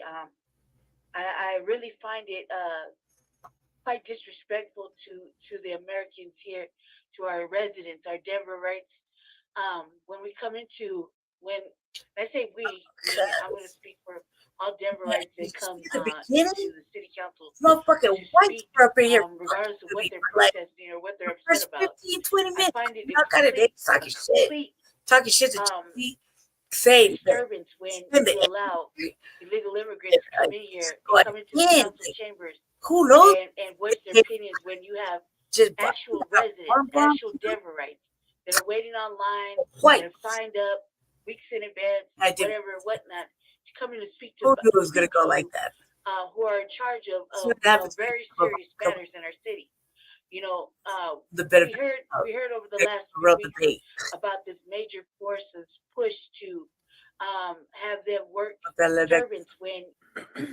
Go ahead. Let me give it to him. Thank you, City Council. Those watching at home. It's been a few weeks since I had a chance to speak to you guys. I have a lot to say. I really find it quite disrespectful to the Americans here, to our residents, our Denverites. When I say we, meaning I'm going to speak for all Denverites that come into the City Council to speak, regardless of what they're protesting or what they're upset about. I find it a complete disturbance when you allow illegal immigrants to come in here and come into the council chambers and voice their opinions when you have actual residents, actual Denverites that are waiting online, that have signed up weeks in advance, whatever, whatnot, to come in and speak to you, who are in charge of very serious matters in our city. You know, we heard over the last few weeks about this major forces push to have them work and be able to work to provide for themselves. And I'm going to offer some pushback, you know, just because, you know, maybe nobody really actually speaks for the Black Denverites that live here in the city that have been pushed onto the streets due to lack of space in our shelter system. Okay, it's a tragedy when you see people riding around on bikes filming our Black Denverites that are still living in tents that can't get housed. Okay, I know that it's dysfunctional for you to hear about Black Denverites, but I gotta keep saying it because, you know, when push comes to shove, the leapfrog is absolutely visual. It's almost a disrespect when you see it and we can't even speak for them. We can't speak for anybody because we have our actual Denverites, Black Denverites, our actual unhoused neighbors. They come in there and they really need help. We understand that everybody needs housing, but we also understand that there are rules to actually coming into the United States. We could not go into other countries and do what has been happening here. And we cannot expect for other countries to be forced by hand to allow us to work in their country. Okay? Now, this force is imminent. You're pushing out children for migrant children. You're pushing out Denverites for migrants. You're pushing out the city of Denver for migrants. Okay, now they're not all under parole. We know that. But when you got the migrants charging people at Home Depot to park their car, actual residents, it becomes a real situation. Please do something about this for Denver. Thank you. Thank you very much. And our final speaker on Zoom is Jesse Paris. Yes, good evening, members of council, those watching at home, those in the council chambers. My name is Jesse LaShawn Paris, and I'm representing for Black Star Action Movement for Self-Defense, Positive Action Commitment for Social Change, as well as the Unity Party of Colorado, the Northeast Residents Council, Shabaka's Black Experience Enhanced, Frontline Black News, the Revolutionary Agenda, at the roach and bedbug infested, mice infested Fusion Studios. And Chantel, can you please get the water back on and the building water off on us? But yeah, it's good to finally talk to you, Council.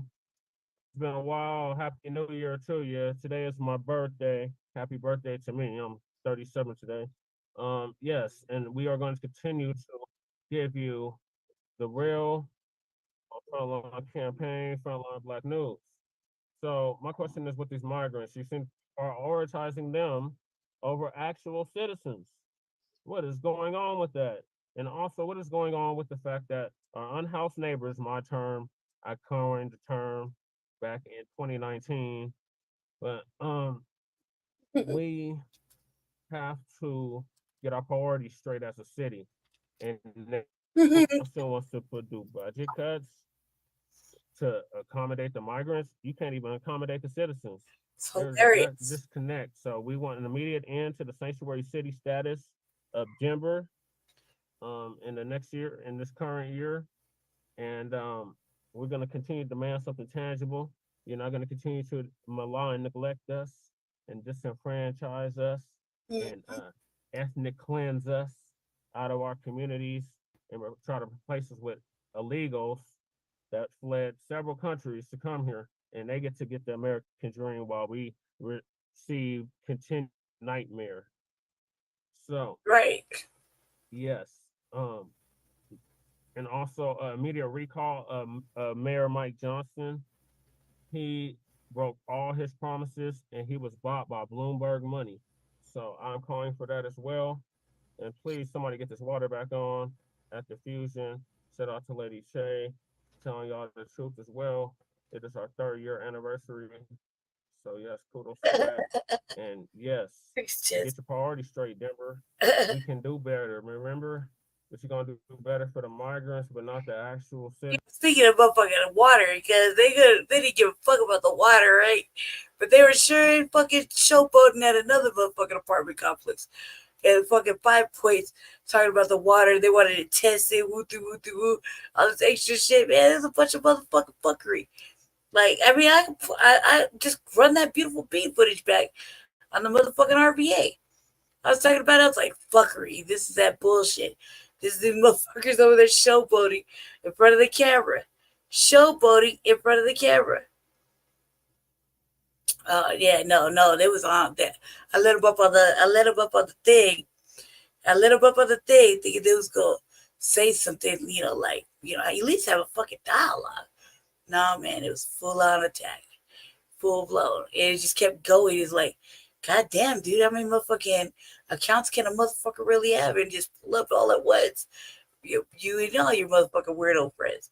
Or at least then one motherfucker, I don't know. I don't want to say was he a brother or not. I wouldn't even pay attention when I edit the shit later on. No, exactly.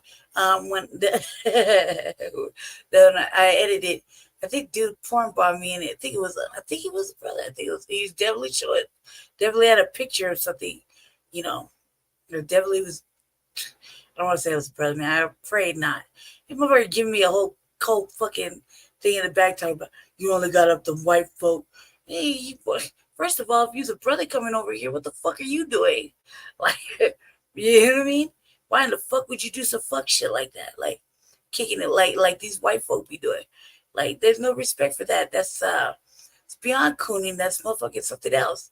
I don't even know what the name of that is, what that's called. But you definitely wasn't FBA. You definitely weren't acting on FBA business. Oh yeah. I thought Jesse was going to bed. Apparently not. Oh yeah. It just goes in for like 20 minutes. It's was fucking crazy. That's fucking Jesse in the back. I thank Jesse for handling up. Yeah. Why did I do it? Well, like anything else, you think that a motherfucker's got a. Oh no, it's worse. You're lurking. Well, that's supposed to be lurking. You think that you think that motherfucking white folk got something to fucking say, like actually intelligent. No, it wasn't even like that. It was ugly. It was horrible. I was like, God damn, man, I didn't even share my shit. I did not even share my shit. I like barely went live. Nobody even knew I was going live. I mean, I said it in your place, and then I just mobbed off. I did a personal live on Facebook, just to tell everybody thank you for the fucking birthday wishes, and I kept it pushing. It was less than like 8-10 minutes of that. You know what I mean? And then I went on. I was like, where the fuck did these motherfuckers come from? I don't know who the fuck this is. Like, you know what I mean? It's been like that. Like, but if some brother threw out a motherfucking swiller on my shit, man, like, come on, cuz, like, you definitely are not acting on FBA business. FBA motherfuckers don't do that. I don't give a fuck what I'm doing. You don't do that. You act accordingly. Show some fucking class. You know what I mean? Show some class. Attention. I was like, I let it up. Just like, hurry up, get that shit out your system. You know what I mean? Get it out your system. And yeah, they weren't they were trying to get it out their system. It was stupid.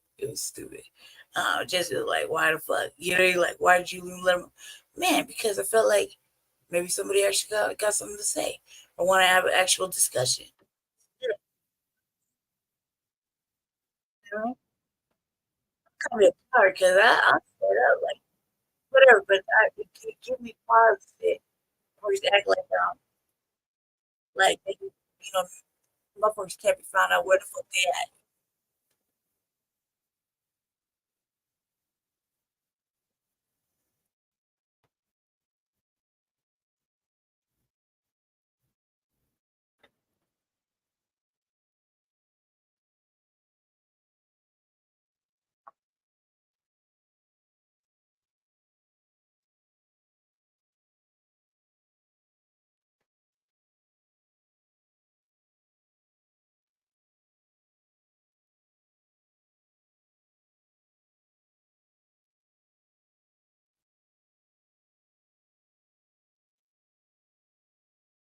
Of course not.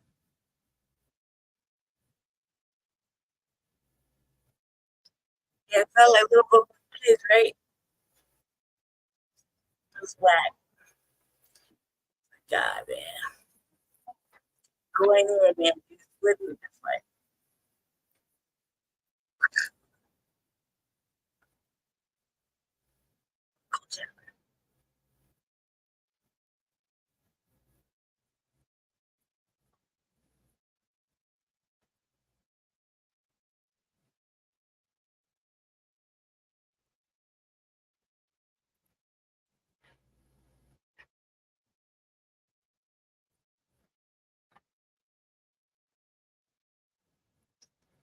I looked at the answers.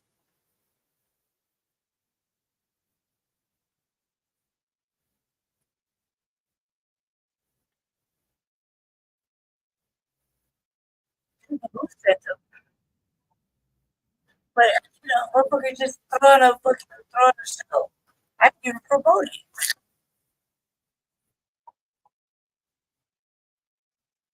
This is typical. So this is another thing where I'm always saying the dominant society don't fuck with me in Iraq. This is proof. You know what I mean? They hate me. It's proof. But it's like that everywhere. It's like that everywhere. Like, motherfucking, like, colors are real. Like, eerie, like, for me. Like, it is a real motherfucking thing. I'm not getting it in one place, I'm getting it somewhere else. With the dominant society, oh, yeah, they're serious about it. You know what I mean? Because they want to make sure they call us, you know, the N-words, like, God. Would they say that in person? Fuck no. Fuck no. Never would they have said it in person. Never would they have said it in person. Okay? Think that would happen? Fuck no. That kind of shit is like, I mean, like, God. You know what I mean? Been approved by city council. That's so where's all the money going? We aren't the only ones asking. Help me understand and not be so shocked that you only spent $10 million. The story that Next has been telling you about for days now has the attention of other cameras. Today, we also learned the vast majority of people exiting House 1000 shelters are leaving to be homeless again, go to jail, or even die. Do we have an idea of why we are seeing that 73% of the people who are exiting into a negative outcome? So just want to start with talking about outcomes. We and our partners don't count deceased as a negative outcome. There are many reasons why people could. I'm not sure I'm comfortable with that. While the city doesn't count death as a negative outcome, let's say more positive outcomes seem hard to come by. Of the roughly 1,000 people who moved into hotels or micro-communities after living on the streets, the city's dashboard says only 21 have left with leases of their own for permanent housing. How are we going to How is that improve positive? our outcome rate? Because, you know, we're spending a significant amount of dollars, tax dollars. We have to be able to say to our taxpayers that we're using those dollars wisely. And There's been at least 2 shootings, 7 deaths, and around 500 911 calls to the former Doubletree Hotel in Central Park that's now being used as a shelter. Today, we learned that shelter is operating with about 50% staff. There are about 30 open positions right now. Safety has always been a concern there, but we had no idea, Kyle, that they're operating at such short staff. Explain this to me again, how somebody can end up dead in Denver's homeless shelter and that's not a negative outcome. So I want to make sure that I get this. It's a negative outcome anywhere you think about it. Jail, the street, fucking your house, a shelter, the hotel, fucking the fusion, apartment. It's a negative motherfucking outcome, period. Period. That's it. There's nothing you can fucking say. There's no positive outcome right there. That's fucking negative. Death is a negative. Going to jail is a negative. Okay? Being in a shelter for one day and then back out on the street, negative. Okay, so all of it negative. That's right. So I'm going to read it. The primary reason that the city says they don't count dying as a negative outcome is because they say someone is dying inside, which is better than dying frozen outside. Some of these people were killed, right? How many motherfuckers die on the street every year? That's Jesse. Every year there's a motherfucking a thing we go through. We go to I forget. We will remember. Okay? There's usually anywhere between 200 and 300 motherfucking people on that list every fucking year that it was unhoused that died. Okay? They forget to mention that part, right? They didn't want to mention any of that. Okay? So let's just forget that every year we go through that, right? That's an unhoused thing every fucking year. Between 200 and 300 fucking people. I think last year was the most. So it's a fucking negative outcome. The four deaths at that hotel. Yeah, 2 of them could have been fucking solved easily. One of them just got fucking handled, you know. And it's not like they couldn't do their due diligence and fucking solve that case. They were acting like they couldn't. It was very fucking easy. There were motherfuckers dying to tell them. Okay? This 10.3 million number. Let me see. Actual spending, that's a fucking lie. And we know it. Because if you go roll the news back, it was way more than that. We and our partners don't count deceased as a negative outcome. That's what I said. There are many reasons why people could. I'm not sure I'm comfortable with that. While the city doesn't count death as a negative outcome, let's say more positive outcomes seem hard to come by. Of the roughly 1,000 people who moved into hotels or micro-communities after living on the streets, the city's dashboard says only 21 have left with leases of their own for permanent housing. How are we going to improve our outcome rate? Because, we're spending a significant amount of dollars, tax dollars. We have to be able to say to our taxpayers that we're using those dollars wisely. And There's been at least 2 shootings, 7 deaths, and around 500 911 calls to the former Doubletree Hotel in Central Park that's now being used as a shelter. Today, we learned that shelter is operating with about 50% staff. There are about 30 open positions right now. Safety has always been a concern there, but we had no idea, Kyle, that they're operating at such short staff. Explain this to me again, how somebody can end up dead in Denver's homeless shelter, and that's not a negative outcome. So I want to make sure that I get this right. So I'm going to read it. The primary reason that the city says they don't count dying as a negative outcome is because they say someone is dying inside, which is better than dying frozen outside. Some of these people were killed, right? Right. That's a negative outcome. Step into Fitzsimmons Veterans I Community wonder if that Living went under Center and the discover numbers. a place built to address the needs of veterans, their spouses, and Gold Star parents. We offer short and long-term nursing care, memory care, palliative care, and rehab care.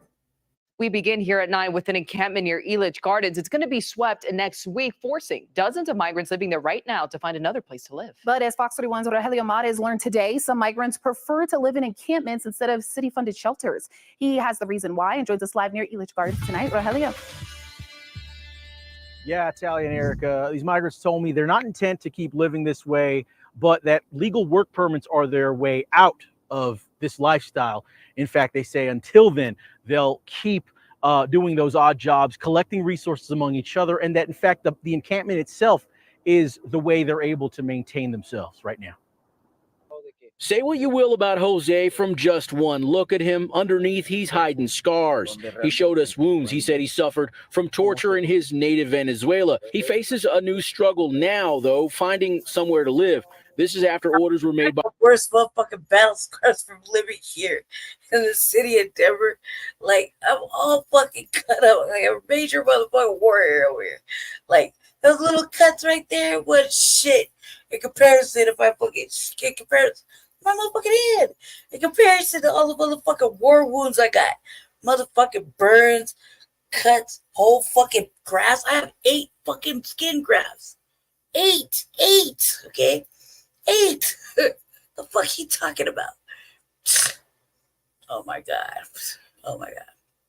It was 8. Not to mention, I can go on for all fucking day of all the fucking ugly shit that happened. Real bad things. Okay, this is nothing. You're like, ooh, oh my god, come on, man. Stop the capping. You're a fucking man. I get 8 fucking skin grafts. 8. So we're talking about since I was little to fucking shit just recently, like a couple years back. You know what I mean? Not to mention other fucking crazy shit. Man, I just barely grew my hair back. Stop playing, man. Stop fucking playing. by the city of Denver to clear out the migrant encampment at Elitch Gardens. He says what the city is doing is entirely wrong. People who live here, Jose says, don't want to stay in shelters. Sometimes they only serve meals once, maybe twice a day there, he says. What the fuck you think happened to us? Oh my god, the fucking entitlement is real. The fuck you think? We can't even get food. Jesus Christ. Is there fucking what, 2 meals? 2 meals at one shelter. They closed VOA and the motherfucking the St. Francis, I don't think they ever serve food, but you might catch a burrito outside. But what the fuck?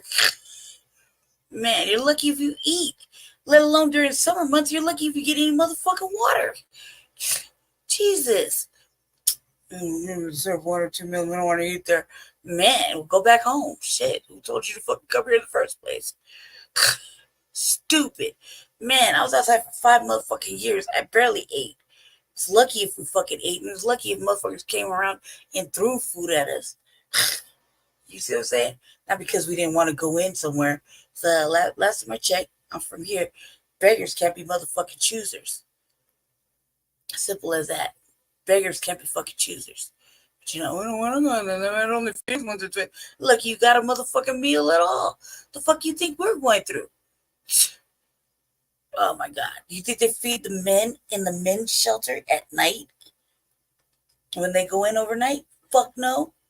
Do you think they feed the women? Yeah, okay, they might feed the women at night. That's about it. And you maybe get lucky. I don't even know if they're serving breakfast anymore. If there is like motherfucking piece of toast and a hard-boiled egg, get the fuck up out of here at 4:30. Fuck you think you go do something with your life. That's how they treat it. How can you tell your child not to cry because they're hungry, he wonders. Martha Perdomo has been in the U.S. Holy the hype, man. You better get it how you used to get it at home. Like this is stupid. Like how the fuck were you living? This goes against the fucking narrative of what the mayor's talking about. There's doctors and electricians and police officers and everybody just wants to work and blah blah blah and et cetera, et cetera, et cetera. There's such good people. It goes against all of that. 6 months with her husband, daughter, and son. My 2-year-old son can't get into a shelter with his bottle, she said. I can't save him. I know on a good authority, just fucking a matter of within 5, 10 days, 6 days. They learned that these motherfuckers let their children run over there. They're not over there with them. They let their children run 2-3 blocks over there to fuck around with the actual unhoused that everybody says is on drugs and has mental illness and just fucking crazy and shits all over the motherfucking street. It brings this the most, right? They're fucking so dangerous. The actual unhoused, right? And nobody wants to help. They ought to lock them up, put them in fucking wherever, right? The unhoused, so dangerous. Everybody's on drugs. Everybody's on fucking. They have their children running around loosely 3 fucking blocks away or right across whatever, fucking around with the unhoused little kids between fucking like 6 and 10. Girls, young girls. Moving around, just mobbing around from alley to block to block, just like whatever. Anything bad can happen. Do you think these motherfuckers are supervising? Watching the children? Man, I'd never. First of all, Denver is don't even get to keep their kids outside. That's a fucking misnomer. That's off top. I know for a fact. I know for a motherfucking fact. Speak to it because I've seen it happen to me. I fucking know for a fact. So if it ain't changed 20 years, it ain't changed now. It's probably even worse. Okay, so no. It's a fucking lie. So these motherfuckers is over there doing the most. They're women over there. Not sack chasing. Free dicking it. Real shit. But they allegedly their men out here apparently looking for work. No, they're kicking it. Where they do that. Some of them motherfuckers are outside laying down naked in their tent with the door open. Real shit. Any food for him to eat at night. The city has previously said they don't allow outside food into shelters as a matter of public health. The encampment, meanwhile, is a place where Martha can come to make meals for her family. Cooking, okay? Fucking cooking. Man, don't even get me started about how many fucking times the fucking fire department see a little fire burning and come over there with the fucking woo, put your shit right the fuck out. Cooking? You think there's cooking happening for fucking us? Never. No, not even in the winter months. Not even the fucking winter months. Trying to stay warm and shit. Literally warm in the winter months. Motherfucker, somebody reported a fire. Come back and tell you to put your shit out, and they put it out for you. Right there. Real shit. I think there's a video where we did a sweep and I was running around talking about the fire department, and ate shit when it's fucking cold and snowing and motherfuckers had to be swept and they were putting out fucking warm fires. People just wanted to stay warm. I don't know. But look, dirty dishes. cooking, having whole fucking meals and shit. They wouldn't Jose says the migrants have an entire system where they do odd jobs, clearing snow for businesses and cleaning. At Shabaka, he got sweated like this, harassed.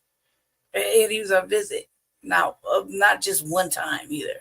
Car windows, for example, in order to buy food and store it here at the encampment. They've collected a lot of food, cans, and fresh vegetables. Do you think any of us had any of this going on? I mean, man, don't make me call up a whole bunch of my fucking unhoused fucking friends and have them do interviews. They'll tell you, canned foods, beans, rice, what? Huh? No. First of all, you gotta find a way to fucking open that shit. No, hell no, no, fuck no. No, that was never happening. No, we can never gather that and just have it in a fucking tent. And then just a tent just for this shit. Never. And do you think the outreach people were giving us Denverites who were sleeping on the sidewalk for 5 fucking years tents? One time I got one. And it was a giveaway. One time. Denver almost out loud let me win one. And Jerry gave it to me. I was having a full-blown motherfucking miscarriage, and I took the only spot in Jerryville, the last remaining spot. That was the only motherfucking time I got a free fucking tent, okay? Ever. Any other time, there was fucking lean-tos and pallets. That fucking motherfucking friends that I got that build me a fucking lean-to. Every other fucking tent, don't let me leave for fucking 2 minutes to fucking go to the restroom. That motherfucker got took in right there by the police. Not to mention how many motherfucking bar chairs I got fucking splashed on the fucking street. They took it away and or arrested. How many times they arrested me? Come on, man, stop the fucking cap. This is all bullshit. Like, they would never let us do this. Never. Vegetables. For these folks, encampments aren't ideal, but their autonomy. Jose says a legal work permit would be a means for families to get off the streets and into their own home. Dude. Motherfucking When I learned about Mind Bloom, I was curious if psychedelic therapy could actually help with those symptoms with that depression and anxiety. 60% of them don't even got a motherfucking permit to work there. They're fucking hiring fucking like fucking. Now they want to pay 3 new permits. Yeah, right. Stop it. Not to mention they just had a fucking thing. Denver's leaders spend a lot of time approving new units of housing, one by one by one. Now there's a proposal to streamline that process. Douglas County wants to lead the charge against the state law that limits how law enforcement can cooperate with immigration. A judge says the sexual assault allegations against a prominent Democrat at the Capitol are not credible. Now, the woman who accused her faces a call to step down from party leadership. And a pioneering mobile preschool project faces an enormous setback. Their rolling classroom was stolen, recovered, tainted by fentanyl. They're planning to clean it up and get back to class tonight on Next. One of the fastest ways to add housing in a city that desperately needs it, like Denver, is to allow ADUs, accessory dwelling units, and to allow them all over the place. Neighbors don't always like them. Some cities have made them legal everywhere, all at once. Denver's gone neighborhood by neighborhood. Our Angeline McCall looks at a proposal to open up the floodgates.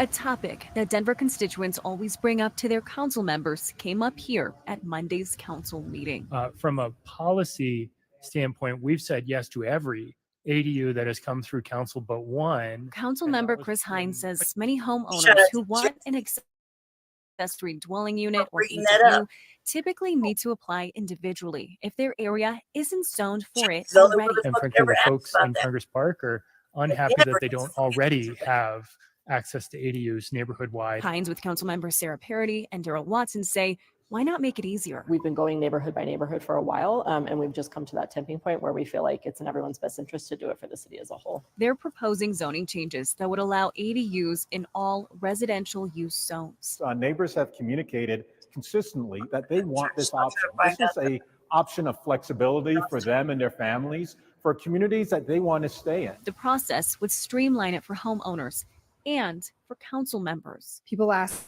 me, like, what's What's one of the things you least expected on Denver City Council? And my answer is usually I never expected to spend so much time approving ADUs for people to put in their backyard. There's still concerns over outreach, with council members demanding it be done right, especially with homeowners who have HOAs. I'm very concerned that we're setting up a system where we might be, by not doing the aforementioned public outreach and education and doing that robustly, we could be getting a homeowner into a foreclosure process. Still early on in the process, the three who proposed it say this is the time to brainstorm for an issue council members hear a lot of interest in. This will create that flexibility across the city without as much expense up front. Just for additional perspective, roughly 30 to 50% of rezoning applications to council in recent years have been for individual ADU rezonings. Kyle? So we know some areas of the city have been pretty well rezoned for these ADUs, like North Denver's pretty well covered. But the thought is that if you open this up citywide, it would also change the way that they're priced to, say, renters. Right. And so when you think of the housing market, right, it's all about demand. And so if you increase the supply, hopefully that brings down the demand, meaning that things would be more affordable for people here and make, ADUs more accessible as well to people who really want them on their property too. It's interesting that they have approved every single one but one. I want to know what the story was with that one. All right, Angeline McCall, thank you. The Denver City Council is also talking right now on whether to spend $5 million to study planned improvements to Pena Boulevard. This is pre-construction work, environmental studies. It's a step ahead of actually rehauling the road to the airport. But already public transit advocates say they're being shut out of this process. Yeah, fuck that, man. Fucking everything but the airport guard.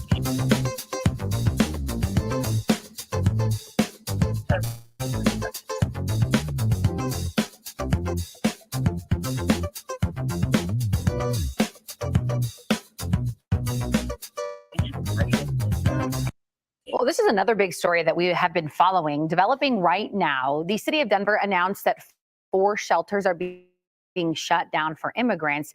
And now city officials are apparently asking rental property owners to rent directly to immigrants. Yeah, certainly a controversial suggestion. Don't act like they're not doing no do-gooder shit. Nobody, come on now. It's all fucking cap. 31's Lisa D'Souza joins us now. They're asking owners to cap rent prices as well at about $2,000 a month. She joins us live with more on this. And just like a few months ago, they were like, they're giving fucking people like 6 months stay with no job or nothing. Just come on in. And motherfucker, I'm so happy. Brand new shit, man. I live in a motherfucking dive car. Man, come on. Man, please. This is going on for months and months and months and months. Motherfucking do-gooders ever. We done brought them in our house. Request from the city. Lisa, good morning. Good morning. Yes, that is the latest from city officials that we have heard at this point. So we know just 2 months ago, it's estimated there were about 4,500 people staying in those migrant shelters. Now that number is believed to be less than 2,000. So a pretty big difference here in just a few months. Let's get into some of the latest details here. We spoke with Denver's Department of Housing about a recent email that actually went out to some rental property owners in Denver, specifically asking them to consider renting to immigrants. Several nonprofits helping with housing efforts as well. They say the city, in all, they estimate about 1,300 people have gotten permits just in the past 2 weeks, further boosting their efforts. We put out a feeler to all the landlords we have connections with and basically said, listen, we're going to have some newcomers who are going to need housing. And we know at this point that the number of people staying in those migrant shelters is believed to be at a 6-month low. Of course, we're going to continue following this because a lot more questions here as this story continues to develop. For now, we're live in the Denver Metro. Lisa D'Souza, Fox 31. All right, Lisa. Yeah, we will be following that for sure. Thanks. Yeah.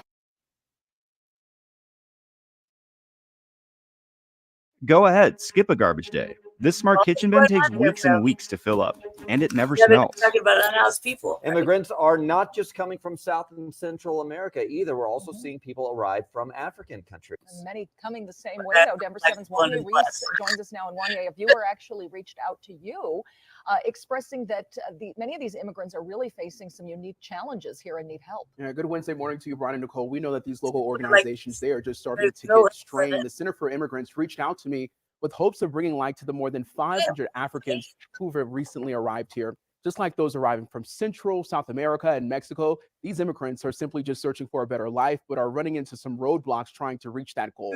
These Africans made the journey over to Central or South America and have crossed the border in Texas or Arizona. The executive director of the Center for Immigrants tells me these new immigrants need help getting some lawyers, health services, food, and even clothes on their back. While the center is there to help, resources, you all, they're just simply running thin with so many people arriving and conflicts continuing to unfold overseas. There were 3 coups in West Africa: Mali, Burkina Faso, Niger. So people from those places, because of the way the new administration might be treating them, might also wish to come. I'm just pointing When that these out. African men and women arrive, they get paperwork at the border, but without money, a plan, or even a lawyer, it could make just getting through that paperwork very challenging. While working on the story, I actually got a chance to meet a young man who left his country, and he's been calling Denver home for the past 10 months. I want to get my freedom to work, freedom to have wife, freedom to have education for my kids. That's why I need, that's why I live there and then come to this country. Now I'm going to see if I can get better. So the way is not easy, but it's obligation for us. Hey, wait. Pause it right there. Obligation for us. He didn't say nothing about that. Look, watch this. Listen. And come to this country. Now I'm going to see if I. That's why I need freedom to work, freedom to have wife, freedom to have education for my kids. That's why I need. That's why I live there and then come to this country. Kids, not freedom to vote, and they're going to have to wait. Okay, you say nothing like that. You see the caption? Just watch the fuckery, family, real quick. Back this track up. Okay, dude said he wants, listen. Freedom to have education for my kids. He's been calling Denver home for the past. Listen, look at the captions. I want to get my freedom to work, freedom to have wife, freedom to have work, freedom to have wife, education for my kids. Freedom to have education. That's why I need. That's why I live there and then come to this country. Now I'm going It to. didn't say nothing about freedom to vote. It didn't say anything. Look, they lied. It didn't say anything about freedom to vote, that he's going to have to wait. Any of that. He didn't say none of that. One more again, just in case you're not paying attention. One more time. Freedom to work, freedom to have wife, freedom to have work, freedom to have wife, education for my kids. Education for his kids. That's why I need. That's why I live there and then come to this country. That's why now I'm going to see if nothing that the captions is saying. Nothing. I can get better. The way is not easy, but it's an obligation for us. Just working on this story is just very surreal for me to see in person. So many immigrants just in one room with just one common goal. The organization, they're saying that. Caption Colorado, do better. Oh, cuz I just busted you out in a motherfucking lie. Somebody get on that. Do better, Caption Colorado. Like, you just made up some shit. You see what I'm saying? Only here on the RBA. You know what I mean? Real shit. Real shit. That really happened right there. See if I can 18-wheelers, semi-trucks, big rigs, tractor trailers, whatever you call them. Getting in an accident with one of these trucks is going to be serious and complicated. In a wreck with a big truck, call me now or go to fdazr.com. New tonight at 6, in a story you'll see only on CBS News Colorado, we are uncovering a criminal scheme that is taking advantage of migrants in Denver. Crooks are selling fake Social Security cards and other fraudulent IDs to migrants who are desperate to find work. Your investigator, Katie Weiss, is live in Denver with what she's found. So, Katie, what are migrants telling you? Well, Michael, Tori, migrants tell me that it's happening all the time. And many migrants feel that they have no other choice but to buy these documents so they can feed their family. First of all, it's them stealing the shit out the mailbox. Right? Trust and believe, my mailbox is just broken into. I just had to fix that shit. This is cap, okay? This is cap. They're what's still in it. They're like, oh, I have no choice, but we want money. I thought you had no bread. Right? Come on now. And first of all, a legitimate ID for a motherfucker really making some money is not gonna be like cheap. Not gonna be fucking cheap. Not at all. Not even a little bit. Some people worry that this could have some really devastating unintended consequences, potentially leaving some Americans who are innocent. What's already happening? The time, and many migrants feel that they have no other choice but to buy. With what she's found. So, Katie, what are migrants telling you? Well, Michael, Tori, migrants tell me that it's happening all the time. And many migrants feel that they have no other choice but to buy these documents so they can feed their families. But some people worry that this could have some really devastating no other choice. I'm pretty sure you have a choice to keep your motherfucking hands out of everybody's mailbox. Intended consequences, potentially leaving some Americans who are innocent. Whole fucking advice thing about everybody stealing the motherfucking keys to go raid mailboxes and look for this type of shit. Real shit. Seriously. Anything with anything identifying just so they can do whatever with. You know what I mean? Fall victim to identity theft.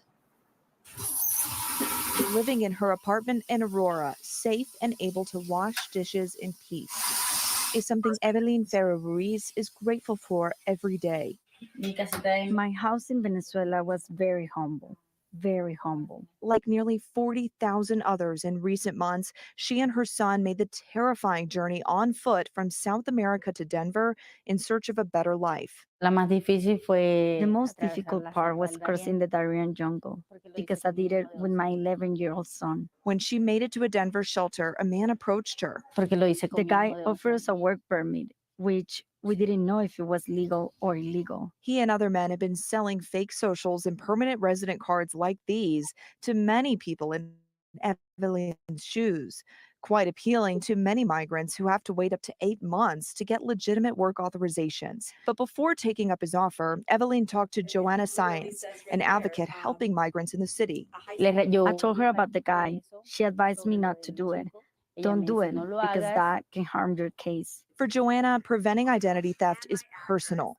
Her identity was stolen years ago. Scared me to death, knowing she assumed my whole life. Joanna did her own police work to track down her imposter. I figured out that she was working in Fremont, Nebraska, and the first time I ever ran across, she came across in a newspaper article.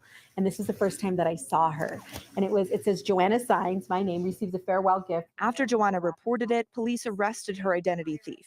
The woman was charged federally but let out on a $500 bond. And Joanna says the imposter is still a fugitive to this day. It took me a really long time to accept that. Now she wants to make sure migrants don't buy into a system that could end up hurting others. I knew that I needed to educate them because they were now being offered a social and an ID. And I know the detrimental facts that could happen personally. Just believe. I'm just so grateful that some of them are listening.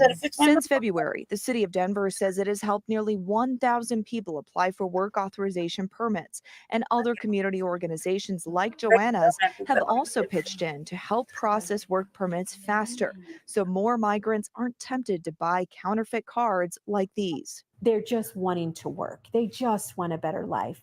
And I agree with being a humanitarian and working hard and doing that, but there are steps to do it the right way. The right way, exactly what Evelyn is hoping for every day. Because we know we're going through a very difficult situation. So she can give her family a more fulfilling future. We went through many horrible things, and right now we're saving ourselves with what the government is giving us. And we ask the government for that more than anything. A document that says, with this, I can work. With this, they will accept me in a job. Look, you ain't even got a job. You ain't got no papers. But you're in a motherfucking apartment over here around right here by where I'm at. You don't like to me to get a motherfucking voucher? Right? And let alone the fucking shit I gotta do to fucking make sure I try to at least get one for other fucking Denverites.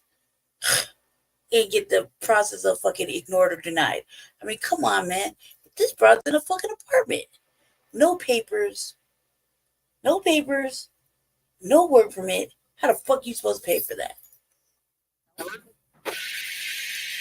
Now, Denver police tell me that they aren't aware of any crimes involving the sales of fake documents to migrants. However, the Department of Homeland Security's investigations office here in Denver tells me that they are aware of these crimes. They're looking into them, and they say, though, however, they don't believe that any national gang is involved, that instead they think it's just a few men here locally in Denver that have some good printers and have bought some templates off of the dark web to create these cards. So far, though, no arrests have been made.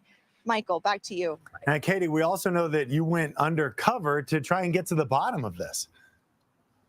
Yeah, I sure did, Michael. We went undercover to try to show you just how widespread this problem really is. And we also spoke with many migrants who have purchased these cards because they really felt they had no other option. Coming up tonight at 10 o'clock, I'll show you their stories and all of what we found in part 2 of our investigation. All right, Katie, thank you. Vice President Kamala Harris praised the economy. Moisturizer helps your skin, right? Nope. What about collagen? Nope. Do this to erase wrinkles and tighten saggy skin fast. Immigrants are not just coming from South and Central America either. We're also seeing people arrive from African countries. And many coming the same way, though. Denver 7's Wanya Reese joins us now. And Wanya, a viewer actually reached out to you, expressing that many of these immigrants are really facing some unique challenges here and need help. Yeah, good Wednesday morning to you, Brian and Nicole. We know that these local organizations, they are just starting to get strained. The Center for Immigrants reached out to me with hopes of bringing light to the more than 500 African. Time is running out for a quadriplegic Denver man who says that he is on the verge of homelessness. He's currently on Section 8 housing, but is being evicted. He claims Denver housing authorities dragging their feet on helping him secure a new spot. Fox 31 promise officer Gabby Easterwood on it for us tonight. Gabby. Yeah, well, Erica, Jeremy, he's actually been disabled since 2005 after a UTI left a severe infection in his hands and feet. He says Denver Housing Authority did find him a place, but it wasn't accommodating for a quadriplegic person. So now he's scared for what's to come. Dane Isom and his sister, surrounded by boxes filled with 11 years of his life in this home off of Quebec.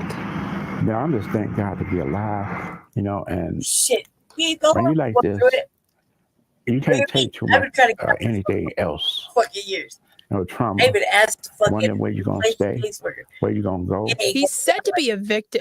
Isom says his rent went up last year and he simply can't afford it. But now he has nowhere to go. It's unhumane to do somebody like this. No, it's not, brother. I wouldn't do a dog like this. He was ready to move into Kappa Towers off of Northfield, but his Section 8 voucher for that location wasn't approved. Ain't no way you should be able to go to the housing authority and you can't get no help. And you got doctor's orders stating that I need this. Isom says he was also approved for a 1-bedroom at another location, but with his medical supplies and chair, it wasn't nearly enough room. They were going to give me a 1-bedroom apartment. And they were going to give me a $700 voucher. Nope. I couldn't live off that. I couldn't live like that. There has been some compassion from the homeowners, but time is running out, and Isom just wants a safe place to call home. See, right there, man, like, don't even let us get started on this, man, because me and Justin know exactly what the fuck that's about. Like, there's no reason a migrant should get anything before this man, especially when he already has the fucking voucher system in play. Look, he live in a different area, like right, not too far away, like maybe 15 minutes, right? And he's in a little house, right? My shit covers X amount, right? But he should get more. Plus, he has accommodating fucking circumstances, so they need to go out their motherfucking way to accommodate him, like to make sure that everything's handicap ready. Look, I mean, I bitch about this shit with these motherfuckers regularly, just to put a motherfucking bar in my restroom. You know what I mean? Just for whatever reasons. But the same fucking little, not the same situation, but you know, similar with my my little chairs or whatever. And, like, shit that went out ahead of time before. I said, I got 2 broken ones sitting in the living room. You know what I mean? That's beside the point. The point is that they have to. I mean, they can't just put him out. Like, they put him out, he loses his voucher. You see what I'm saying? This is something the mayor's office, city council could actually fucking do. This is a fucking black man. This is a fucking Denverite, an elder, and a disabled man. I mean, I could just go on about this real shit. Like, if it could happen to me, I definitely know it's happening to him. Definitely know that there's fuck shit. And for that, where's the penalty? Where's the penalties for fucking Denver housing and everybody that fucking conspires to keep giving them fucking money when they won't do the right thing? And he will come through. I keep saying there's no fucking housing because we watched housing go up for fucking at least 5 years. So nobody can say there's no fucking housing. Nobody can say that. I'm in an area where it's not really accessible. However, it's good enough. I can manage to get up in here. I would prefer a couple small little things. However, I didn't get a chance to choose. I was forced to lead a fusion on some other shit. It had nothing to do with me. And to come over here. He's been here. He has a choice, but he doesn't have a choice because they're not really giving him a choice. Whoever's in charge of his case isn't doing their job, and they definitely need to be fired. And 10 people above that person, 10 people below that person need to be fired because they're not doing this man a service because they're too busy fucking placating to fucking whatever, pandering this money and doing anything else other than their fucking job. True. And we did reach out to Denver Housing Authority regarding Isom's situation, and they sent us this following statement. We are aware of Mr. Isom's situation and have been actively working with him for the last... If that's the case, he would have been somewhere. 2 months. Now, after we received that, we pressed further with questions, but the Housing Authority representatives said they would not be providing anything more, but we will continue to keep asking. Yeah, they gave him the blow off. Mm-hmm. Put that down. They gave him the blow off. That's fucked up shit. He's not very far. Yeah, they gave him the blow off. That's pretty much what happened. They're not going to answer these questions because that would mean that's too much like right. You know what I mean? That's way too much like right. Mm-hmm. Of course they're not. That's where these immigrant families are now. A new adventure calls for a new look. Luckily, Maverick Adventure Gear has you covered. Check out... And I want to make sure that we're fully transparent on this so that we can be accountable to the taxpayer. Tonight, Denver Mayor Mike Johnston's homelessness initiative is under scrutiny. We know the city has spent millions of dollars trying to help people experiencing homelessness, but there's still a lot of questions about that spending. We're going to have that story for you in just a moment. First, though, we are following up 3 months after one of Denver's largest homeless encampments was cleared. Glad you're with us this Wednesday night. I'm Shannon Ogden. And I'm Danielle Kreuter. Back in January, the city moved hundreds of immigrants living at Zunai and Spear off the streets and eventually into housing. And tonight, Denver 7's Christian Lopez catching up with one of those families to find out how it's been going. Even then. 3 months ago, things changed for the better for Adriana Hernandez and her family. Agradezco porque me abrieron las puertas. They'd all been living in a tent along with several other newcomer families at a growing encampment near Zunai and Spear. Fue por mis niños más que todo porque en ese tiempo estaba cayendo mucha nieve y mi niña lloraba mucho. Thankfully, help came when they needed it the most. The Hernandez family was one of about 200 who were moved to either a congregate site or an apartment. I reached out to the city of Denver to see how things have been going since the day of the cleanup. Largely, it's been going well. We helped a lot of families at that time. We've helped a lot of families since. But it hasn't been perfect. John Ewing with Denver Human Services said they've had ups and downs. We've had people who have run into trouble paying their rent, so we try to double back with them. The key there is communication. And the work hasn't stopped since. The trick Pay the rent, is no keeping them in papers. housing, right? The trick is making sure that they do have work. The trick is helping them with work authorization if they're eligible. The trick is making sure that they aren't being evicted and that they're coming back to us for assistance when they need it. It's not you just put somebody into housing and then you walk away and then it's done.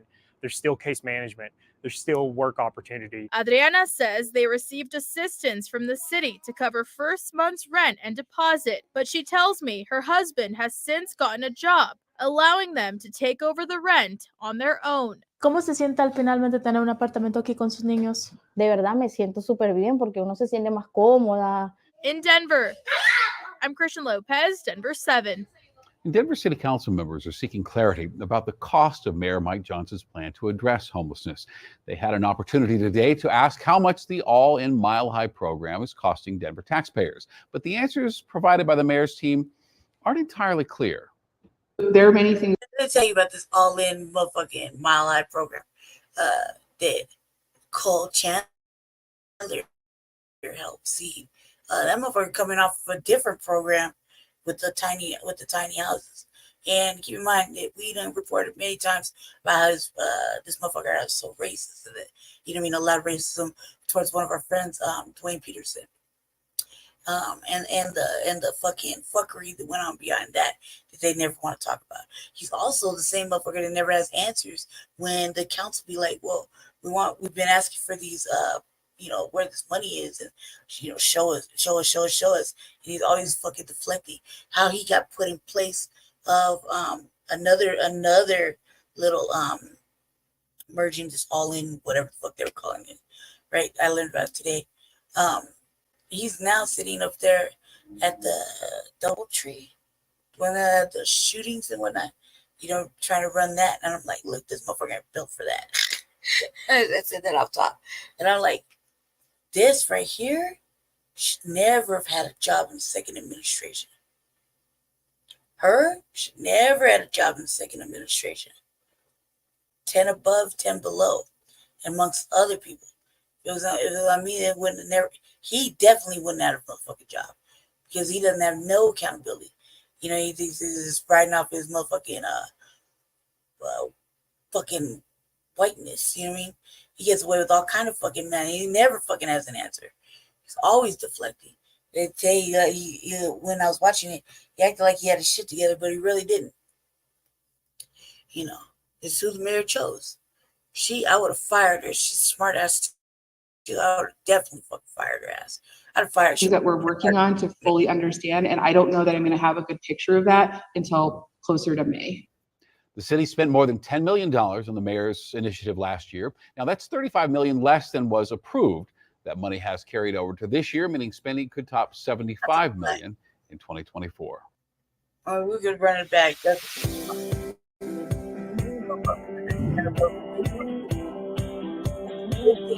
We begin here at 9 with an encampment near Elitch Gardens. It's going to be swept next week, forcing dozens of migrants living there right now to find another. Get one more arm done. Denver is now laying off government employees in order to pay for the migrant crisis. When the mayor's office was questioned, they said that some government employees, they're still there. Like, they're not fired. There's only a few that put up a motherfucking fight. And like I was saying earlier, the fucking elections department was one motherfucker. Like, no, you're not cutting nothing over here. That's another day, another show for fucking election nonsense. The ones that take the ballots and do the counting and shit. It's a whole nother motherfucking day, whole nother show. And me and Jesse know personally that these motherfuckers were intentionally calling us misinformationalists and all this extra shit. Fucking Paul Lopez. I'd have fired his ass too. And I would have definitely fired his motherfucking ass and his whole crew over there working over there. Why? Because they're up to fuck shit. They've been doing fuck shit and they're bought and paid for. Easily manipulated. Not just by certain people, but people you wouldn't even think. Their hands all up in it.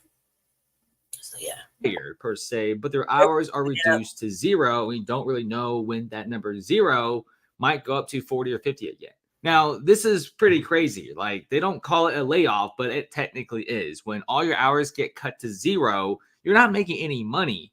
And with 60% of Americans living paycheck to paycheck, how are they supposed to pay for their next meal, send their kids to school, et cetera, et cetera? You know, you got a lot of government employees being laid off, guys. DMV guys are gone. Parks and Rec guys are gone. And you probably will start being seen like public facility guys be gone as well. A lot of these government employees are no longer working. No more money, no more paychecks. And it's also a blow to the face when you can't even handle the migrant crisis well. The whole reason why they're laying off government employees is to save more money so they could put it into the migrant crisis. But now Denver starts noticing how expensive it is to take care of 40,000 to 50,000 migrants, even though they already cut their hours to zero. Denver still doesn't have the money to open these shelters. It had to close 4 shelters in effort to save $60 million. And guess where everyone is sleeping now? All the migrants are now sleeping in tents on the side of the streets. Denver is putting up porta potties on corners of the roads so they could use the bathroom. This is the Denver here. I mean, Denver is not big at all. It's a pretty small city, which made everyone wonder. Porta potties for the unhoused. They fucking bitched and complained about it. They would not do it. They wouldn't do it. There's one fucking porta potty per block for like fucking every four fucking blocks or some shit. They wouldn't even pick up the fucking trash from the unhoused. Unhoused had to close down a whole motherfucking alley just to fucking have trash services. And that's after I made them clean it up. Okay, they wouldn't do it. I didn't make them clean it, but I asked them. Okay, that's because, you know, I'm a love motherfucker. You know, contrary to popular belief. This is a lie. Like, would he try to cut them? Like, if people were like, let me go. This doesn't come from him. There's motherfuckers actually saying, all right, we're gonna cut this, and this, and this, and this, and this. He kept the previous administration and the new ones to learn from the old ones on how to fuck the city, right? Where's the private auditor? Can we get a private auditor? No, even the auditor is under the mayor's hand. So, you know what I mean? The fucking, what do you call it? That's what I'm looking for. Give me a second. Let me think about it real quick. It's a word I was looking for. It's really serious about how they're doing the money. You know, it's a lie. Because if you really look back at the news and everything going on in our city, just off of 9 News alone, the numbers were fucking excruciatingly high. This is before the last few months of 2023 into this new year, right? There's articles. What made Denver want to become a sanctuary city doesn't really make any sense. And by the way, I think the most migrants can take in is probably 1,500 to 3,000 max, not 40,000. And Denver has decided to put the comforts of migrants over the safety, schooling, and employment of Colorado citizens, prioritizing and hiring migrants over American citizens, a slap in the face to taxpayers. Now, the Denver government is already kicking out its American staff, and they may be putting on the migrants on the payroll because Denver has emphasized numerous times that they want a lot of these migrants to start working. So I guess what better way than to lay off the government employees who have been in Denver for decades and then just put in the migrants just so they could start working and leave the shelters. It's just, I don't know what they're doing. Like, people in many of the surrounding Denver neighborhoods and the suburban cities are the guy on the block who is taking in every single person they can. And even the New York City mayor is like, we can't keep doing this. New York's GDP is the highest of all the American cities, and it's higher than some countries around the world. Even Mayor Eric Adams of New York City is calling into sanctuary city status. Adams is so desperate that he's about to sign an executive order to bypass the city council and do some radical overhaul and big changes on the sanctuary of New York City. They're going broke. They don't have the money. Many businesses. You see, I was like, still hard pause. And I am not gonna bring it up what I did earlier in the weekend. However, motherfucker did make substantial fucking claim. It's in our policies right here that I drafted up myself. That I've been sitting here, not gonna give it up, because you're not gonna continue to steal my intellectual motherfucking property, right? The truth is, however, I was asking, so they already do for them to do something, for one person to do something that they already do. And I volunteered to solve their problem. You know what I mean? Very simple, without any of this other fuckery. Because a motherfucker like me actually thinks, this is fucking ridiculous. You know what I mean? I sit here like it did for everything else.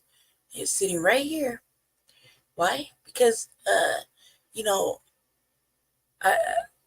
up until just recently, I was thinking, well, wouldn't it be tight if we, ran for office?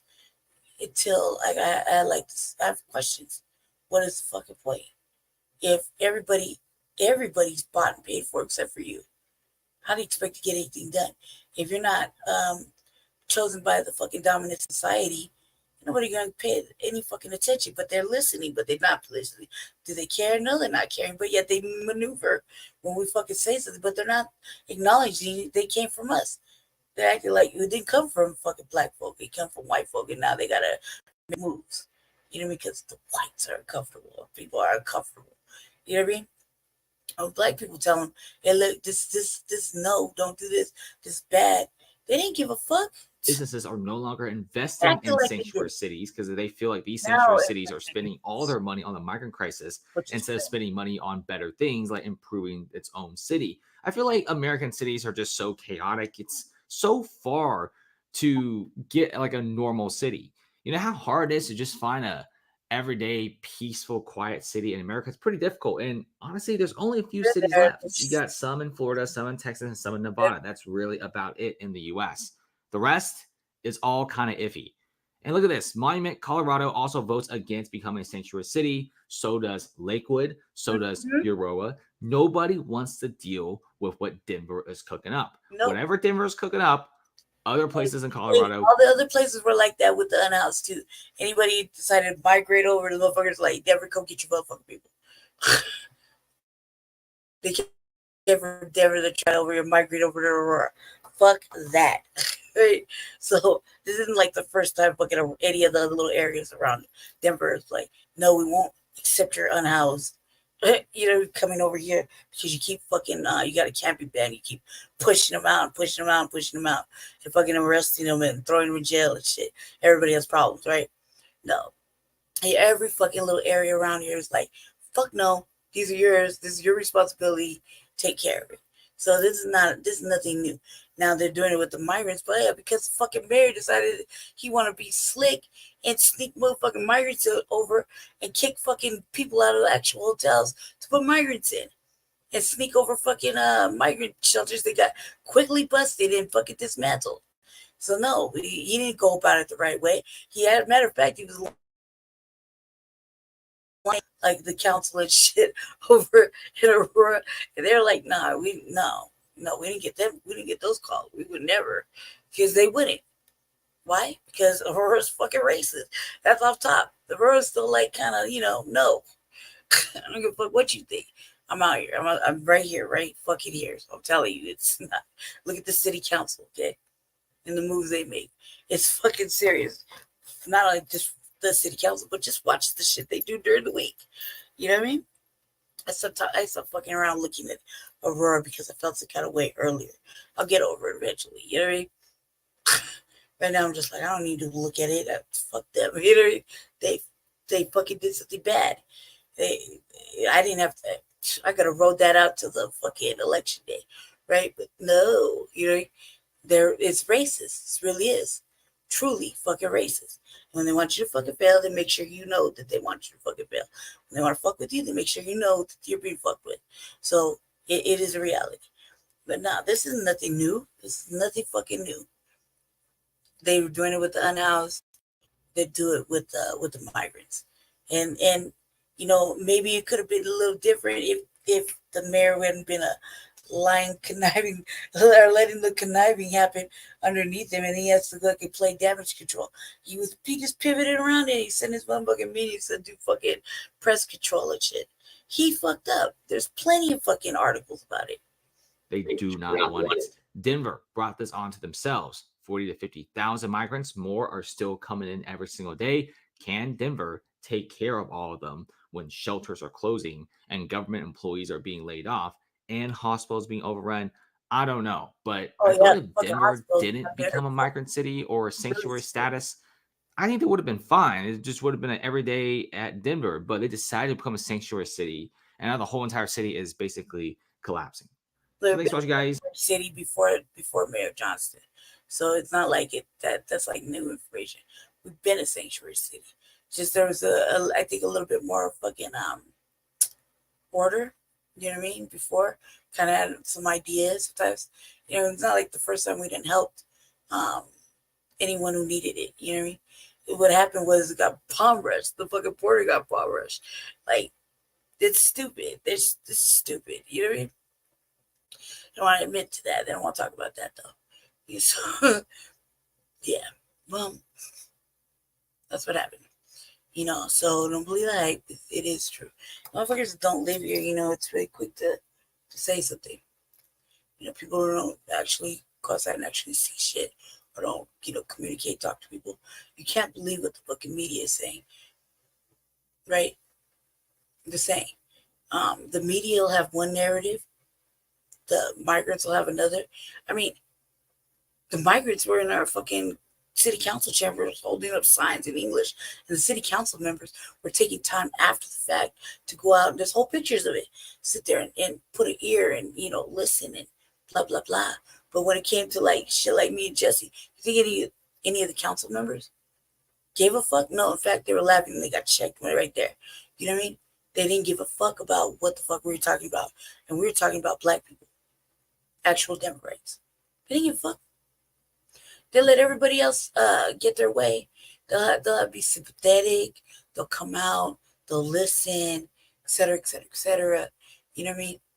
Palestine shit, everything, right? But when it came to talking about actual Denver rights, black Denver rights, they give two fucks about it. And it was just two of us. Can you imagine? They had a whole fucking couple of chambers full, and they're out there just, taking pictures and shit. Oh, I talked to so many people. Right? Do you think that happened that day me and Jesse went to city council? Anybody said, oh, well, what's really going on? You know, how can we help? What can we do different? No, none of that shit was happening. None of it. It's bullshit. Right? And they don't want to be talked about. They don't want to get called out. That's the facts. It's the fucking facts. That's what's happening. Well, anyway, family, thank you for staying up as long as you did for the RVA. Glad I managed to get some of that out of my system, because that shit was just everything I read, right? That's just a small tidbit, you know, but we actually live here, so we can report on that with a free conscience, you know what I mean? Because we actually know what's going on around here. And not to mention, we still have family outside. Plenty of motherfucking family outside. So we know. You know what I mean? And we also do city council. We actually sit on boards. We just do the real work. And motherfuckers are like, what do you do? It's a reality. You know what I mean? We actually do the work of the people behind the scenes. When you're sitting on the boards of the city and you're actually trying to fucking do the right thing, goddamn right we're going to be mad. Especially when we're just like everybody else, except living just like that. You know what I mean? And we can't get fucking help. Okay? Literally. And we're still trying to do the work for other people. Damn right we're going to be mad. Damn right we're going to fucking be upset. Like that. Factor that in. You know what I mean? Especially when we see our hard work and effort act like it's being ignored, and yet they want to go fucking complain about it and put it on the news. And then like, oh, this is a real topic. Was it a real topic until fucking Jesse brought it up, or we drug it out, or we fucking applied pressure? No, nobody was listening. It's only listening to it, the old fucking with them. Then they come out and they say something. Oh, blah, blah, blah, blah, blah, blah. And you're taking away from the people. But man, how many times did we fucking go say you're using the people's money? You're not taking care of the people before the migrants. You know, oh God, you're villains, you're bigots, you're fucking everything. Okay, were we wrong though? No, you just didn't want to hear it from us, or you wanted to hear it from us, but you want to ignore it, like you didn't hear it from us, and our work, our shit, and our work wasn't valid. And you act like we didn't see you do any of it. Hey, you're not mad because we keep calling it out, talking shit to you. It's the fucking facts. It's fucking facts. And we're not having none of it. It's a new day, man. 2024. We're not supposed to be just sitting back and just allowing shit to happen. I mean, we're gonna do something for the greater good of the fucking FBA. I mean, fuck. You know, don't let the shit deflect the motherfucking message. It's bigger than us. You know what I mean? But they don't want to acknowledge it. Fine, don't acknowledge it. You don't want to take it seriously. Fine, don't take it seriously. You know what I mean? You don't give a fuck what we're saying? Cool, don't. You know what I mean? Have nobody blame but yourself later. You know what I mean? It's not going to stop. You know what I mean? You think this motherfucker's just chilling, sitting on their hands, not doing nothing all day. Fine, keep thinking that. You know what I mean? No behind the scenes city work is getting done between us over here. Okay, cool. Sit back and think that. You know what I mean? It may look how it's gonna look, but still shit's happening, right? I'm not sorry. Not even the least. If is it villainous to point out the fucking obvious? No. It's villainous to not feel nothing about the obvious? No. You know what I mean? Should we feel something for our people? Goddamn fucking right. Again, it's because this motherfucker has too much milk in their motherfucking coffee. Don't let the shade deflect the message. Very fucking serious about what I'm saying.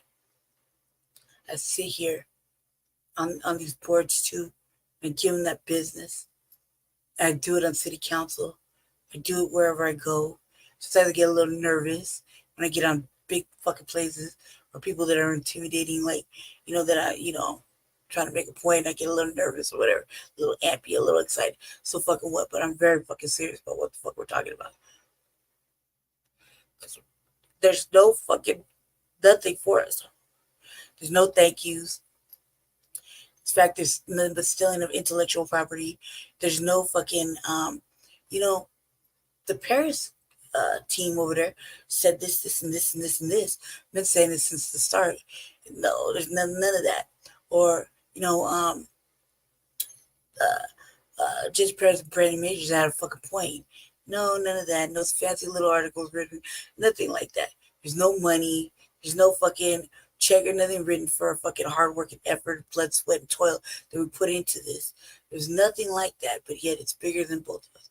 We're doing it for a specific motherfucking reason when everybody else can do it for their people, right? Everybody else can act the fool and do the most, leapfrog over other shit. We don't do that. We're serious. Really put in fucking effort, applying serious motherfucking pressure, asking the fucking questions, taking the fucking learning that we're getting, standing on everything that we're saying, codified actual motherfucking business. And no one likes it. Or they do, or they don't. Who knows? Pay attention, they're not paying attention. Fuck you, fuck us. However, yet here we are, right? It's a fucking it's nonsensical. You know what I mean?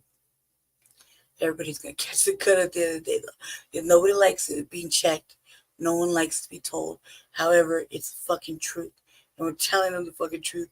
Been telling the truth since fucking I can remember. Been telling the fucking truth, actually telling the truth. Hot boy statements, maybe a couple here and there. Is it? It's not based in truth, though. It is. You see what I'm saying? It is. Even currently. Right now, it's day 3. I still haven't heard anything. I don't know if I should call or find out. You know what I mean? Because it's not on me. If I know that the motherfucker's doing the most and doing the things I'm asking about, then fucking do that. Actually help somebody. In actual help with Denver, right? Especially in a serious predicament.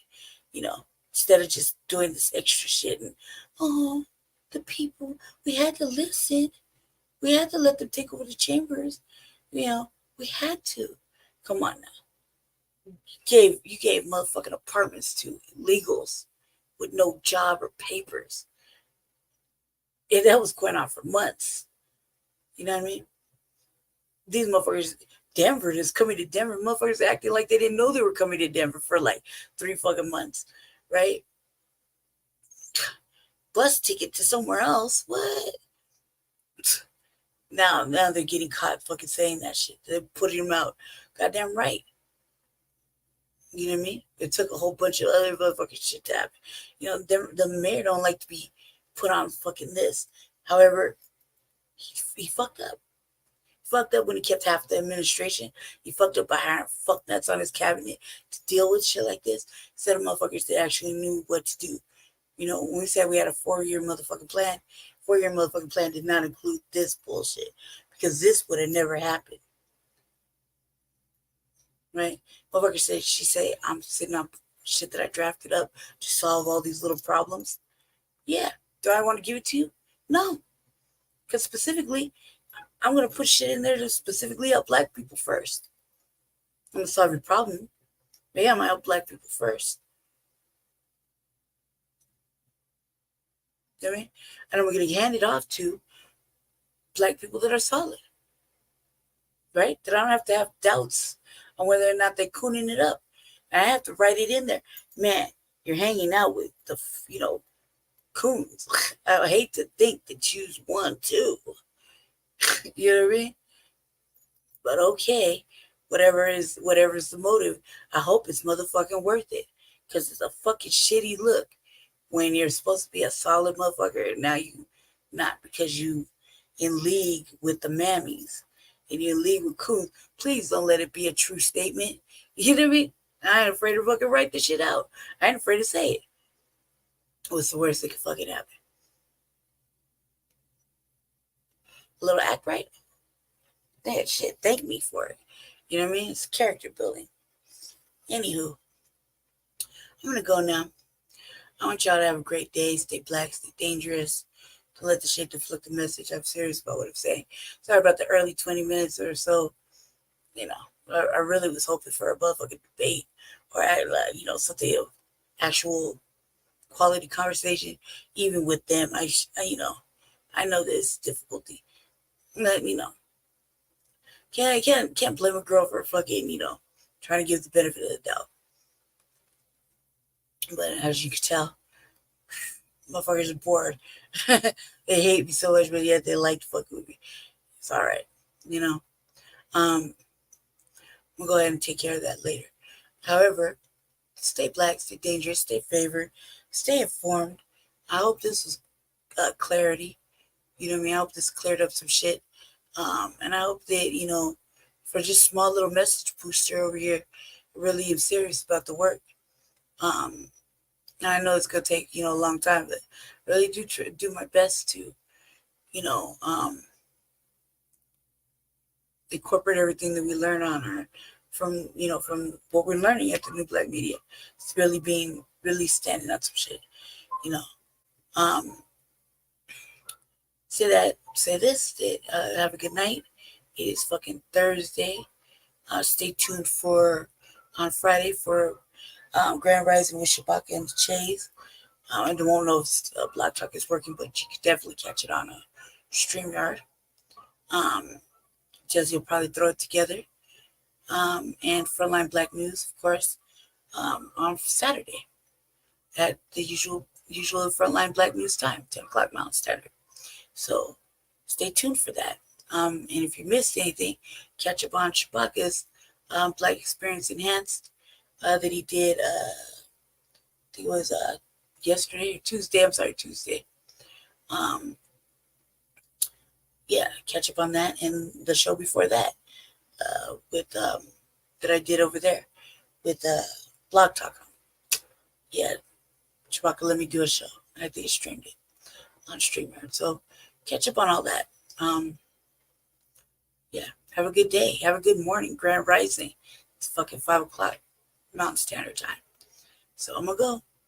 It's gonna be an interesting motherfucking day. So peace and thank you everybody. Well, thank you Jay, Joe, and Jesse, of course, and Sister B for popping in.